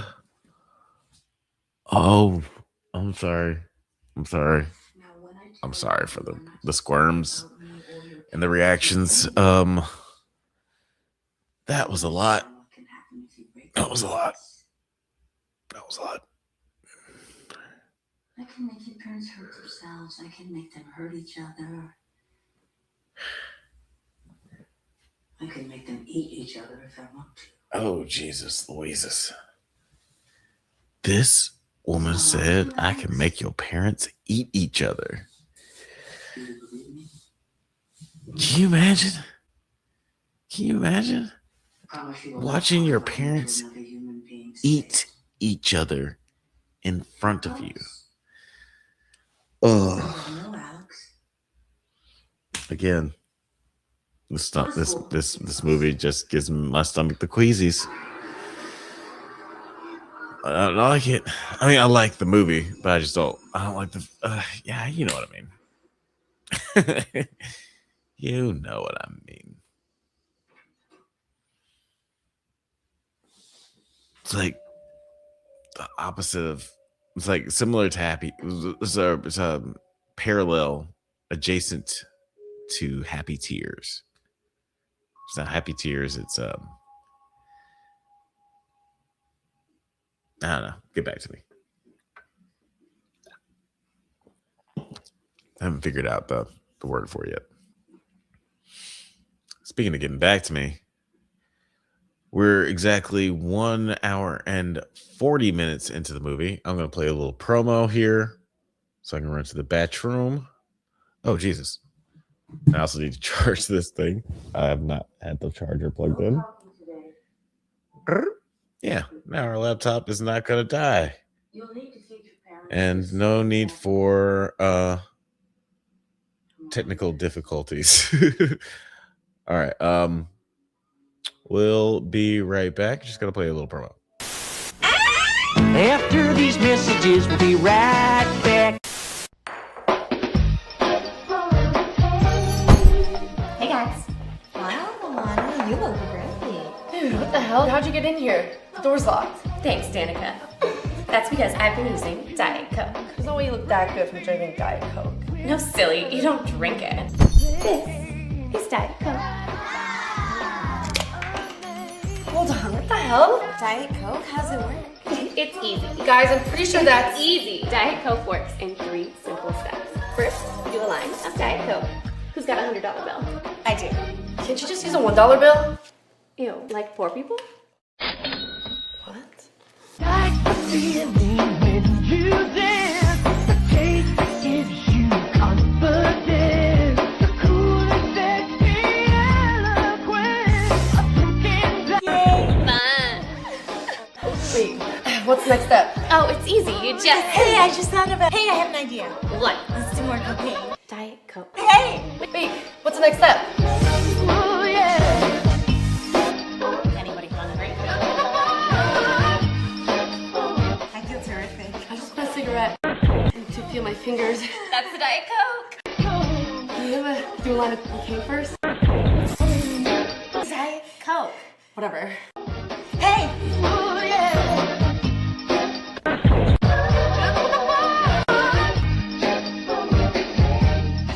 Diet Coke, wherever illegal drugs are sold. Back to the show. Would you like to go to a hospital? Hospital won't fix me. Have you ever had the thought, hey, I don't have a shirt on? Well, then you should consider perusing through the Drunk Banthas merch store. Just head over to the store tab on our YouTube channel to check out all of our very cool merch. There's legitimately a lot of cool shit there. Oh, I probably shouldn't say shit in a commercial. Well, but anyways, head to the Drunk Banthas merch store where we have hats, hoodies, shirts, mugs, and a whole bunch of other cool shit with our stupid name on it. Stay safe, my little Banthas, and may the force be with you. Back to the show. Back home. That's right. We're back with this creepy ass Oscar winner or Oscar nominee. Sorry, I'm getting ahead of myself. If you're watching along, we are watching Weapons, and we are an hour and 42 minutes and 23 seconds into it. Watch it on HBO Max. That is including whatever promo you got at the beginning. Might have been a little bit longer, might have been a little bit shorter. We don't have to watch exactly the same time. We're still watching all together. You know, getting up on the same vibes. Let me know what you guys thought of Weapons. And out of these 4 movies that we watched today, what's your favorite? Which one did you vote for? Did you already make a vote? If not, you can head over to the Drunk Banthas channel right now. Go to the post section, scroll down a little bit, And you'll get to the polls where you can make your voice known and vote for your favorite movies and TV shows from last year.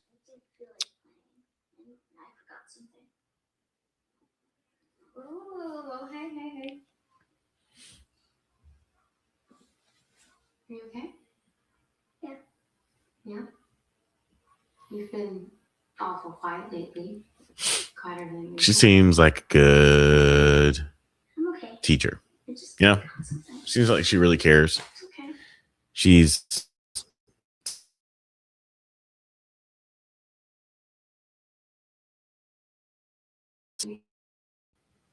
Know that?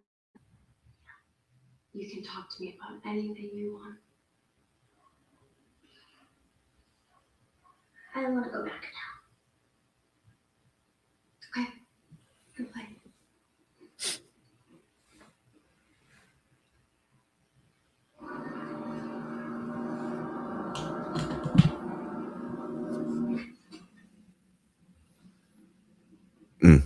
guys, I just want to say real quick, I appreciate you guys sticking with this watch party, watching these spooky movies with me all day long. It's super fun. And again, glad to rip the Band-Aid off and get this movie out of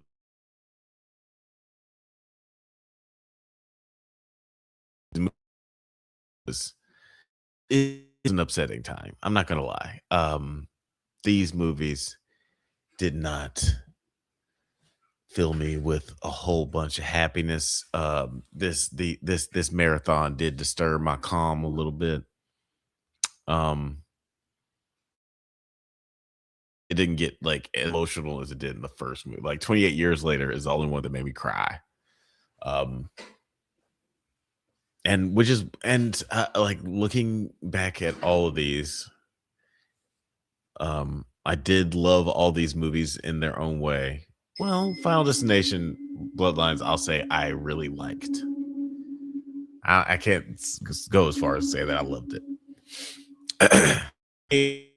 Weapons and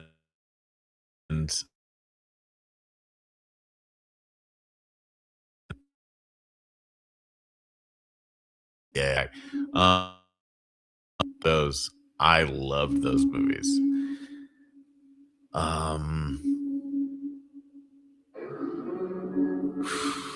But yeah, like after this marathon, there are a lot of things I love about all these movies. And even rewatching Weapons, I'm like some of the nitpicks I had about it the first time I watched it are kind of like melting away. Because this movie is fucking dope. It's just shot so well. Like the creative choices with the camera movements are so interesting and so particular. It's just like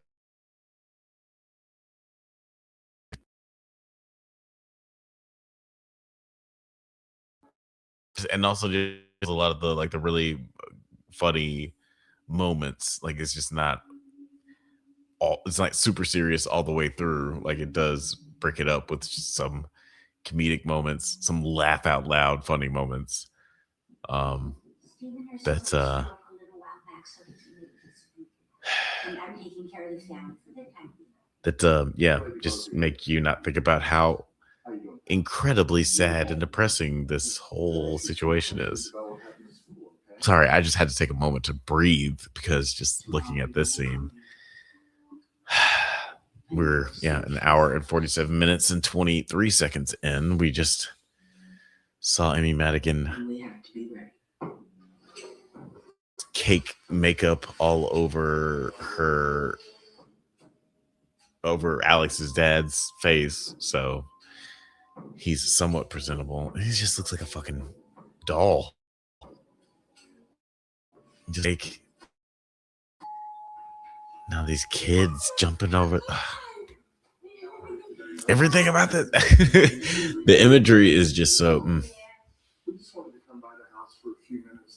I'm glad that they can put Oscar nominee next to this movie. because movies like this don't get nominated, you know? Oh, thank you. Oh, hey, Alex, how you doing today? It's a little quiet today. Yeah, I see it.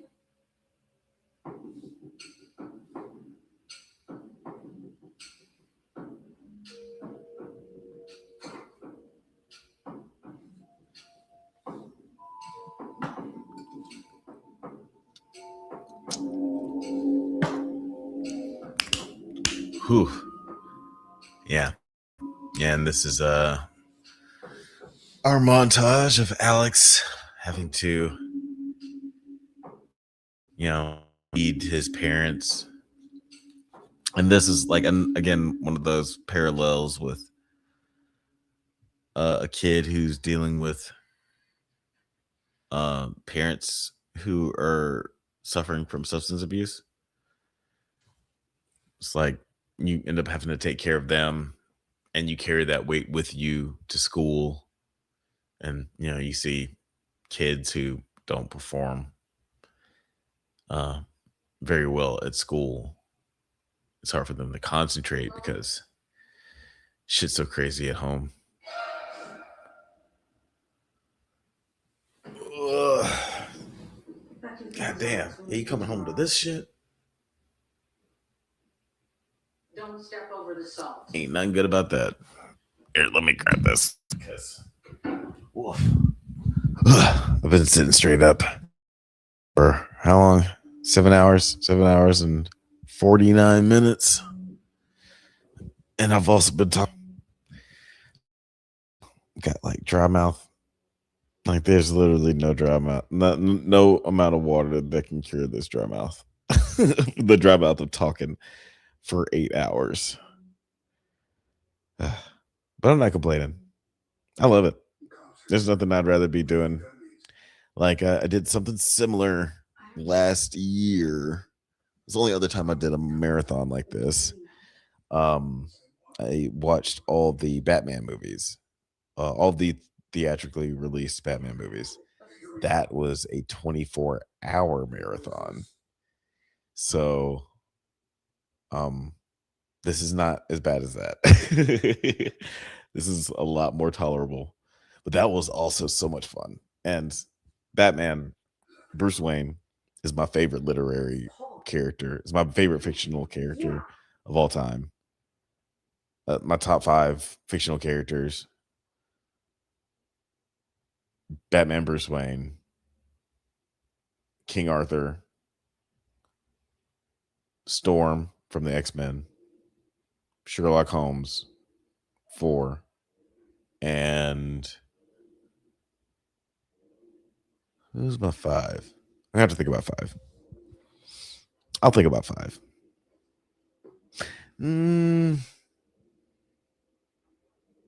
Yeah, I'll think about 5. I'm going to give it some more thought. Looks like we got some activity in the chat. Hello? Books, Girls, and Purrs said, yeah, that Batman watch-thon was a wild time. Yeah, it was so much fun, dude. Thank you. I remember you tuning in. that was fun. I'm going to do another one eventually, probably after the award season is over. I want to do a Lord of the Rings watch-a-thon, but the extended version, because I've never seen the extended version, and I think it'd be fun to watch the extended version for a marathon. Let me know if you guys would be interested in that in the chat. But I'll probably do something like that after award season is over, because I want to get these for your consideration watch parties off, and also I got like so many videos to make in that time period. Guys, I'm so excited. I got so many videos I'm working on. So excited to publish some stuff in the next few months. Like I mentioned earlier, we got Does It Hold Up Steel coming out. We got a Stranger Things video coming out tomorrow. Also got a One Battle After Another video coming out in a week or so. A Wicked deep dive video. I did a video on Wicked, like a non-spoiler video on Wicked a little while ago. But I'm doing a deep dive on that one. That'll come out in like a month-ish. Oh, geez. You know, I was just about to point the camera to the TV because this fight scene it's just so crazy. But then she starts scraping the nigga's face off with the cheese grater, and I was like, I don't even know if I can put that on YouTube.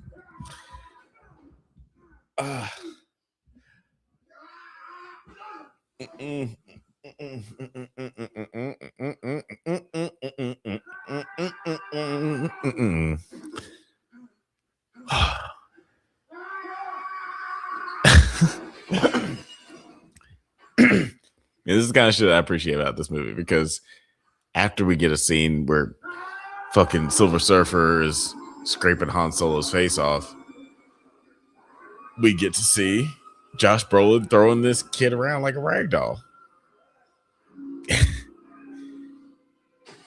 Because he weighs like, 90 pounds soaking wet, and Josh Brolin is fucking Thanos. This goddamn Cable over here. So yeah, he's gonna throw you around like it's nothing. Jesus. Come on, kid. Come on, you're smart. You know what you're doing?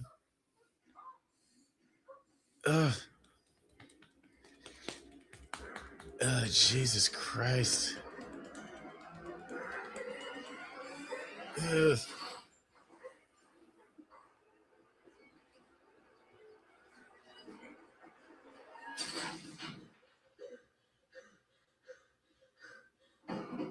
Oh, I'm sorry, y'all. I got caught up in the moment.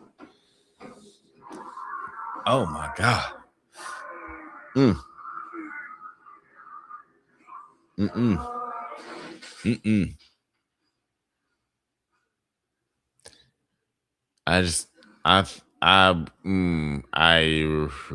I need a second.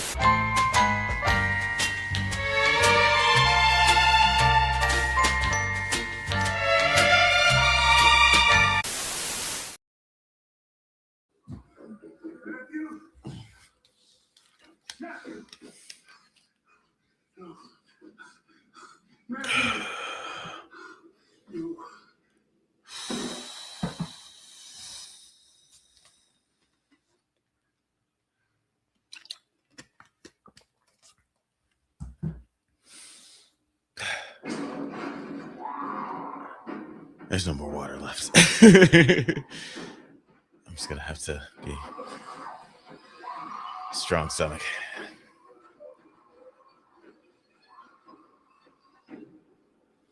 I feel like Celsius isn't the best thing for nausea. Oh man. Wow. I do not like any of that. Just scraping people's faces off. That is upsetting. Simulation Present says, "LO, whatever you're doing with your hands off camera while you were making those faces, it looks so wrong." Laughing my face off. Oh, I don't, I don't even know what I was doing. I was probably just like, my hands were just probably clenched. Depending on what scene it was, because yeah, like I was probably just like like whatever was happening off camera, it was probably just some form of this or this. It was just fucking Jonah Hill meme. But I'm glad that it looked hilarious. I'm glad that it looked comically and inappropriate.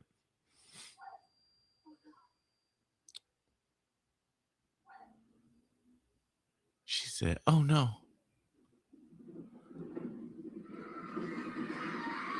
And that's when the kids come. It's turning. It's turning up now. Now turn it up. This was fucking wild. And this is what I'm talking about. I never thought in my wildest dreams that a movie like this would get nominated for an Oscar. A movie that had this ending? I know that the movie isn't getting nominated for an Oscar. It's not getting nominated for Best Picture or anything. But this this this ending, this is the ending of an Oscar award nominated movie. And you couldn't say that shit like, 10, 15 years ago.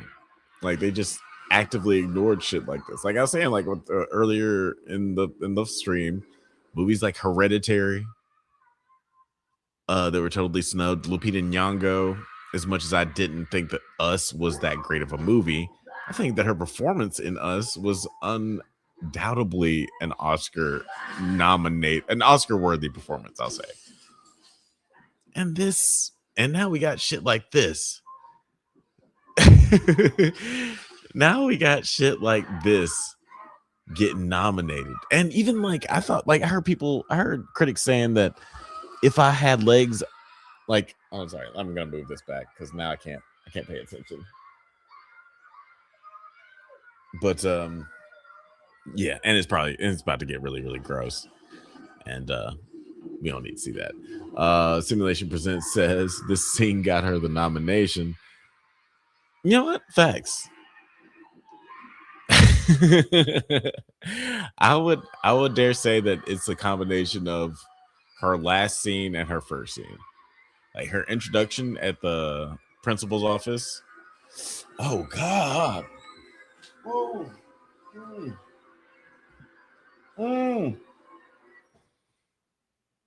I forgot how detailed it was. For some reason, I thought that they cut away. Because I did. I think it was Books, Girls, and Purrs who asked earlier. I saw the movie together earlier. Well, it's like a couple of weeks ago or like a week ago.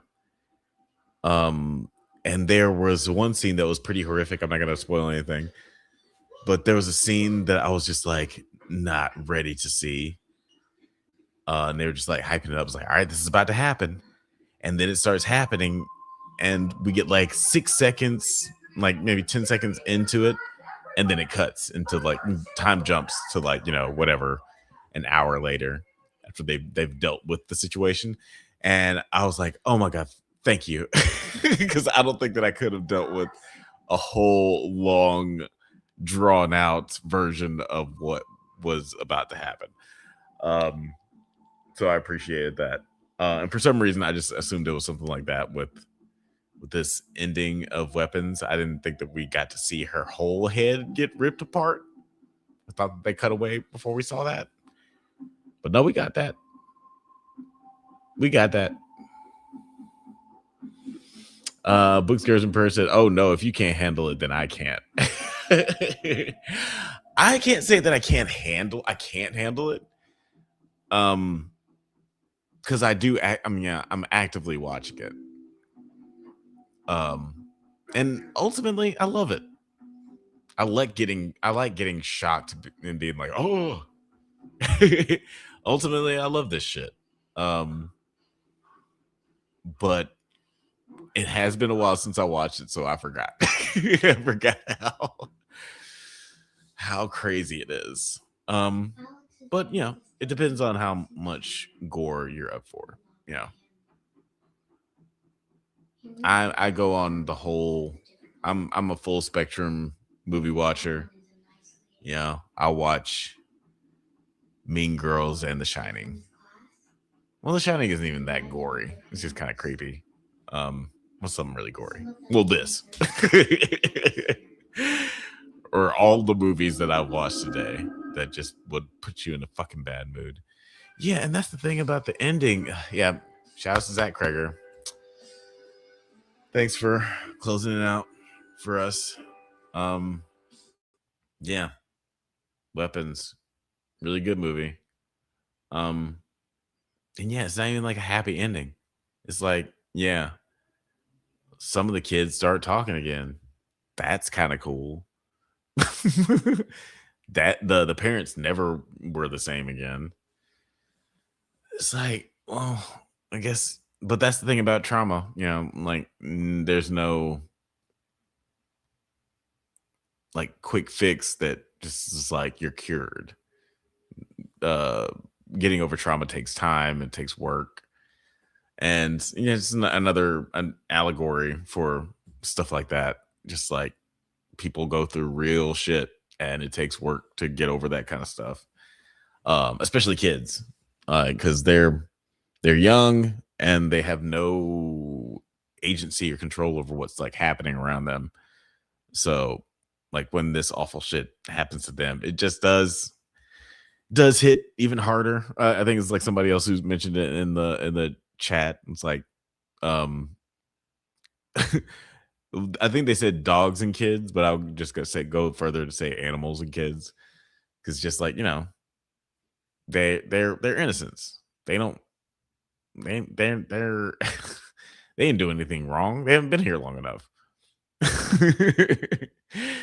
So yeah, it just makes you feel even worse about what's happening.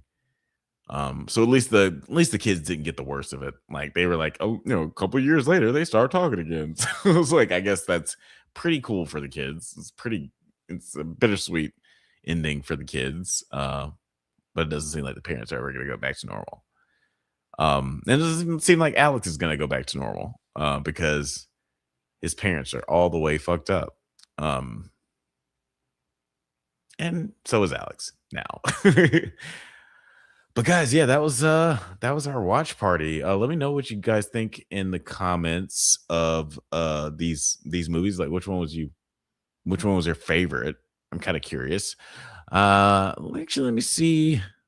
Want to go into the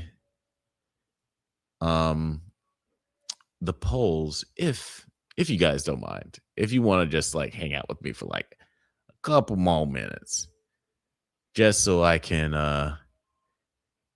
go over the voting results, because I don't know if you guys have voted for your favorite movie or TV show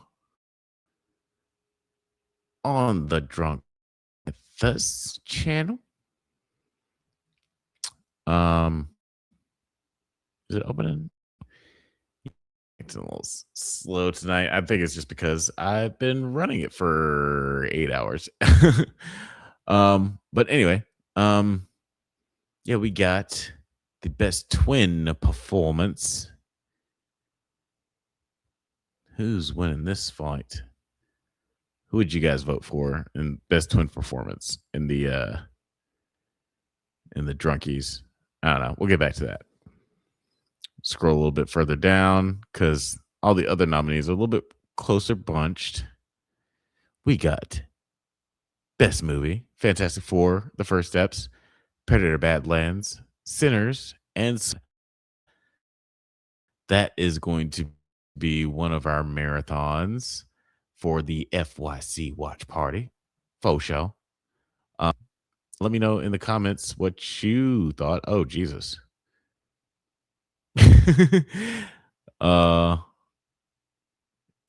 It's not showing any of that, huh? Here we go.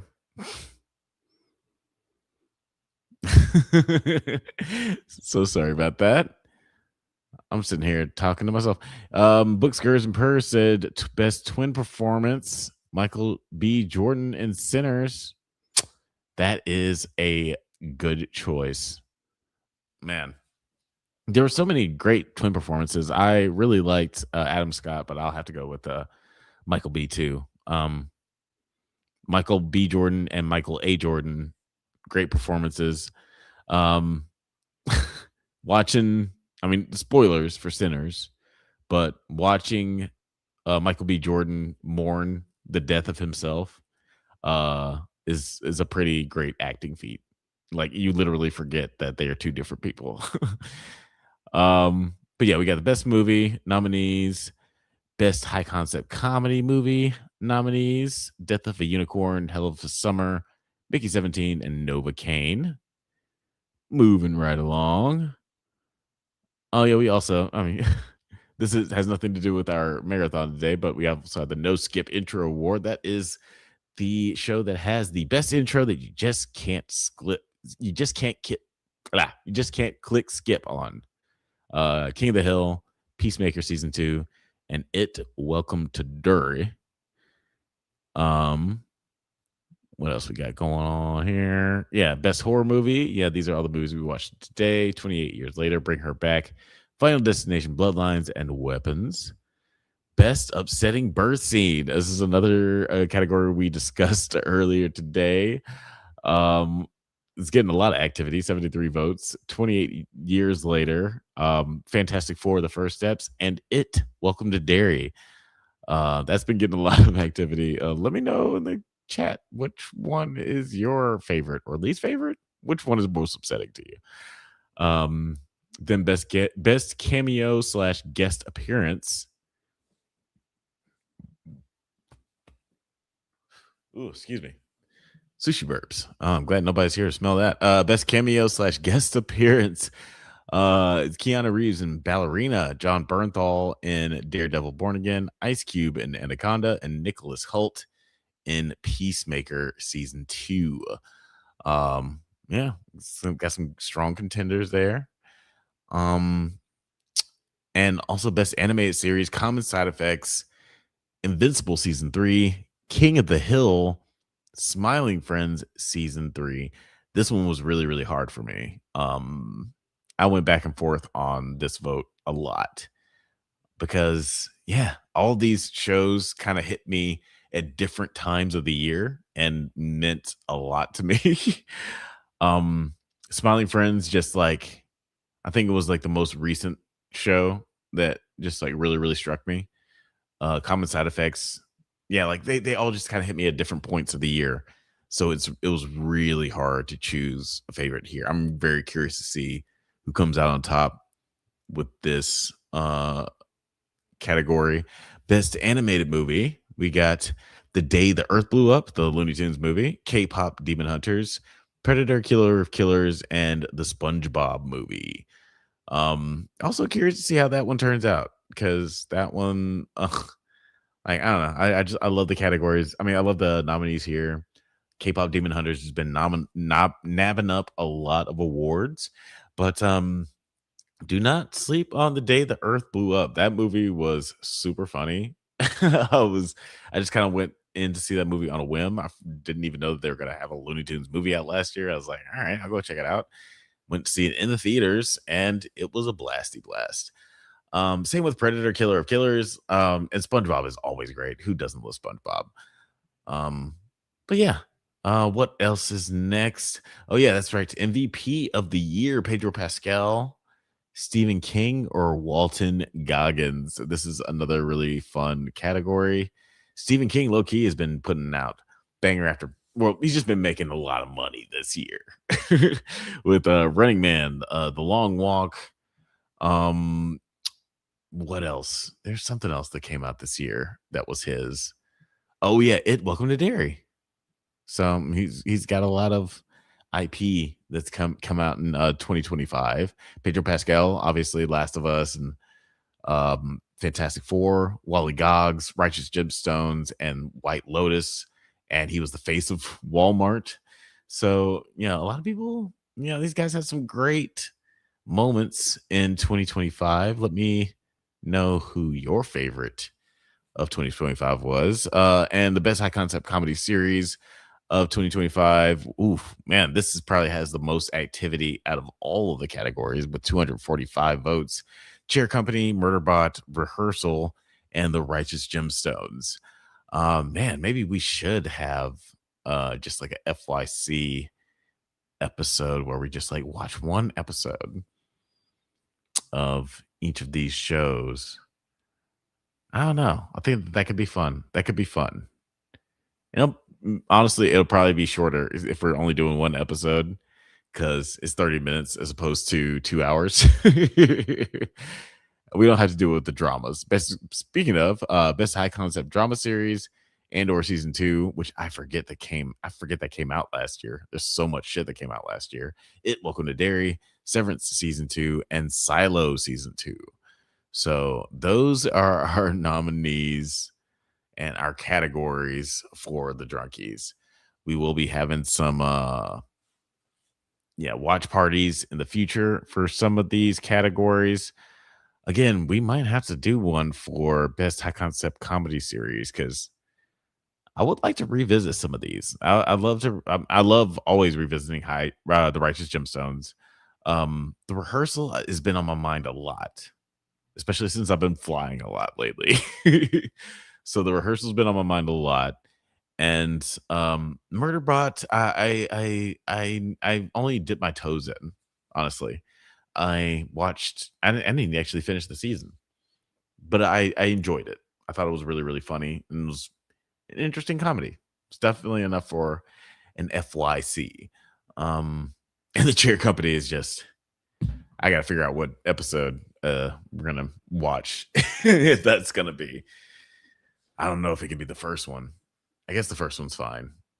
I guess it'd be just fair to do the first episode of each category, right? That makes sense. Book Skirts and Purrs said in the chat, all that cocaine paid dividends for Stephen King. Yeah. Yeah, he's all of his Diet Coke has been paid for sure with this year of residuals. Yeah, he'll never have to worry about cocaine prices again in his life. But yeah, that's pretty much it for our watch party tonight, guys. Thank you so much for hanging out. It's been 8 hours and 14 minutes. This is I can't believe it. I appreciate you guys. I don't know why I did this. A depressing way to spend a sad just so many upsetting movies that put you in feel bad. So good. Talking with my nerdy friends and my chosen family. So appreciate you guys. Thank you, Book Skirts and Purrs. I'll see you in a few weeks when we have another one of these watch parties, and also see you guys on Monday when we have the Drunk Banthas podcast. Please like and subscribe. It is not required, but if you don't, you will not be invited to the cookout. We'll see you on Monday.